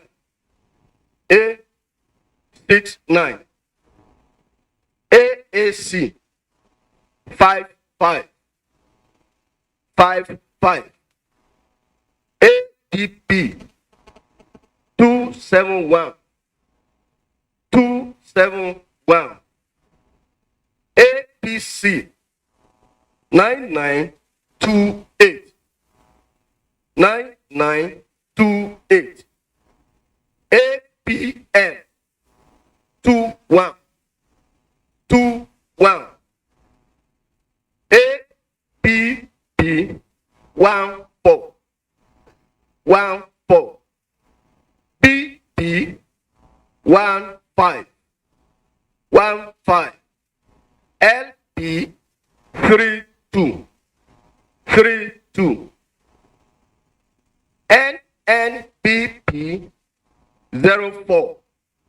04. NRM 14. 14. PDP 10282. 10282. PRP 1818. SDP 0909. YPP 2323. ZLP 1010. Total valid votes 20765. 20765. Rejected votes 413. 413. Total vote cast 21178. 21178. As presented, sir. Any cancellation, please? No cancellation, sir. Party agent, do you have any comment? Thank you. Please present your results.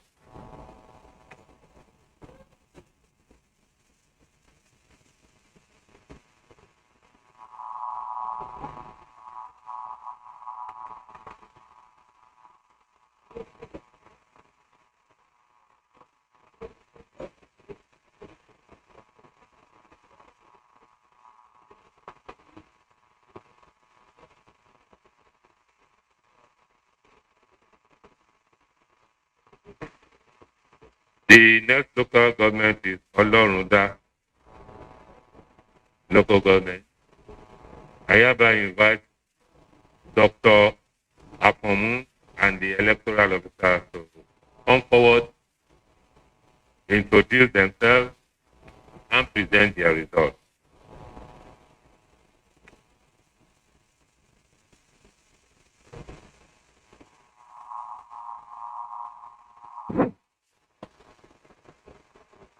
Good morning, distinguished ladies and gentlemen. I am James Common, Associate Professor in the Department of Civil and Environmental Engineering, University of Lagos. With me, the electoral officer for Olorunda local government. My name is Alhaji Salim Saka Adewi, electoral officer of Olorunda local government. A summary from the local government as follows. Total registration area 11. Number of registered voters 104 700. 104 700. Number of accredited voters 42009. 42009. Votes scored by parties are as follows. A 208. 208. AAC 95. 95. ADP 460. 460. APC 18709. 18709. APL 40. 40. APP 23. 23. BP 19. LP 63. 63. NNPP 17. 17. NRL 30. 30. PDP 21358. 21350. Sorry. 21350. BDP 21350. PRP 5656. SDP 4646. YPP 5151. ZLP 2020. Total valid votes 41187. 41187. Rejected votes 737. 737. Total votes cast 41924. Thank you.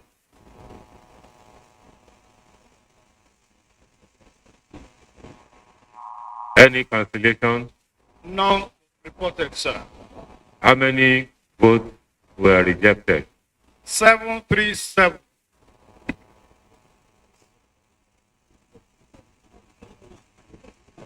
Party agent, any comment? Please submit your result.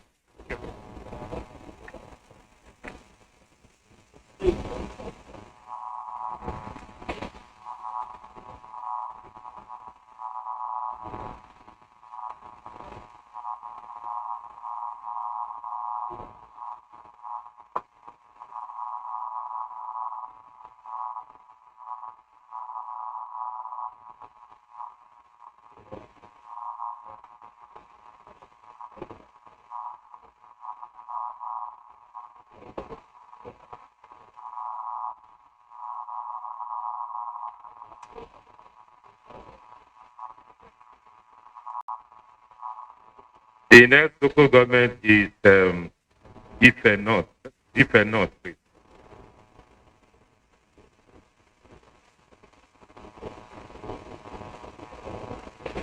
Ife North. To present is Professor Akisonya, the collation officer, to come forward with the electoral officer, introduce themselves, and present their results.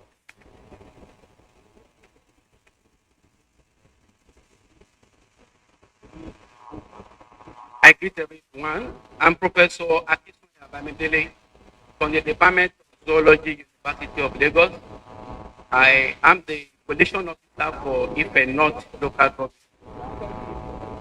My name is Babalon Olayiwola Debile, the electoral officer, Ife North local government. Thank you, sir. Number of registered voters 58672. Number of registered voters 58672. Number of accredited voters 21774. 21774. And then the votes cast by parties are as follows: A 74, A 74, AAC 70, AAC 70, ADP 341, ADP 341, APC 9964, APC 9964, APM 50, APM 50, APP 24, APP 24, PP 14, PP 14, LP 34, LP 34, NNPP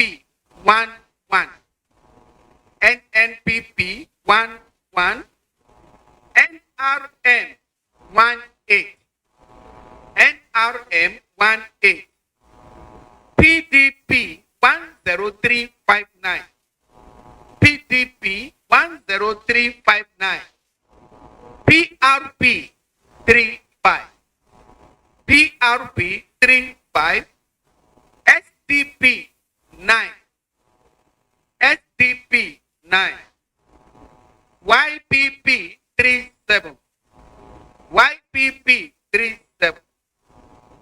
ZLP 10. ZLP 10. Total valid votes 21050. Total valid votes 21050. Rejected vote 650. And then total vote cast 21700. Total vote cast 21700. As presented, sir. Any conciliation? No, sir. Party agent, do you have any comment? Thank you very much. So please submit your result.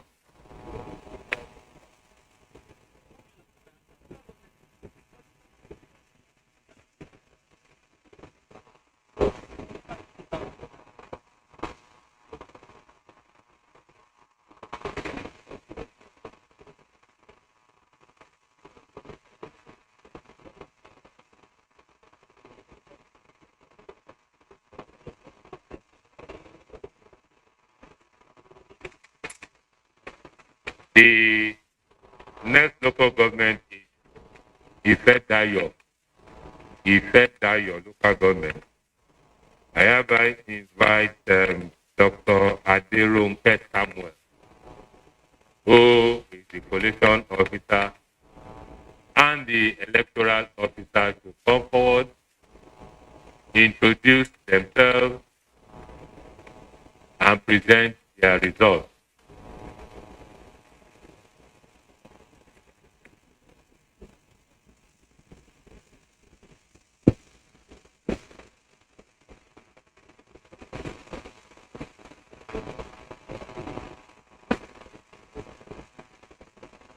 Good morning, distinguished ladies and gentlemen.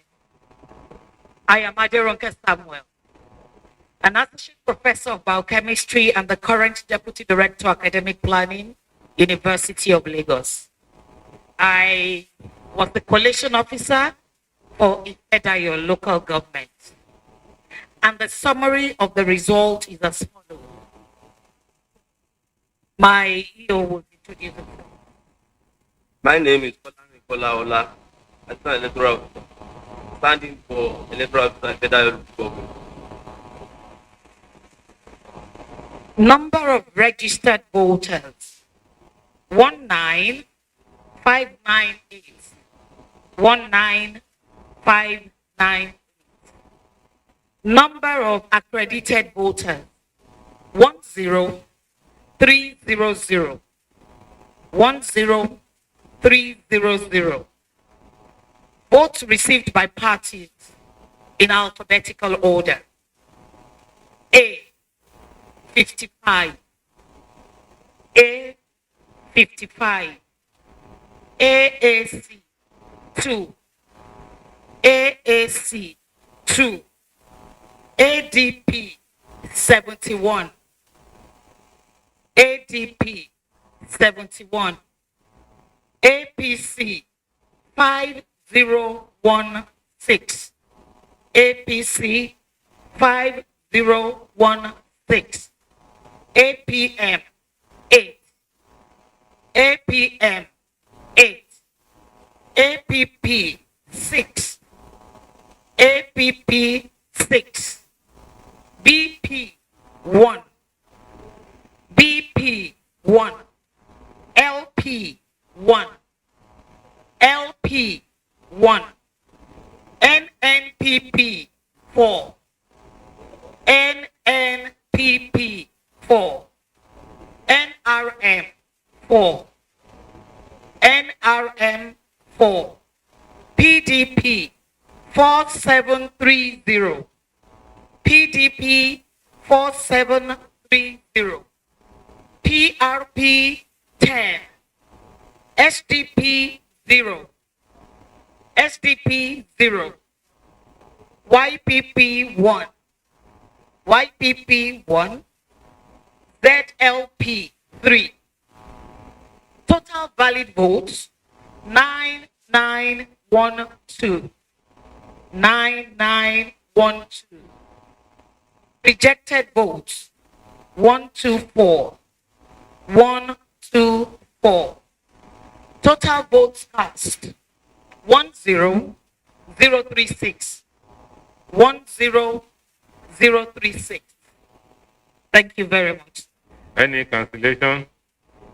In one of the RA, there was overvoting, and the agents could not agree, and there was a fracas. There was intervention by the Nigerian police force, and so we decided, according to the laws, to return 0 for that polling unit. How many? It was just one. Number of votes accredited was 240, but votes counted was 241, and we could not find where the one was coming from. Registered voters for that? 240. Registered voters for that place was 419. 419. 419. Thank you. Thank you very much. Party agent, any comment? Thank you very much. Please submit your result. You know, when you have a football match, you are supposed to go on halftime. So, because we are not military people, we are going to have 5-minute health break. It's not compulsory you leave where you are. You can just stand up like myself and sit down later. Please, but don't disturb. So we have 5-minute health break. We are not in the battlefield, so relax. You can see Oga Police too, standing up. Oh.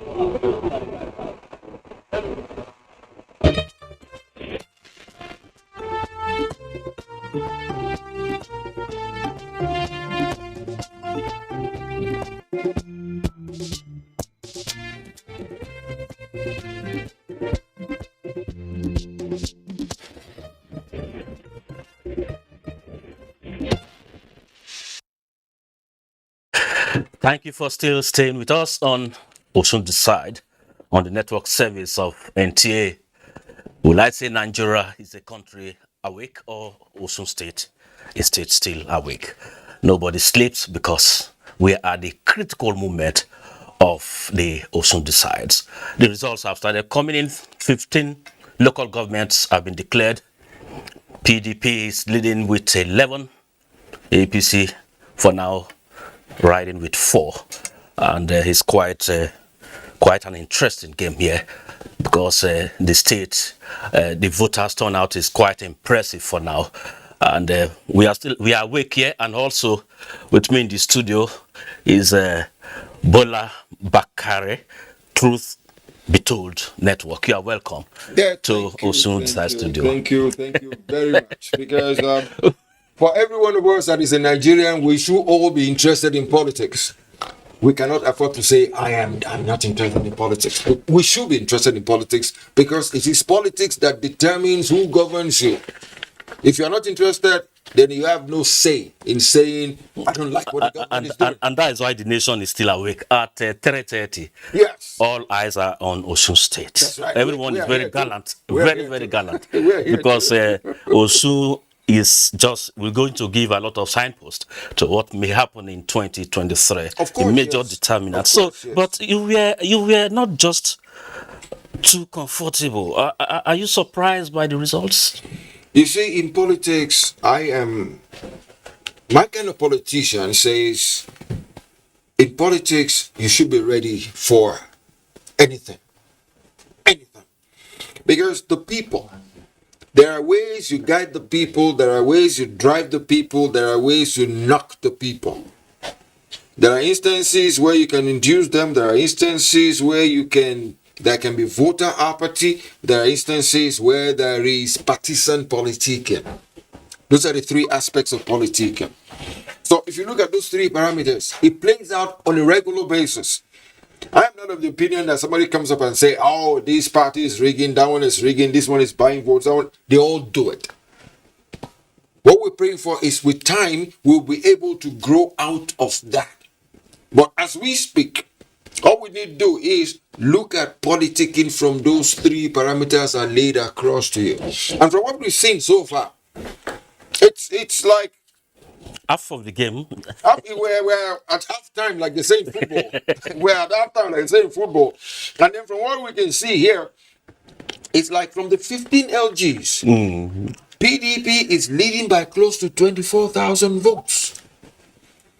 Me as a politician and as a political analyst, I am busy looking at the two LGs of the two and that of the incumbent governor from Borikpe, I get it. Borikpe local government, and it's called 21,205 votes against that of PDP with 7,595, and that I think it's a show of love from his people. No, it's a show of love. It shows a kind of doing your job from home. But the idea is we've gone through 15 and then the APC has just been able to manage 4. What he's done here is from his own LG, he's been able to make up with 60% of the votes. But at the same time, look at the general votes. We are yet to go to Ede, where the PDP man is from. And basically, if he's good, if he has any is it from Ede or Atakumusa? Because I checked if Adeleke.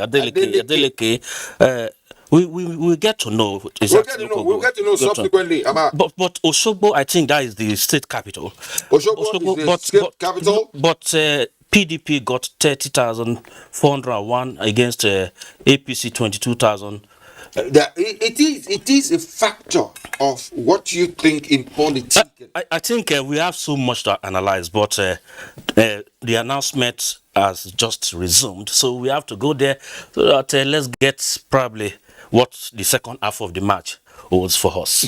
Okay. So let's go back to the collation center in Osogbo for more local governments. That's right. 145.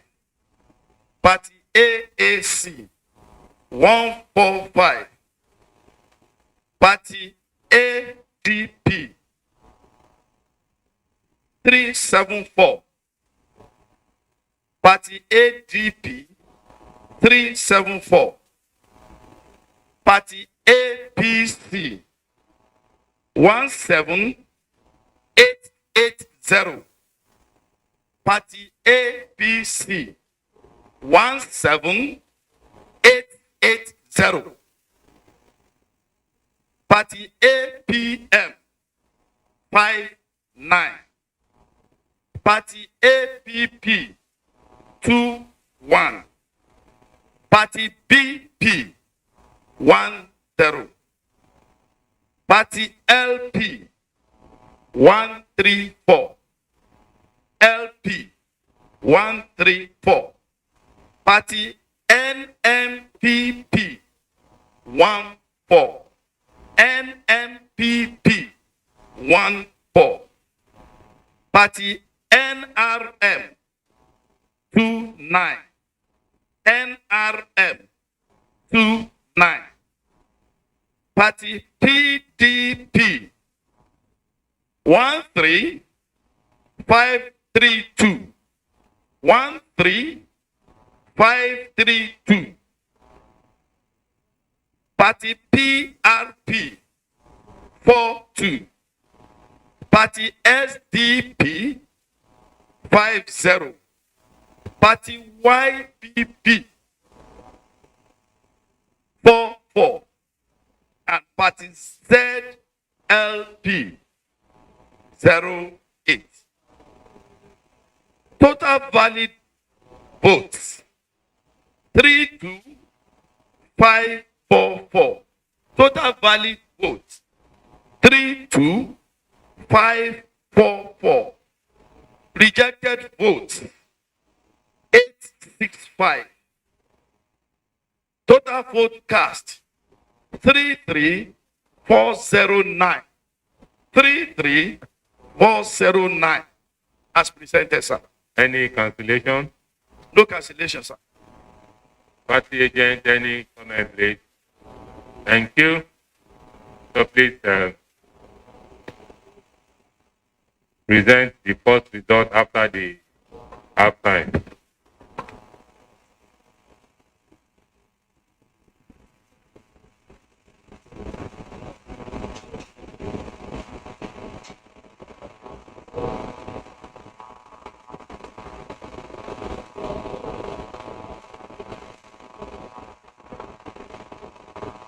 The next local government is irregularities.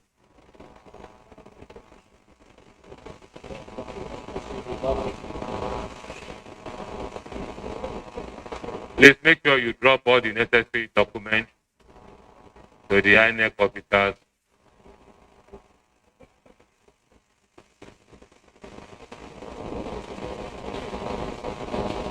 Don't go and use the document to collect loan from the person selling groundnut. The next local government is the record due. I hereby invite Professor Omobolanle Ademilua with the electoral officer to come forward, introduce themselves, present their results.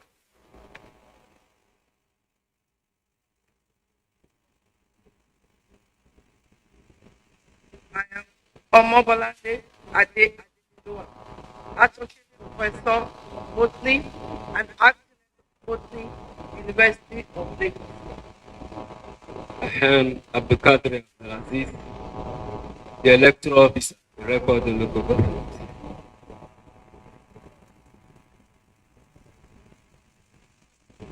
In Iraq local government, there are 11 wards. Number of registered voters 57712. Number of registered voters 57712. Number of accredited voters 29913. 29913.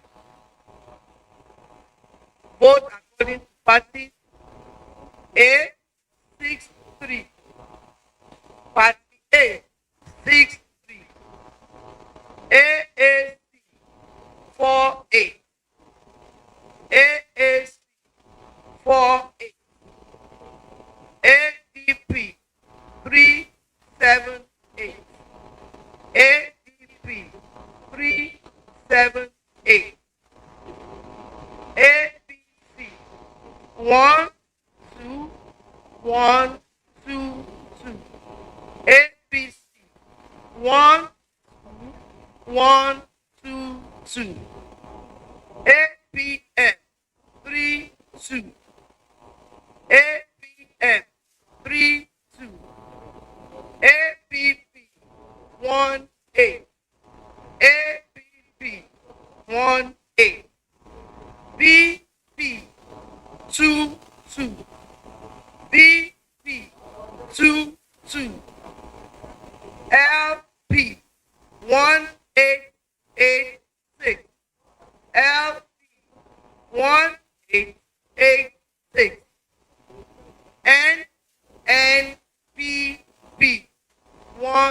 3. NNPP 1 3. NRM 2 1. NRM 2 1. PDP 1 4 3 6 9. PDP 1 4 3 6 9. PRP 1 4. PRP 1 4. SDP 6. SDP 6. YPP 29. YPP 29. ZLP 1 1. ZLP 1 1.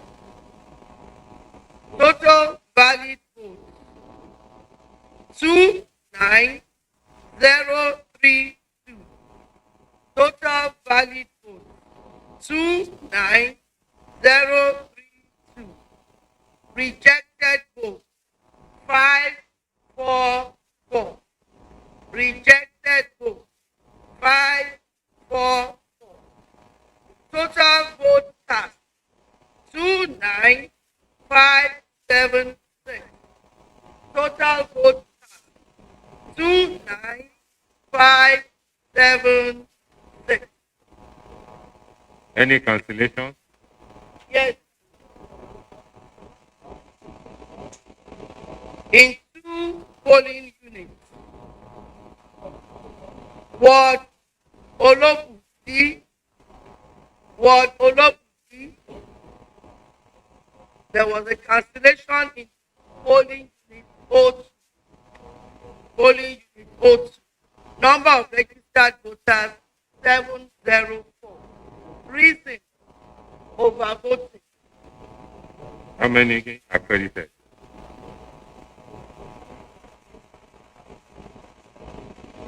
How many accredited? 398. How many voted? 401.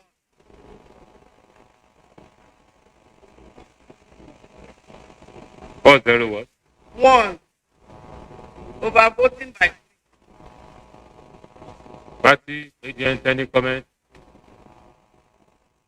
The second word, Olobuti. Olobu. How many registered voters? 1125.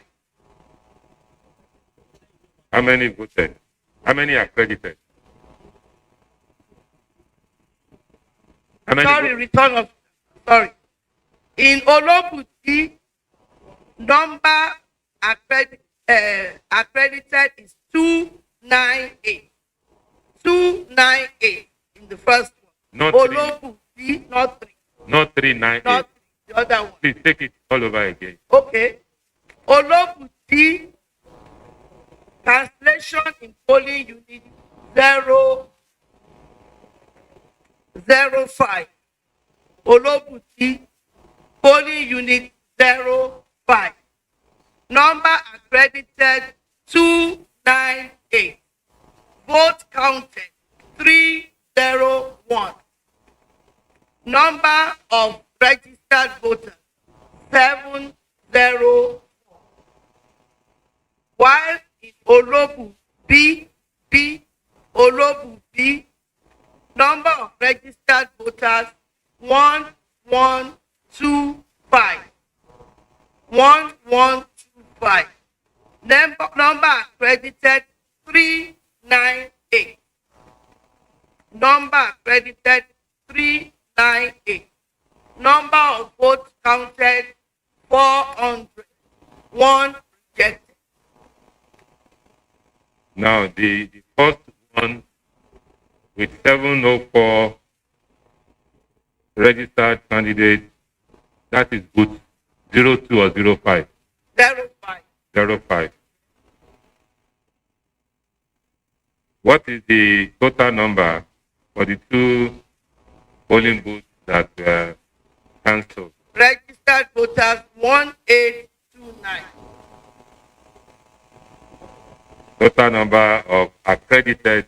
Registered voters 1829. What about accredited? Total number accredited.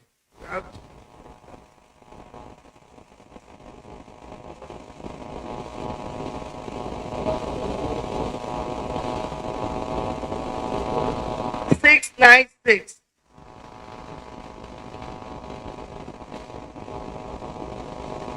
Thank you very much. Please present your results.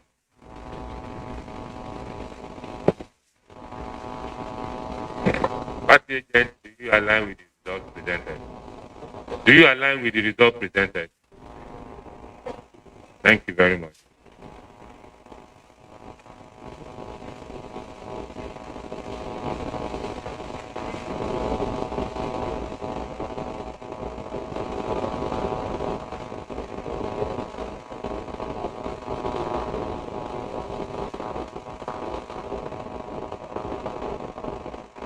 The next local government is Oriade. Oriade. I hereby invite Professor Sunday Adebisi, who is the collation officer, to come forward with the electoral officer, introduce themselves, and present their results.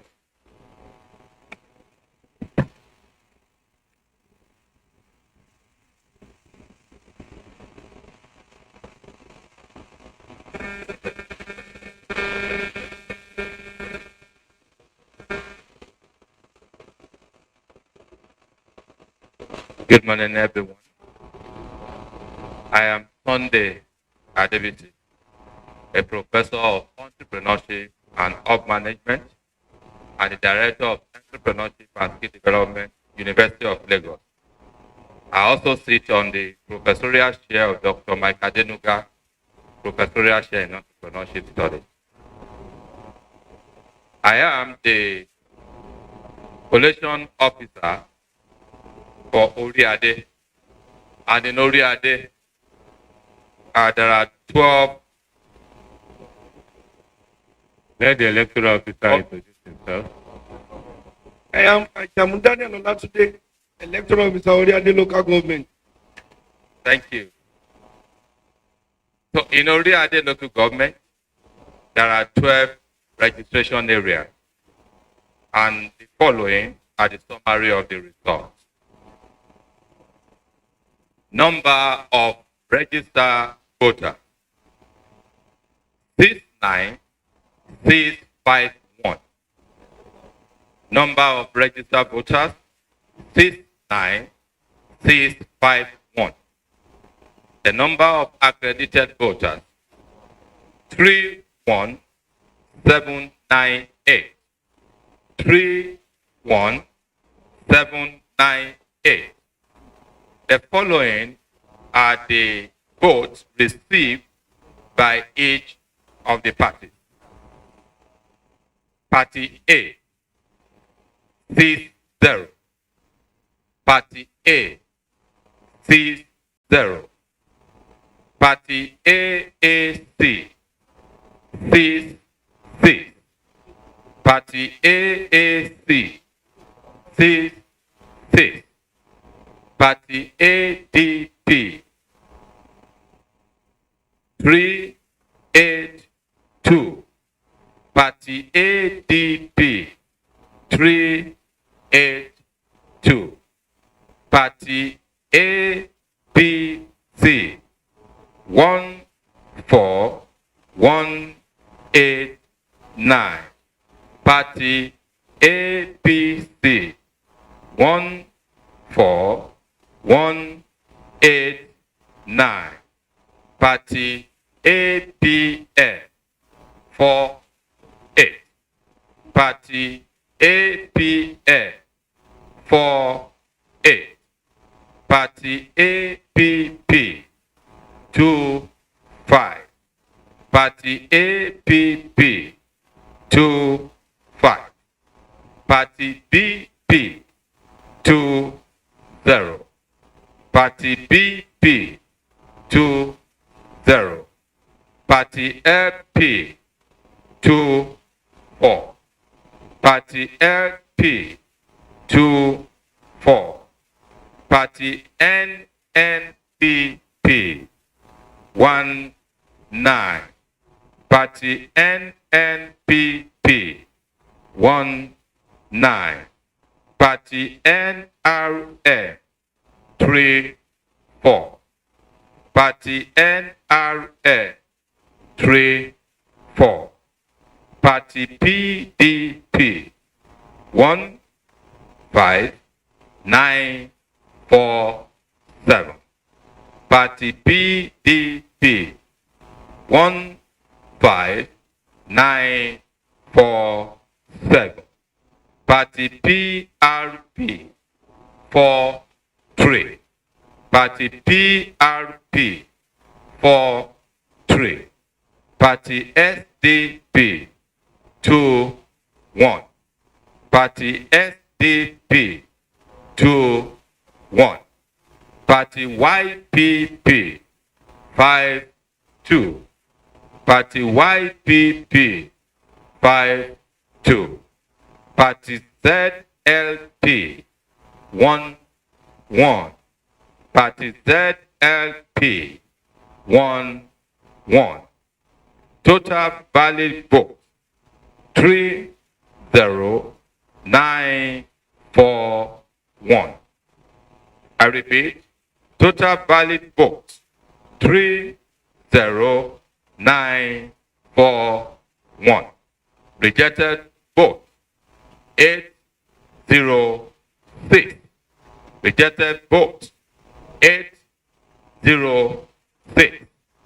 Total vote cast 31747.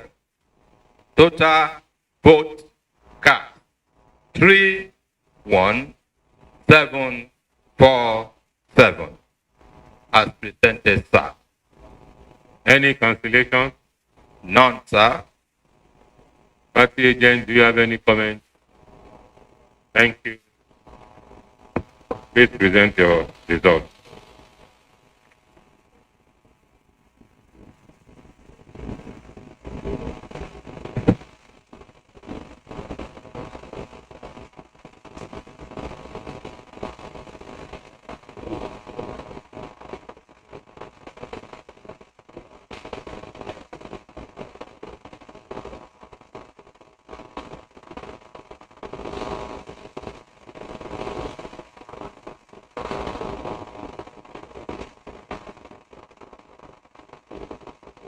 I hereby invite Professor Johnson Aguntoye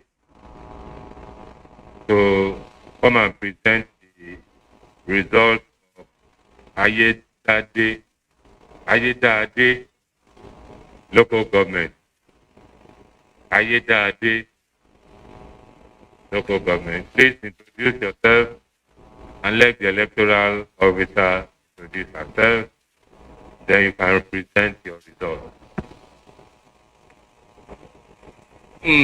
Dr. Aguntoye Johnson, an associate professor in the Department of Metallurgical and Materials Engineering, as well as acting director at Industrial Zone Unit, University of Lagos. And with me, My name is Christiana Fomoshara Abiodun, electoral officer, Ayedade local government. I serve as the collation officer for the governorship election in Ayedade local government area, and the result is as follows. I have number of registered voter. Number of registered voter 67651.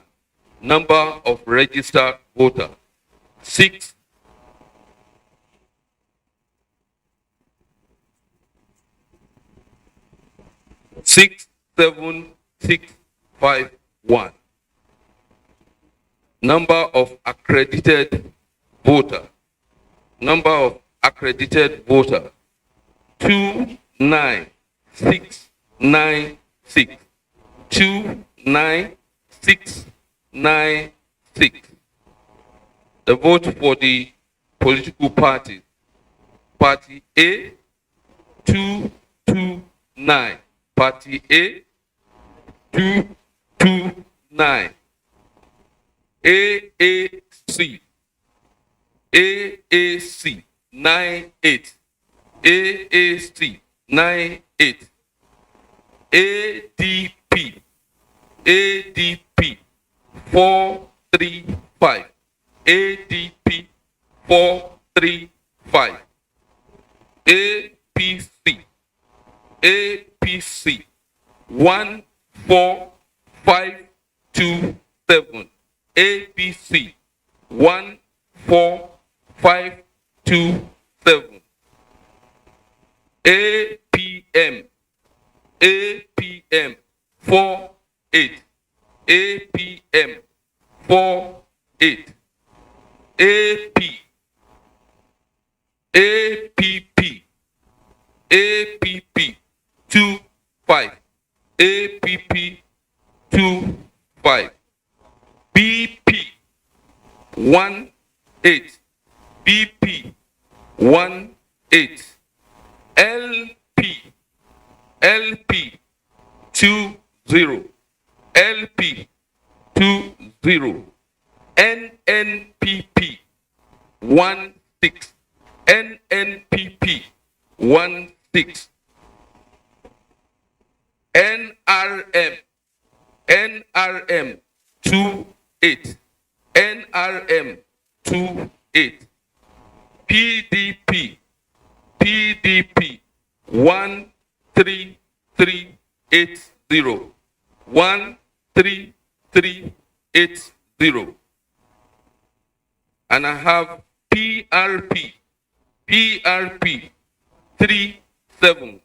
PRP, 37. SDP, 10. SDP, 10. YPP, 98. YPP, 98. ZLP, ZLP, 19. ZLP, 19. Total valid vote. Total valid vote. 28988. 28988. Rejected vote. Rejected vote. 692. 692. 692. Total vote cast. Total vote cast. 29680. 29680. There are no cancellation.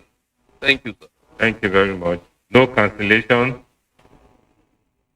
No cancellation. How many rejected? Please speak to your mic. Rejected 692. Thank you. Please present your report.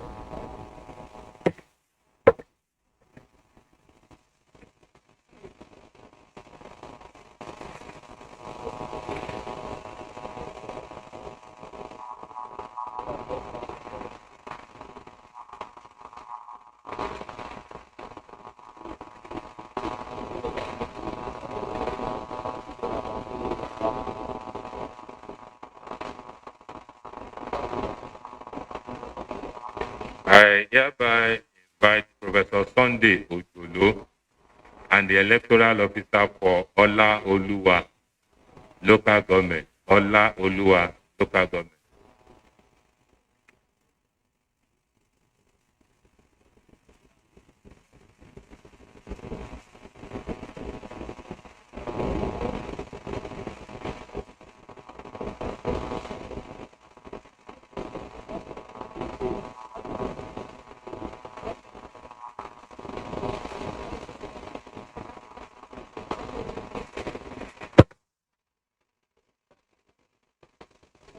My name is Professor Sunday Ojulu from Department of Mechanical Engineering, University of Lagos.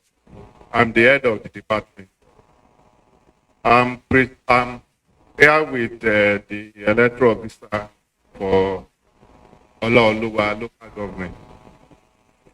And my name is Osun Akinka, electoral officer, Olaoluwa local government, Bodeosi.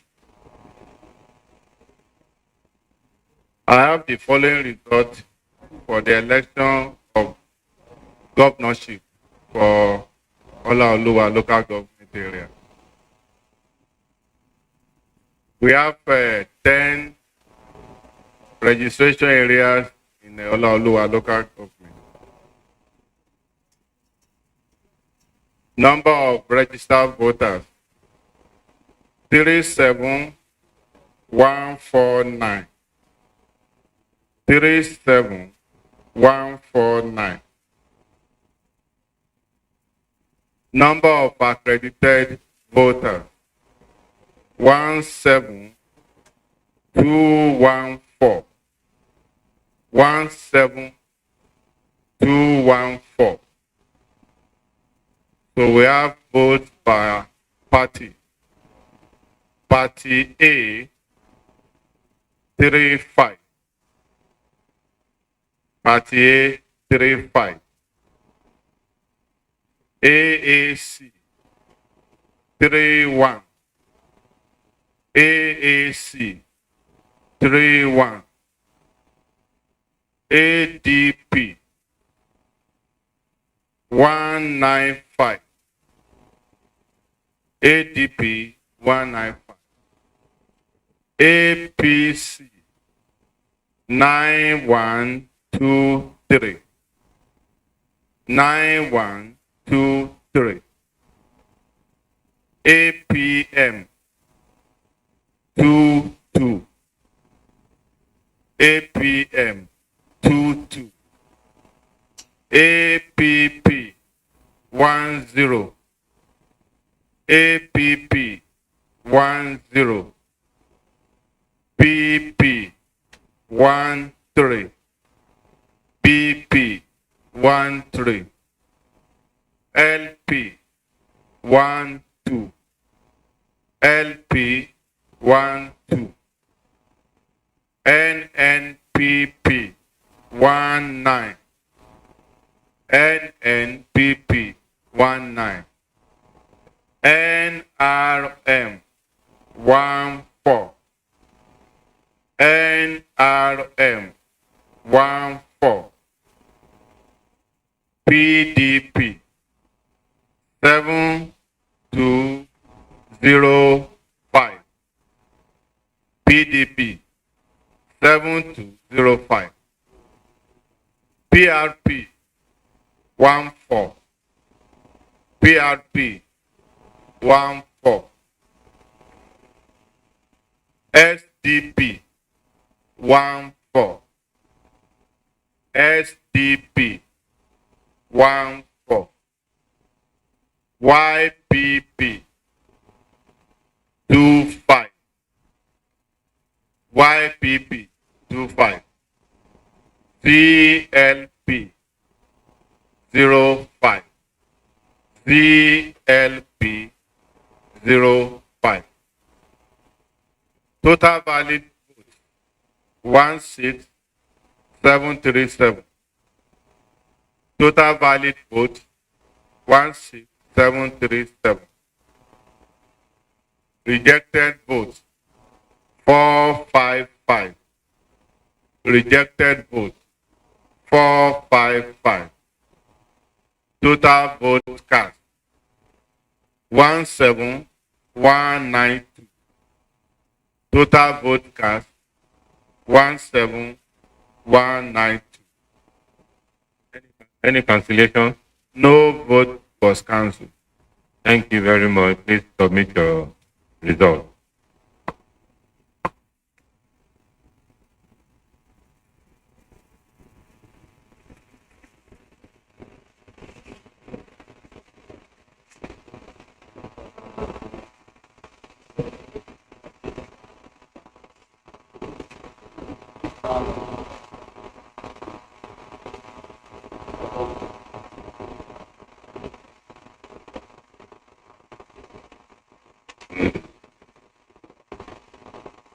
The next local government is Iwo local government. I hereby invite Professor Khalid Adekoya, the collation officer and the electoral officer for Iwo local government.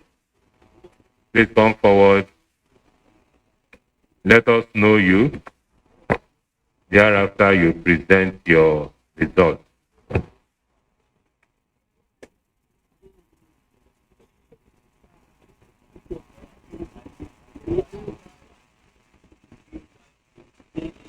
Good morning. My name is Khalid Adekoya, a professor of genetics in the Department of Cell Biology and Genetics, University of Lagos. I am the collation officer for the gubernatorial election in the whole local government code 23. With me is I'm the electoral officer for a whole local government. How to Salio,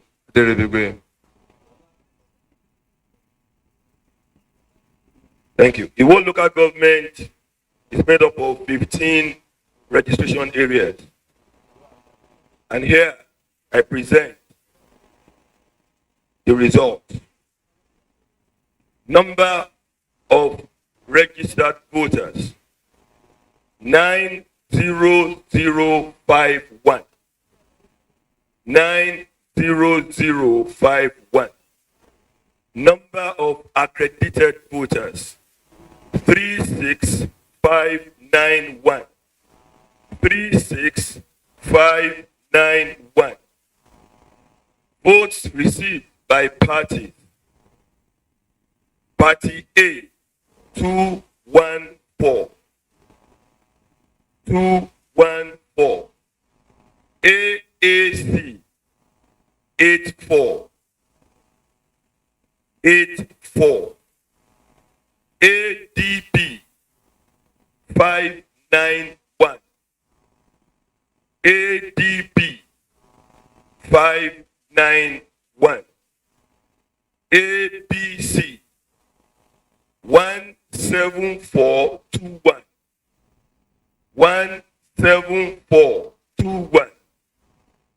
APM, 82. 82. APP, 36. 36. BP, 24. 24. LP, 32. 32. NNPP, 20. 20. NRM, 36. 36. PDP, 16914. PDP, 16914. PRP, 48. 48. SDP, 20. 20. YPP, 98. 98. ZLP, 14. 14. Total valid votes, 35634. 35634. Rejected votes, 897. 897. Total votes cast, 36531.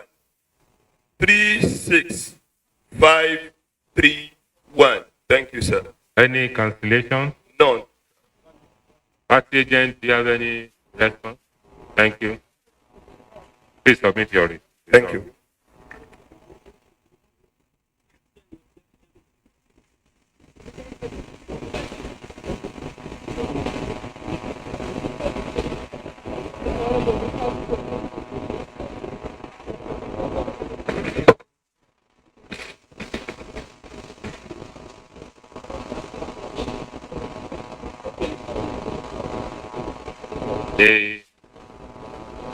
local government is Ede South. Ede South, I hereby invite Dr. Olayinka Agunloye, the collation officer and the electoral officer. So please come forward, introduce themselves to us, and give us their results. Thank you so much, sir.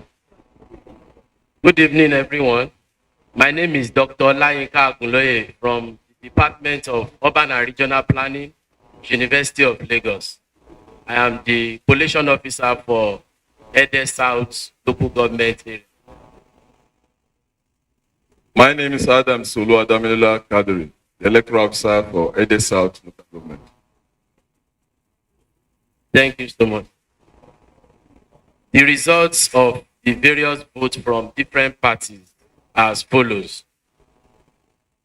To start with, the number of registered voters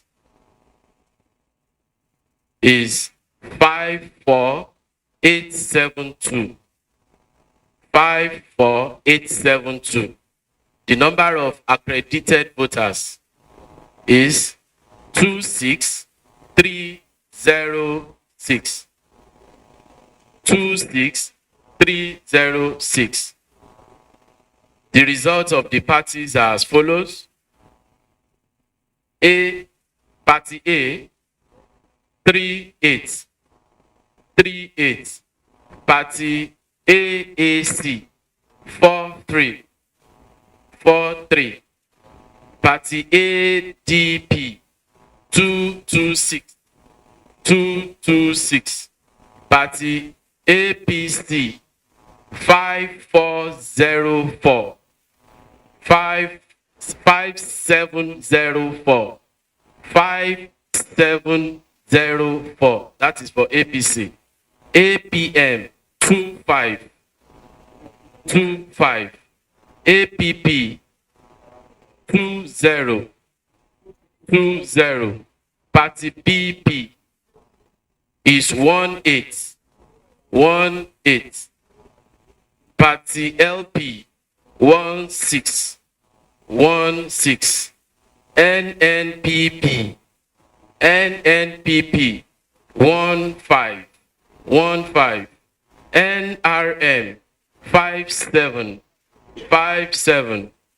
PDP, 19438. 19438. PRP, 33. SDP, 11. YPP, 37. ZLP, 10. The total valid votes is 25691. Again, total valid votes 25691. Rejected votes 546. Total votes cast 26237. 26237. 26237. As presented, sir. Any cancellation? No cancellation, sir. Party agent, any comment? Thank you. Please submit your report.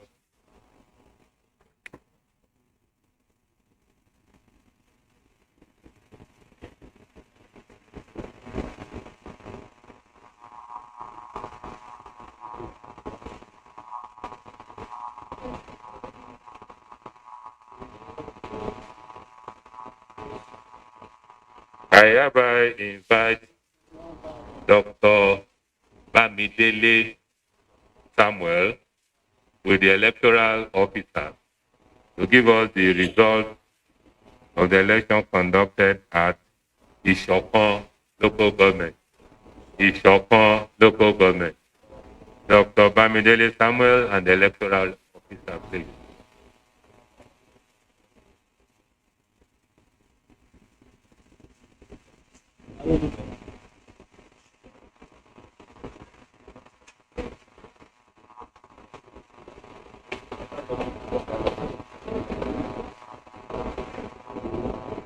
Electoral officer for Ishokon local government. We are waiting for you.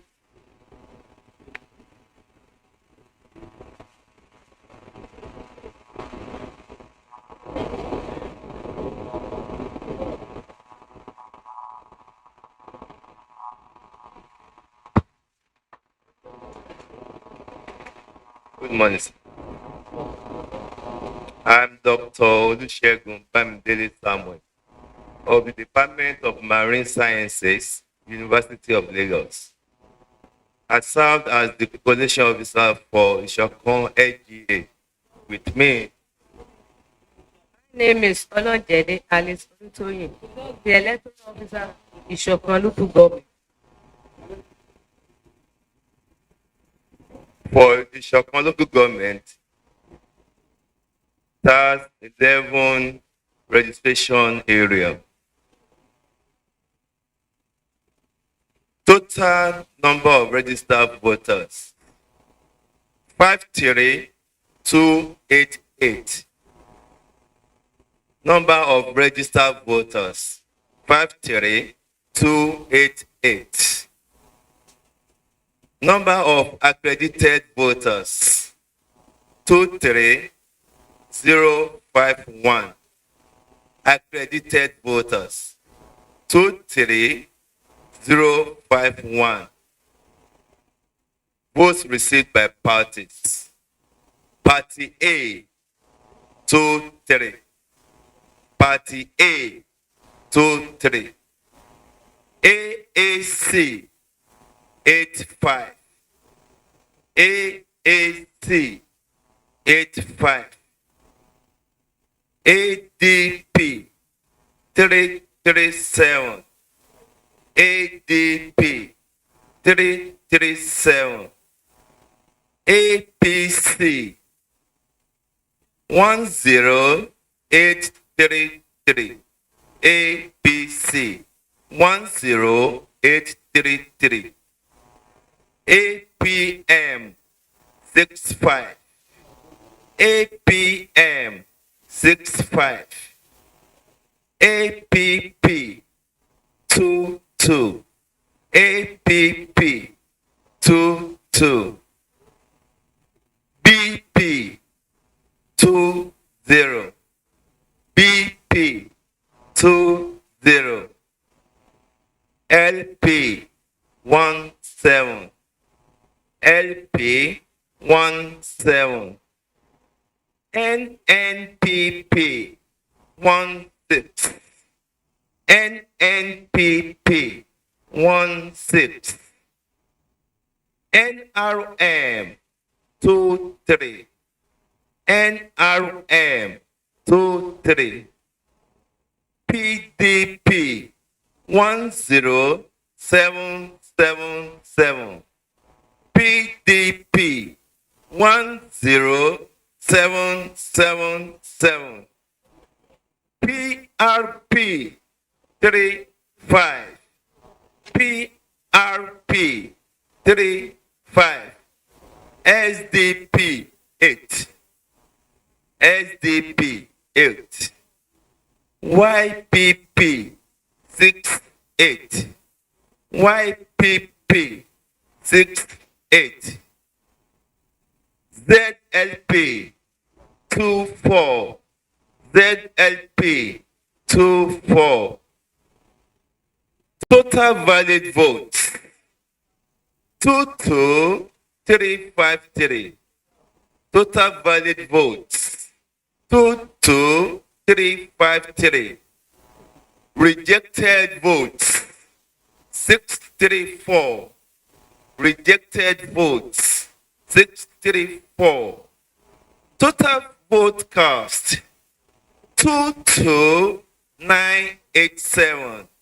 Total votes cast, 22987. Thank you, sir. Any cancellation? That was none, sir. Party agent, do you have any comment? Thank you. Please submit your result.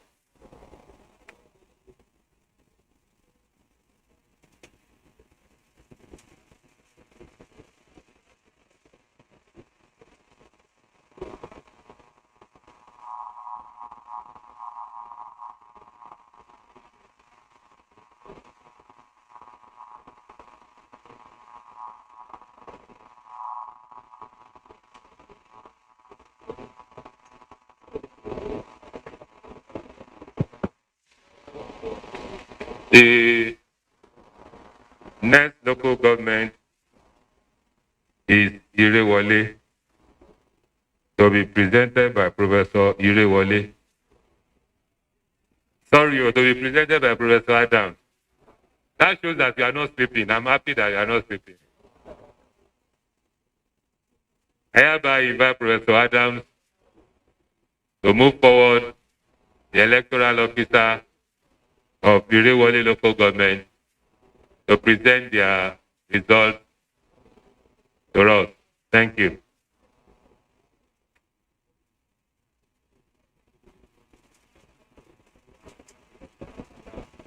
Good morning, distinguished ladies and gentlemen.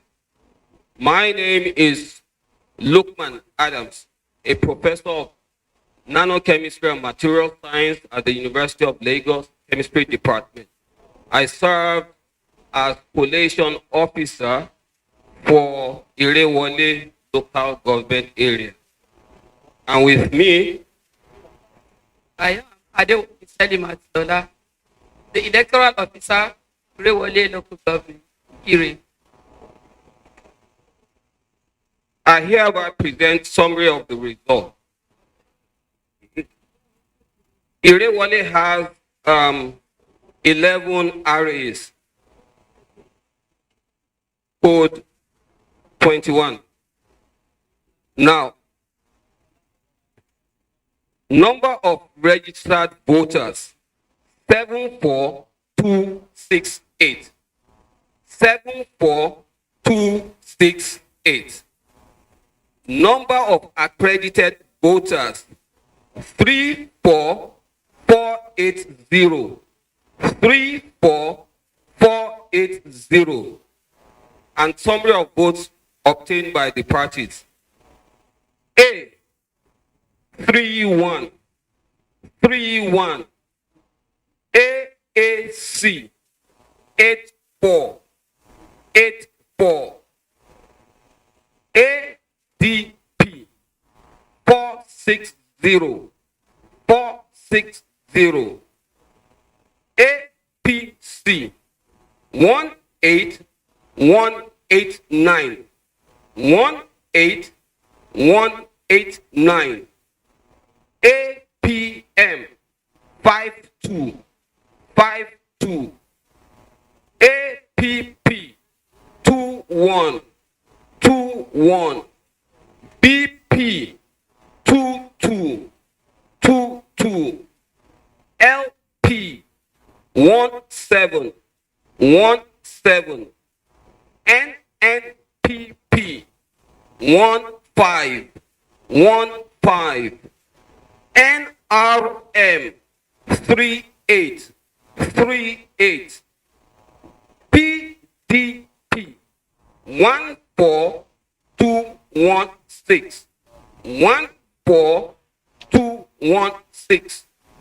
PRP 4040.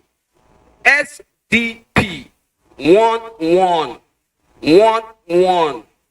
YPP 9393. ZLP 1717. Total valid votes 33315. 33315. Rejected votes 824. 824.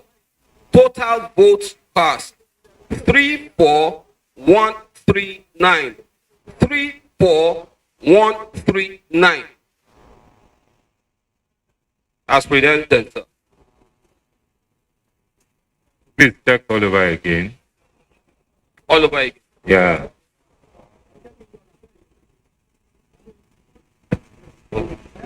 What is the total number accredited? Total number of voters accredited 34480 Total number of votes by each party. that were casted. Sir? Total number of votes casted. Total number of votes casted 34139.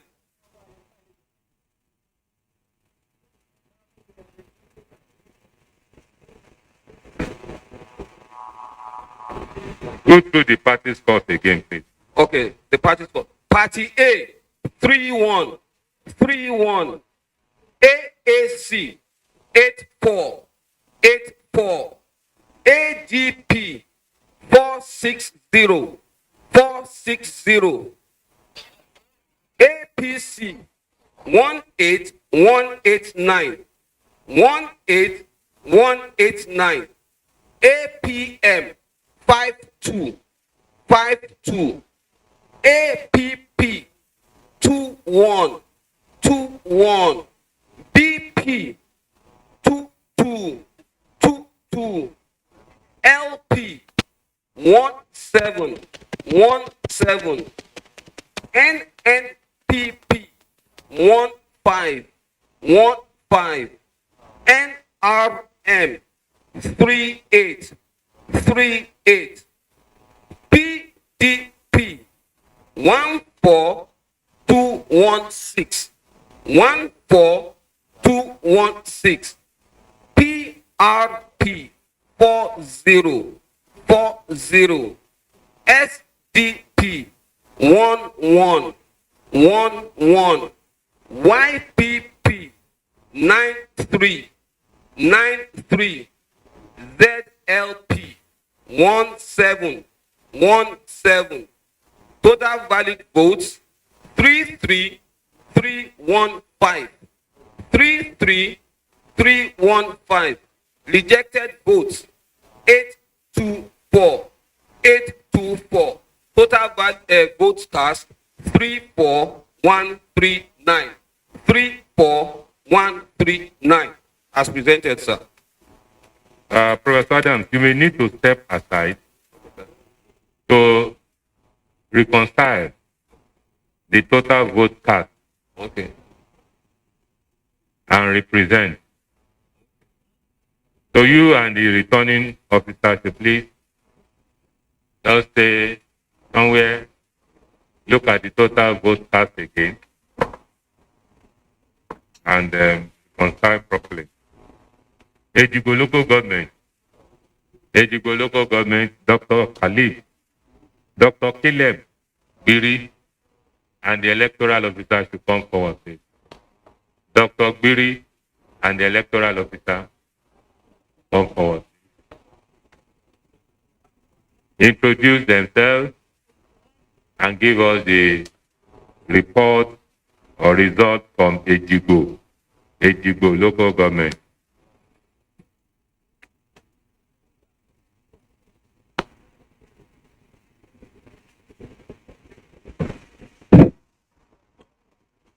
Good morning, everybody. Thank you very much, Chair.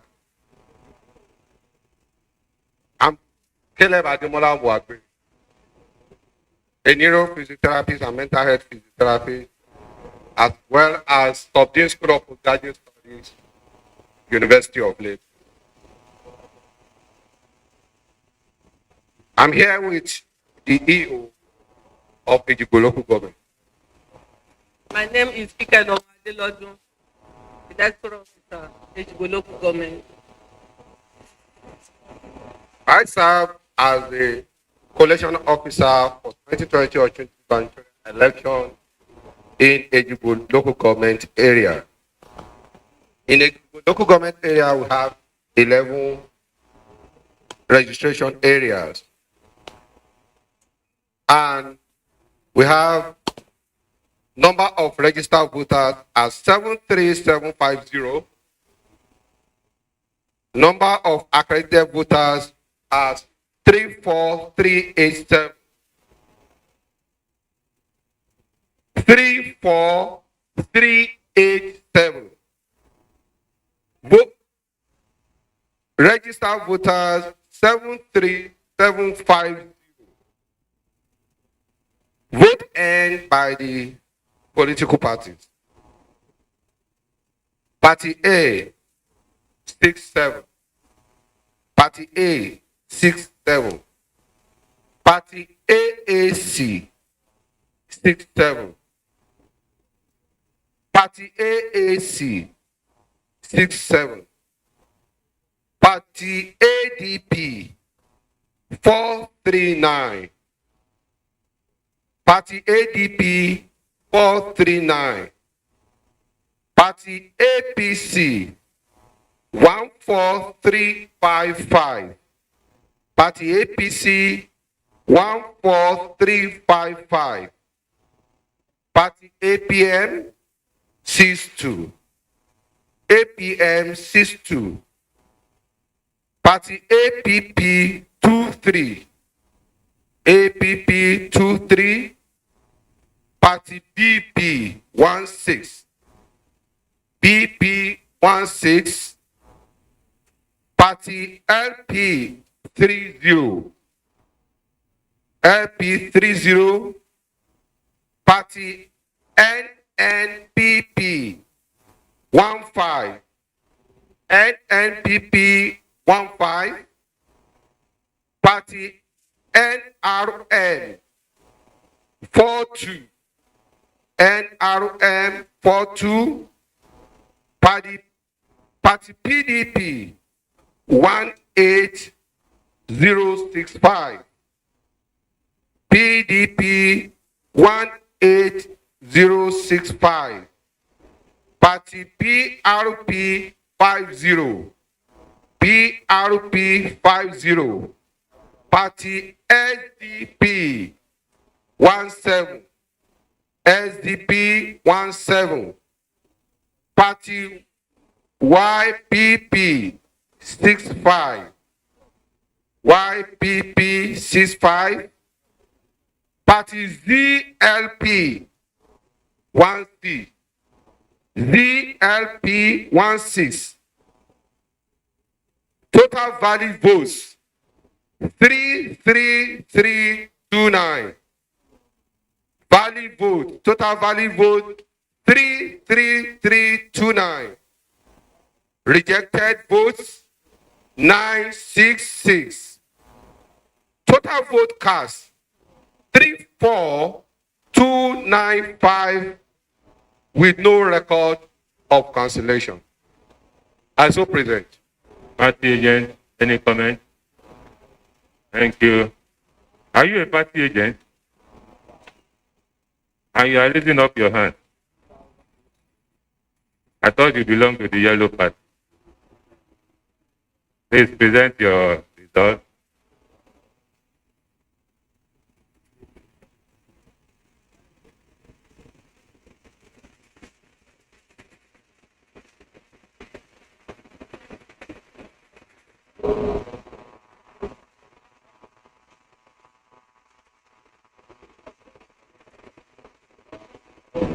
The next local government is Eden North. Eden North, I hereby invite Professor Abayomi Okonlawon, who is the collation officer, to come along with the electoral officer for Eden North, introduce themselves to us, present their results.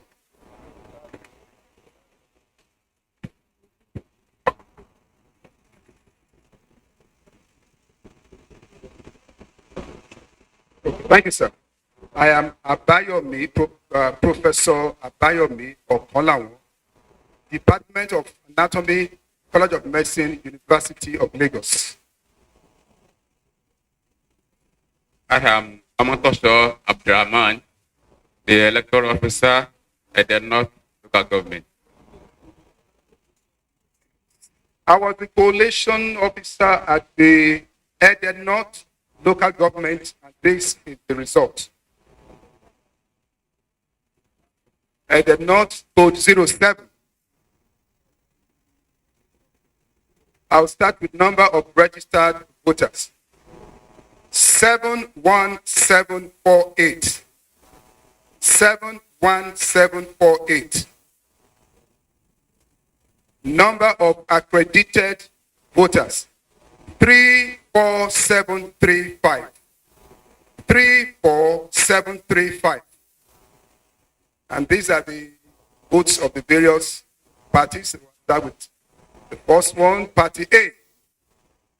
61. 61. AAC 35. 35. ADP 267. 267. APC 9603. 9603.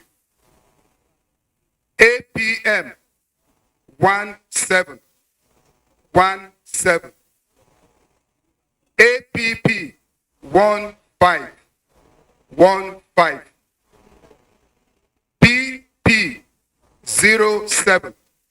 07. LP 15. 15. NNPP 14. 14. NRM 53. 53. PDP 23931. 23931. PRP 37. 37. SDP 14. 14. YPP 33. 33. ZLP 11. 11.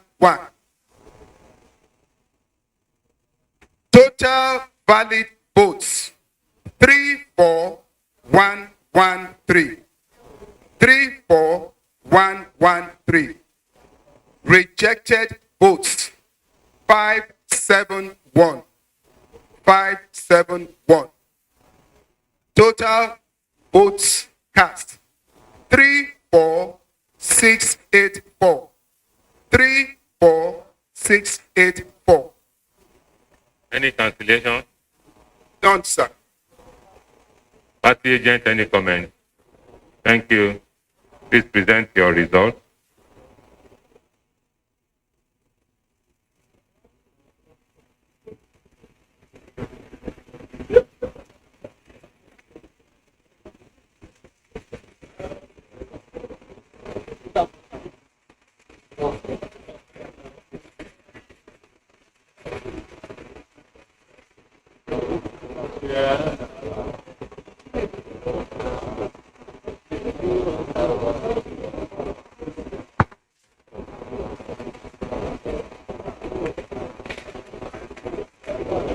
Next local government,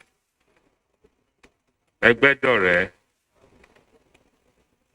local government. I hereby invite Dr. Sawyer, who is the collation officer, to come out with the electoral officer and present their result.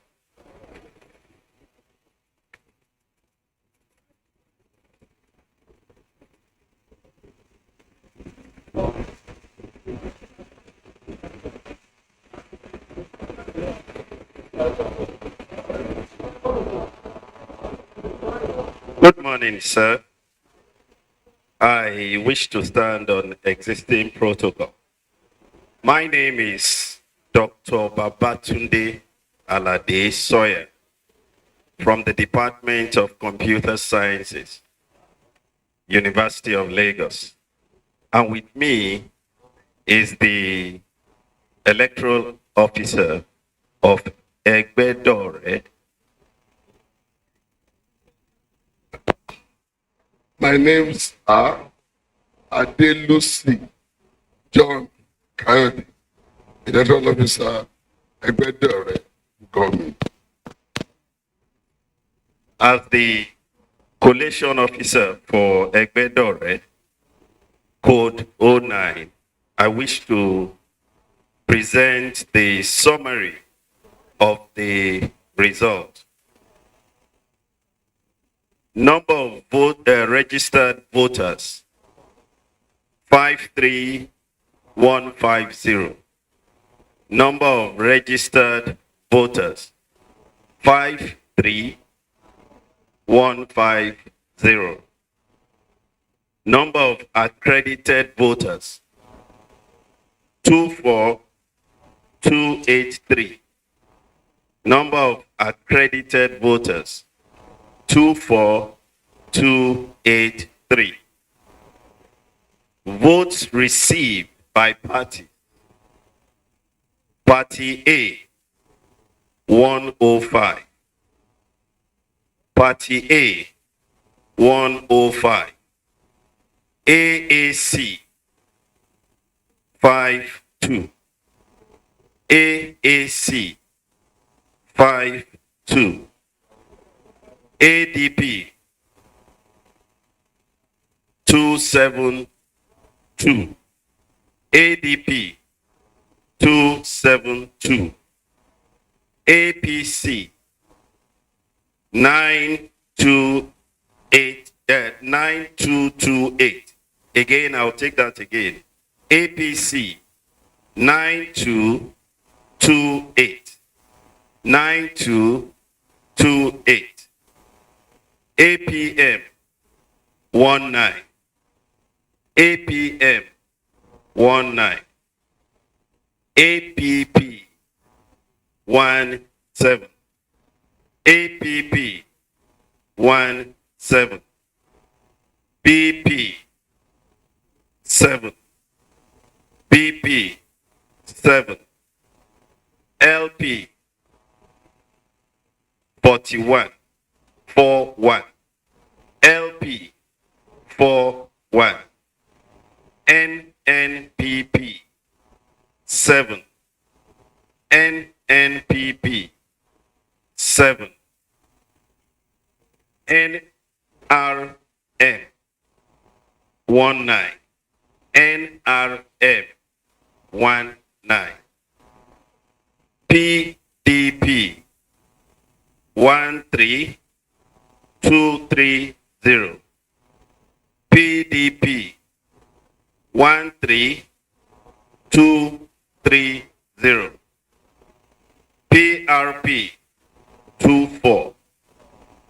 PRP, 24.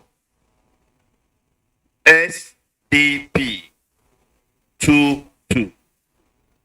SDP, 22. YPP, 22. YPP, 22. ZLP, 7. ZLP, 7. Total valid votes cast, 23072.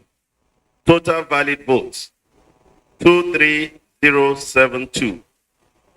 Rejected votes, 377. Rejected votes, 377. Total votes. Any cancellation? Total vote cast, 23449. Total vote cast, 23449. There are cancellations in 2 units under RA Ikotun, RA code 08, due to overvoting.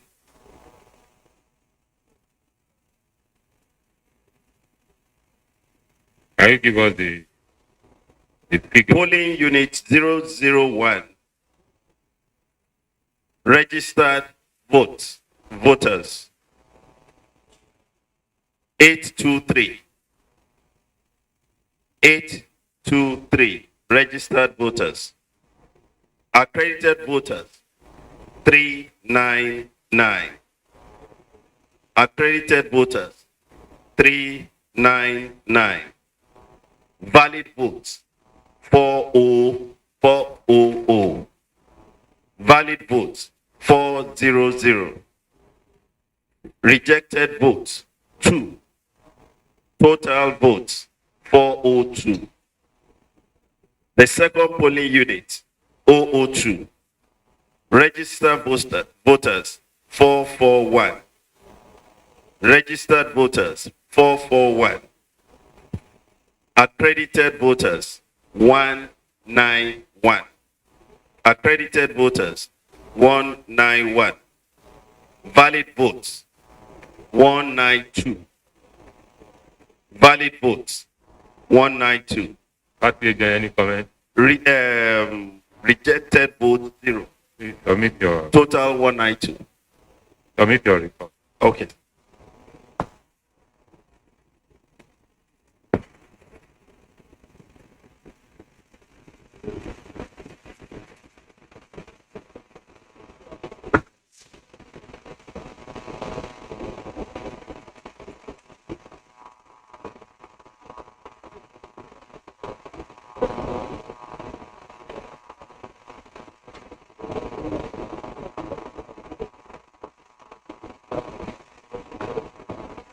Professor Adams, are you ready to represent?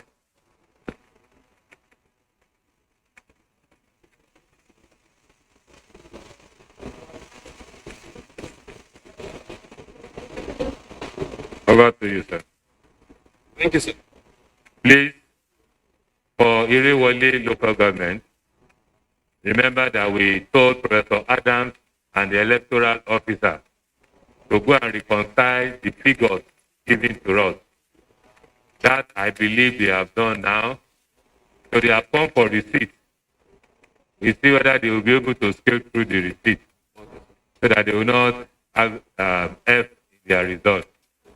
Over to you, Professor. Thank you, sir. Irewole local government. Number of registered voters. Summary of results. Number of registered voters. 74268. 74268. Number of accredited voters.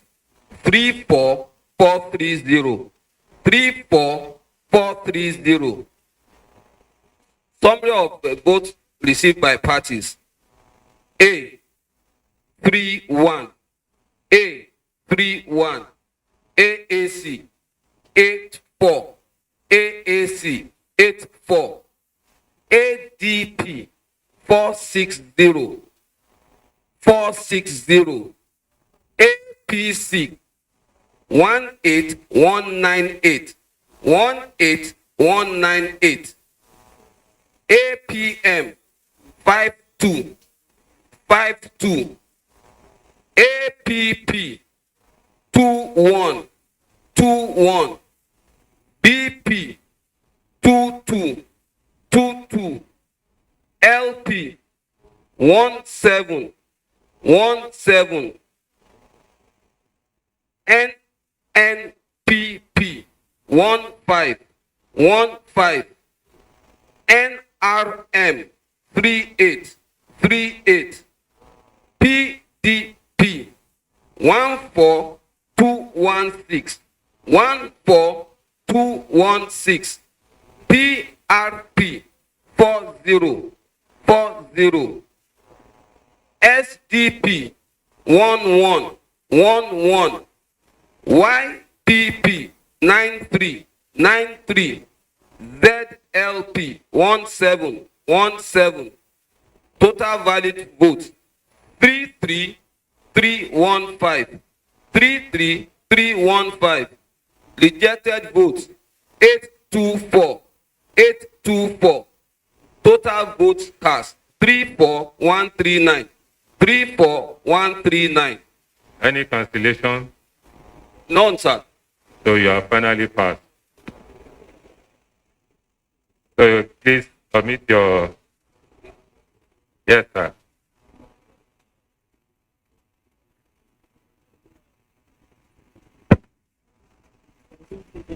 Thank you very much, sir. I want to put on record, sir, that today Wale local government witnessed a very, very serious security breach during this election. And I'm surprised. Come again. A very serious security breach in the course of the collation of the results. And I'm surprised that there was no mention of it. As I speak, sir, the local government collation agent of the People's Democratic Party, Honorable Jide Joda, was shot and is lying critically ill as we speak. He could not even attend this collation that was done at the local government collation center. And I would have expected that the officer would make a reference to this incident in addition to various cases of gunshot at various collation centers, RD collation centers in this same local government. I want that to be put on record, sir. Thank you very much. Well noted, sir. Please, let's have your result. No, please wait. Let the other gentleman introduce himself and give us the. I'm Osun Rasaki. I'm collation agent for AP. Now, I'd like to put on record that local government agents of APC are not allowed into these premises. And for that reason, the source document on which I'm supposed to act are not here. And at the appropriate time, I would like this house to give me the opportunity to present my own incident, cases as they come in online during the course of this collation. Thank you very much. Please, Oga, please, can you rewind? I said, and replay. I said, party agents at the local government level. Which local government level? Majority of the local government that we have. Please be specific. Specific. I have Boripe, I have Ife South, I have Rewole. Please, please, you are not reading to yourself. I want you to know that what you are saying is going global. Okay. They are watching this all over the world. All right. So be specific concerning the information you are giving. Don't say general. No. Give us specific information. None of the party agents have been able to access me here. Which party agent? Local government party agents who are supposed to give me but that they brought from the different local government. I'm supposed to have one that my local government party agent also give to me that I will use to cross-check whatever they put forward here. That's what I'm saying. Who is supposed to give you that information? The collation agent as the local government. They are supposed to come and access me here. You want to go out and meet them? No, I'm not going out. I'm telling you that you will give me opportunity because I have few of those things that I want to put forward online now because they are not accessing me here. They decided to put it on my phone. That's not the information before us. That's for internet connection. No. Information given to me by collation agents who are working with me from the local government level. I'm just looking. I'm asking for an opportunity to present them here. All right, sir. That's what I'm saying. Thank you for the information. Thank you. Please, it's been very peaceful so far. Please. Yes, sir.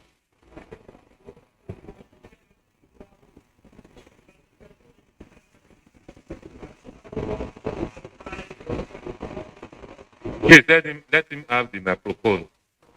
Please give him the microphone so that we can be on the same page. Thank you, sir. I am Oteyemi Oluwatosin, representing New Nigeria People's Party, NNPP. I want to make a clarification because INEC has really helped us before now. My question is to the RO or the EU. From the results that they have, the APC agents, were they able to append their signature on the result sheet? Once we have that, I think we are good to go. Thank you. Professor Adams, you have the microphone I want you to respond to the question raised by NNPP agent, party agent. The form has been signed by APC agent. APC? Yes, sir. And other, you know, and Please, can you give us the names of the party agents that signed the form?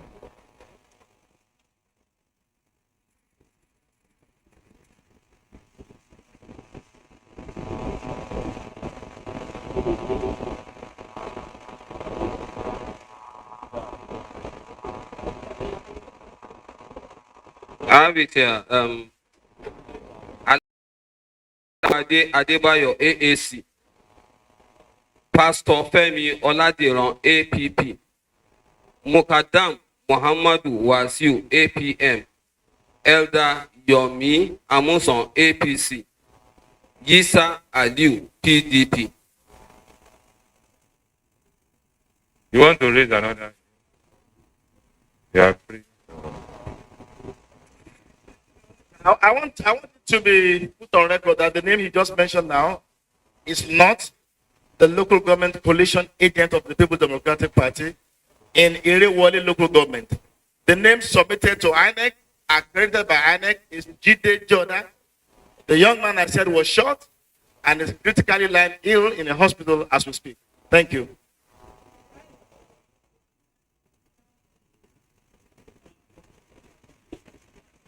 This gentleman came along while the other agents were there, and he actually mentioned that and requested. He mentioned what? You know, that there was an issue, and therefore, because the accredited person was not on ground, that if he could sign on his behalf, and I asked all the agents that were there, and they agreed, because I checked it and I saw that it was PDP. That was when, so it's PDP, Yisa Aliu. He had the PDP before he signed. NNPP, do you want to say something? Sir, that's, I said, INEC as an umpire has helped us a lot. Now we are the one giving ourselves problem. When that issue happened to PDP, was there an official report to INEC for a replacement officially? Now, the person that signed is being denied by PDP, claiming that there was an incident that occurred there. Now, the RO, the professor, also allowed him to sign because he believes he has the tag of PDP and the agents together agreed that he should sign. Well, I believe I am not between both of them. They know the right thing to do after now. Thank you, sir. So please submit the original of your result so that you can move forward. You have said it rightly, NNPP. You have said it rightly. They know what to do thereafter. We don't have to delay ourselves. You see, I like the way you presented it, that INEC has helped you so far. So we should not create unnecessary problems for ourselves. So please present your report. I also think that where infractions are noticed on the feed, I should also be given the opportunity to register it. So that is why I am putting it forward to you, sir, that there is a need to give me an opportunity to register those infractions. Thank you. Thank you very much.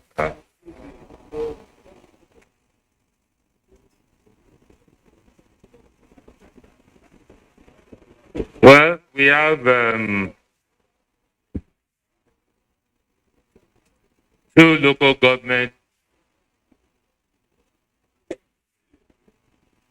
Two local governments left. Or three. It's two. It's two.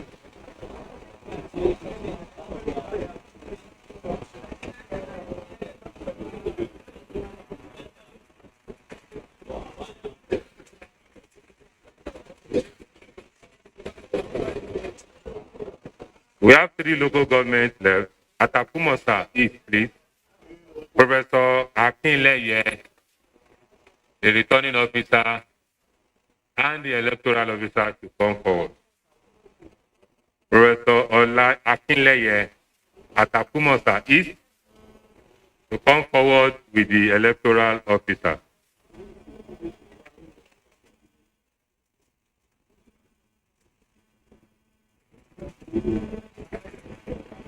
Good morning, everybody.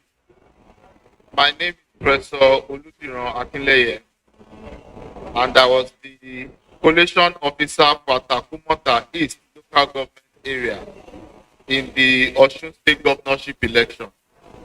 Beside me is the EO, Ohide Medina, the electoral officer for Atakumosa East local government.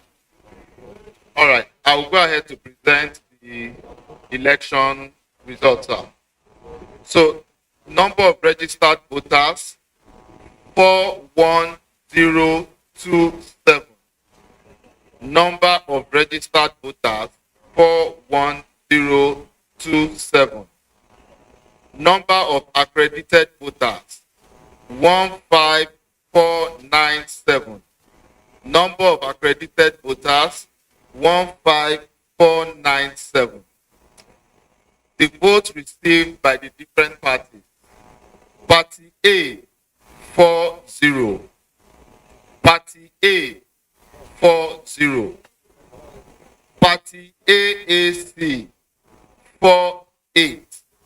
Party AAC 48. Party ADP 178. Party ADP 178.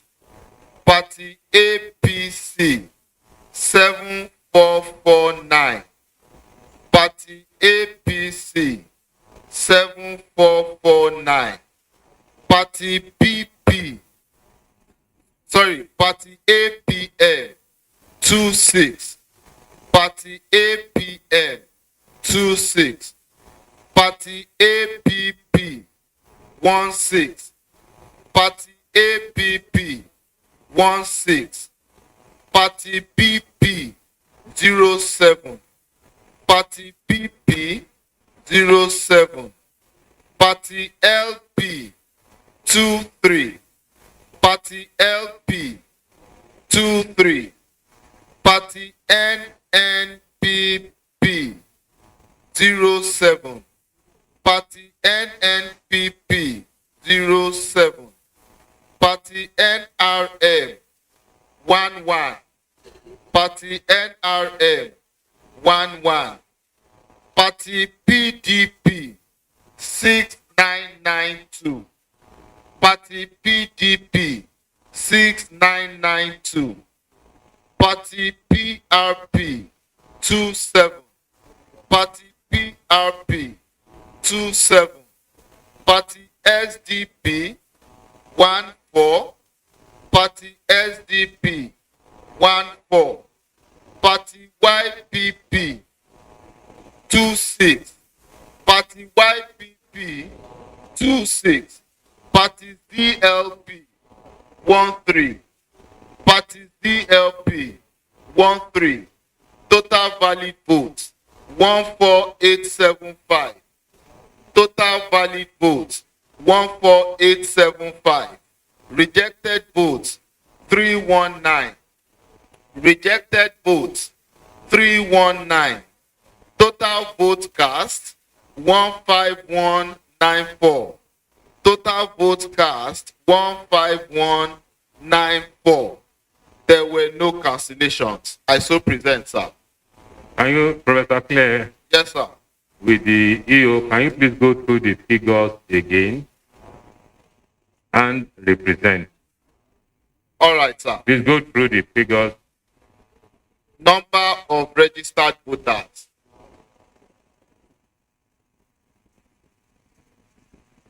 Okay, number of registered voters 41027. Number of accredited voters 15497. Party A 40. Party AAC 46. Party AAC 46, Party ADP 178, Party APC 7449, Party APM 26, Party APP 16, Party PP 7, Party LP 23, Party NNPP 07, Party NRM 11, Party PDP 6992, Party PRP 27, Party SDP 14, Party YPP 26, Party CLP 13. Total valid votes 14875. Rejected votes 319. Total vote cast 15194. Any cancellation? None, sir. Party agent, any comment? Thank you. Please present your result.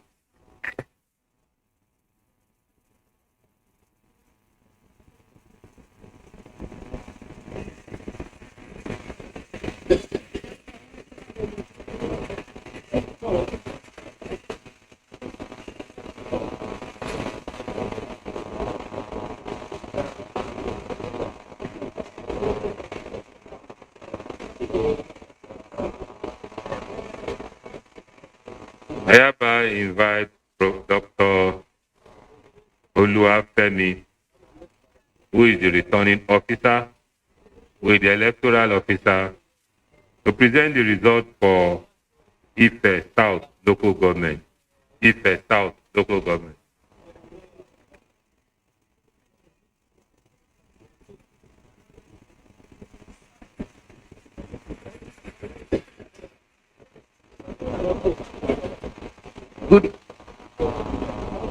Good morning, sir. Good morning, ladies and gentlemen.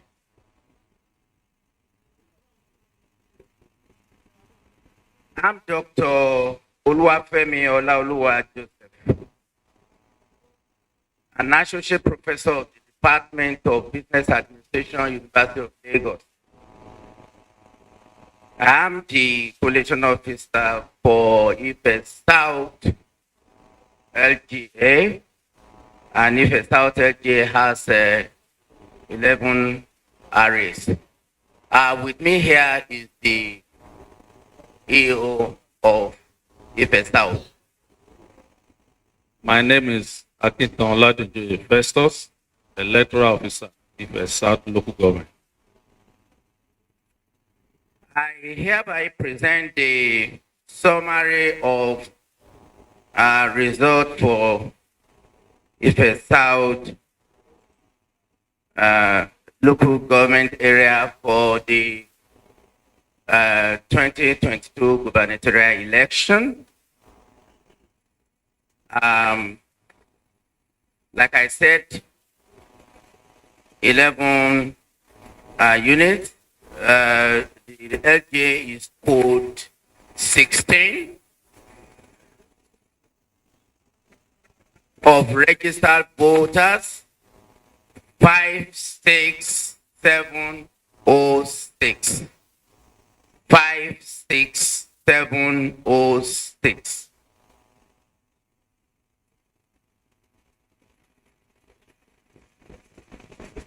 Number of accredited voters 22927. 22927. And the result of the parties in alphabetical order. Party A, 36. Party A, 36. Party C, 93. 93. Party ADP, 345. 345. Party APC, 12481. 12481. 3481. Party APM 60. APM 60. Party APP 20. 20. Party PP 12. 12. Party LP. Dr. Oluwafemi. Yes, sir. Can you please start all over again from the party score? Okay, sir. From the party score. Party A 36. 36.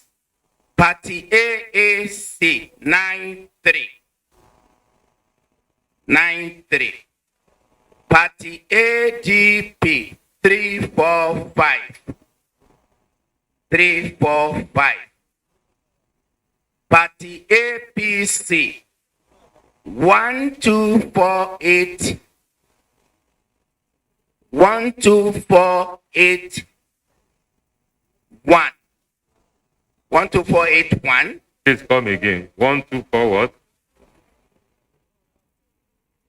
124 what?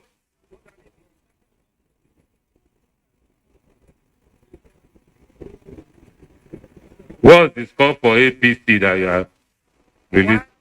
12481. Please use your microphone.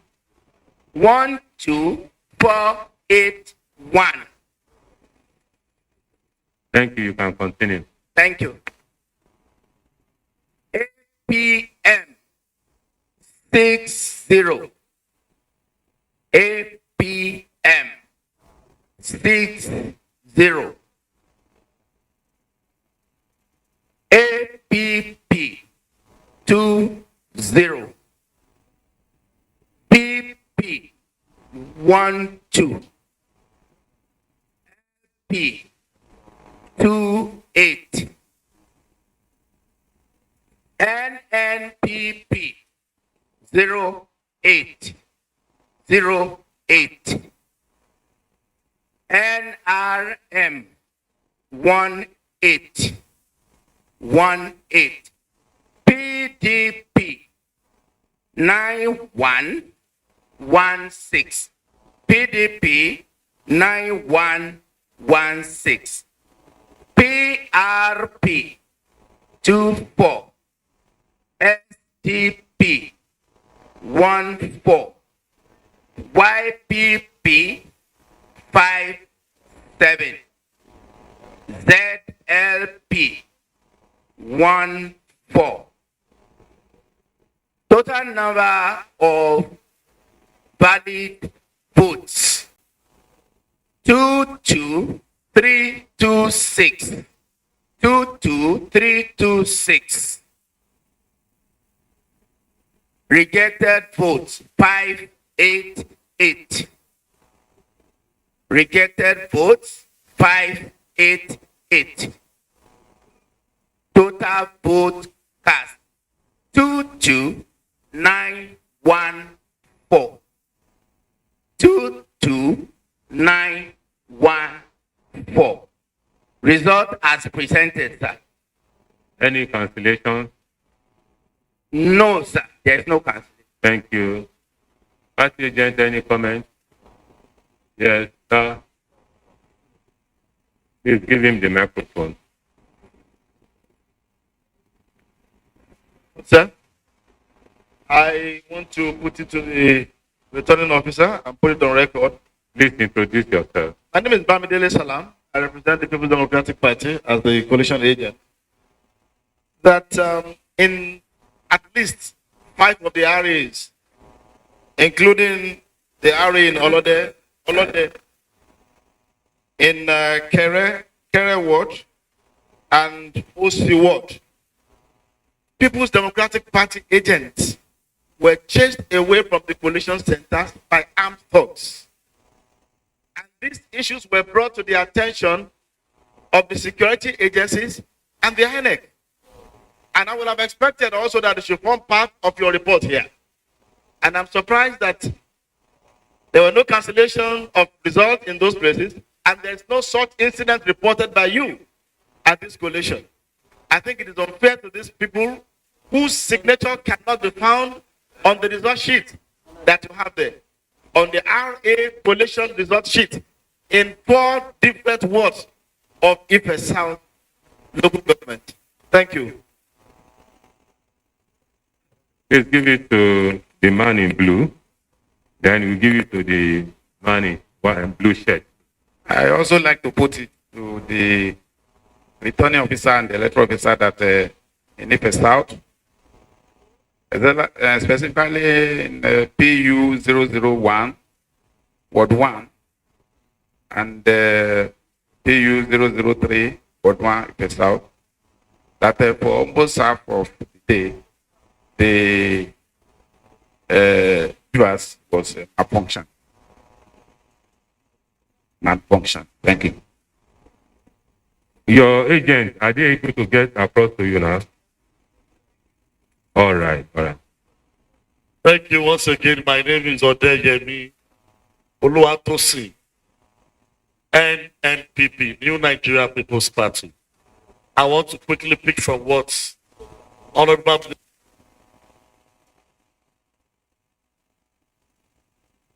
we are not allowed to sign. Just a question to you, sir.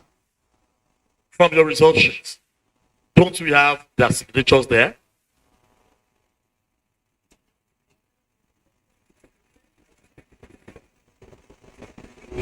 Yes, sir.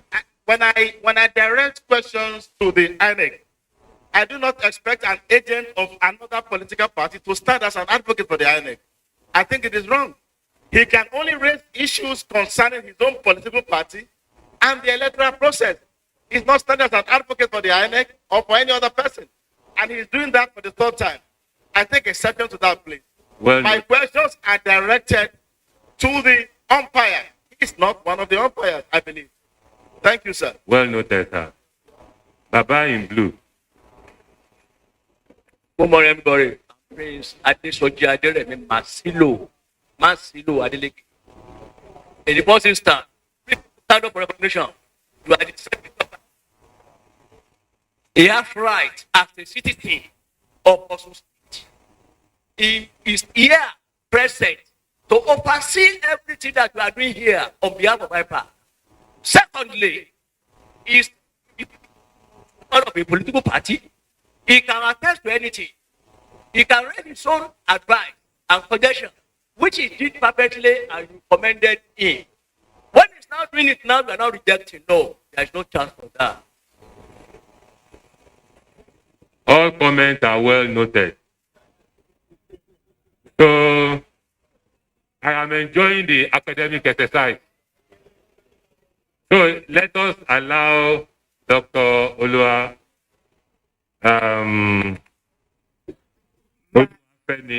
please, we are not in the court. We have not gotten to that stage of going to the court. We are just here as a family. I have said, let there be peace, cooperation through that platform of Omoluabi. So over to you. Thank you, sir. I would like to respond to 2 of the comments. None of the allegation you put forward was brought to my table. I am being sincere with you. I'm a neutral umpire. No, just if anything was reported, Dr. Oluwafemi, you don't need to bother yourself whether you are the information before you to be presented. That's all. That's all. Then the other point, some logistic issue about not being able to get connectivity for a long time. We were even trying to call how to connect them with the driver that will move them around. We couldn't because of network. So we have 2 issues of connectivity and inadequate transport. So that may explain your submission. Thank you. I might not stand up, but I just want to clear the hair. There has never been a time that INEC summoned any party to orientate them specially. Everything that is here, it's in the open, which every political party is aware of. And if you are coming as an agent, you must know the terrain. You must know what we have materials given to us by EPA to have studied, to know. And you have to play the game by the rules. What I'm just trying to say is this. If there are things that are legally, that can find legally, they should not delay us with it. So that we can just go straight. Sir, there are some things that is beyond your jurisdiction. And that is what I'm trying to clear.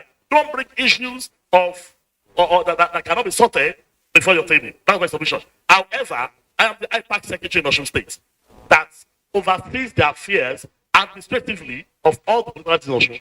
I can say that. Well, thank you, Dr. Oluwafemi. Thank you, Any sir. cancellation? No cancellation. Please bring your result.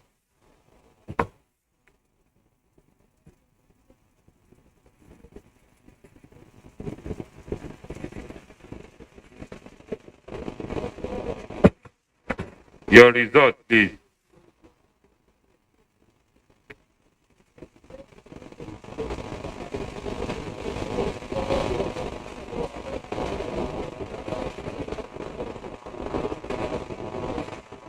Please, if there's any security problem along the line, you should be referred to security personnel. We are here to talk about the result.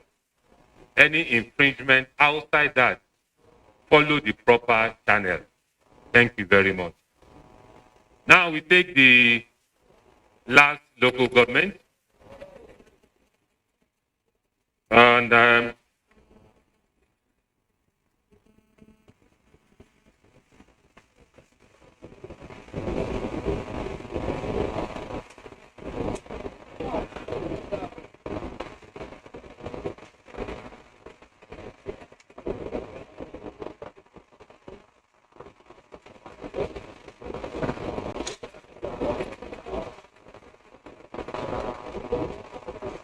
do you want to consult your lawyer before we move on to the next stage?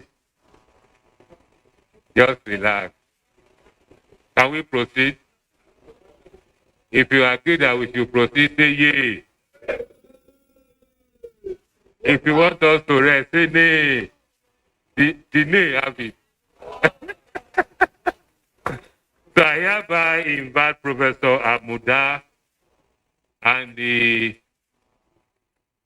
electoral officer to move forward and present to us the result from Ife East. Ife East.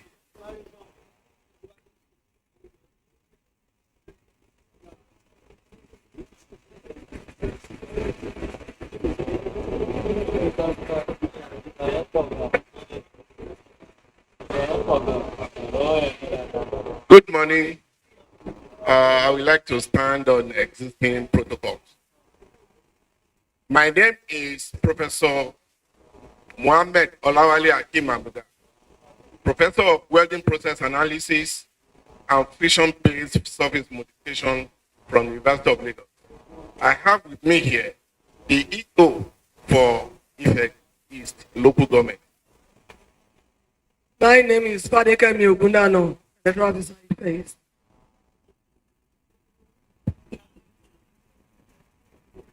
It is my pleasure to present the collated results from Ife East for the 2022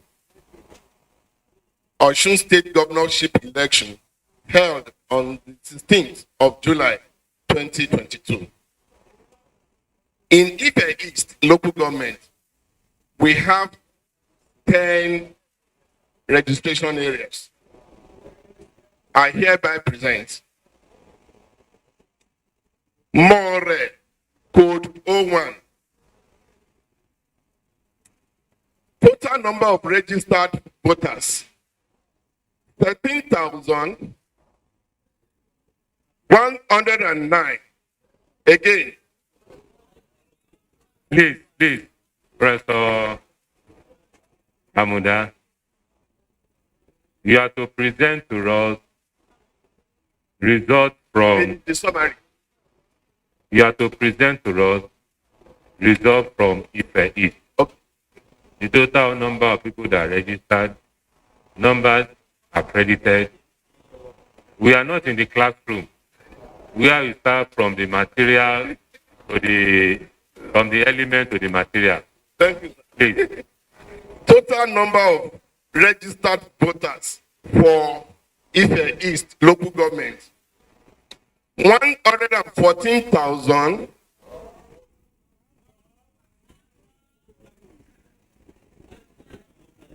Yes, number of registered voters. Professor Amuda, please. You are not to address the INEC official. It's very simple. Address the audience. Okay. How many people registered in that local government? How many people accredited? Period. And continue with the total number of registered voters 114,403. Once again, 114,403.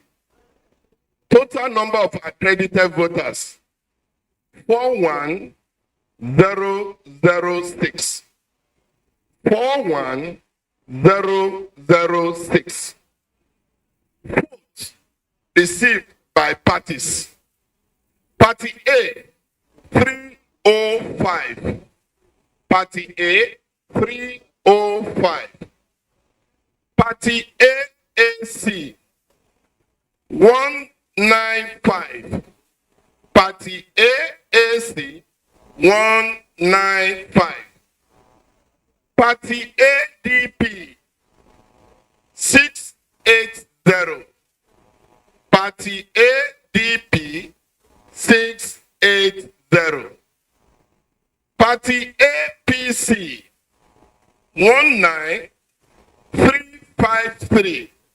Party APC 19353. Party APM 91. Party APM 91.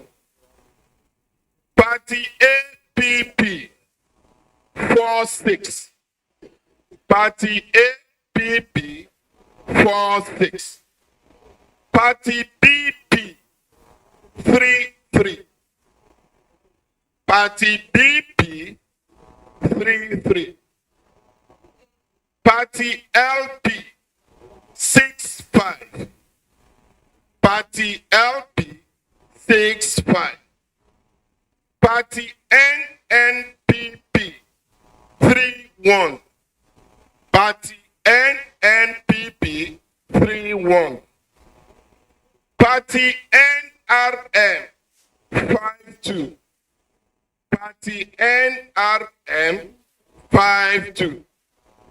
Party PDP 18071. 18071. Party PRP 71. Party PRP 71. Party SDP 40. Party SDP 40. Party YPP 67. Party YPP 67. Party ZLP 25. Party ZLP 25. Total valid vote 39125. Total valid votes 39125. Total rejected votes 1486. Total rejected votes 1486. Total votes cast 40611. Total votes cast 40611. There are returning officers, state returning officers, sir. There were 2 cancellations. One in Okeke Way 3, Okeke Way 3. That is Poly Unit 3, Akodi, Omisore, Ogbon, Oyon, Ogbon. So the problem with that one was that there was overvoting, and the agents contested and they agreed that they should rather be scored 0. So the party will score 0 at Poly Unit 3. At Modakeke 3, Poly Unit 021, Islamic Primary School, Okeotubu. The problem with that one was that they did not use papers. Again, the party agents there agreed that they should score them all the parties 0. I so present that. In the polling 03. Yes, sir. How many people registered? How many people registered in that? 932. 932. How many accredited? 338. How many votes were counted?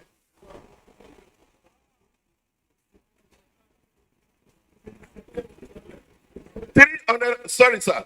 The total accredited voter 321. 321. Then the total number of votes recorded 338. Overvoting of about 17 votes. What about the Modake 021? No paper. Because there was no way we could authenticate the accreditation. Party agent, any comment? Please submit your original result.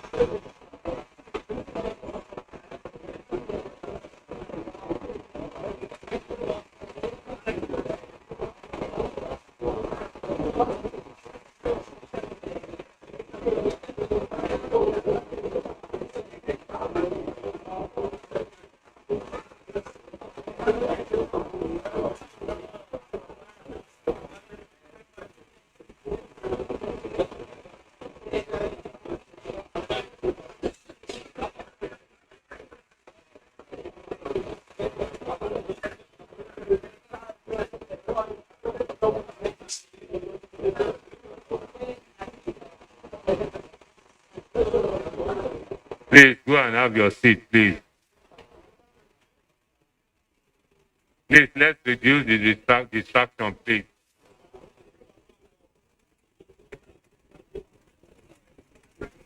We don't want anybody here again. Please go and sit down.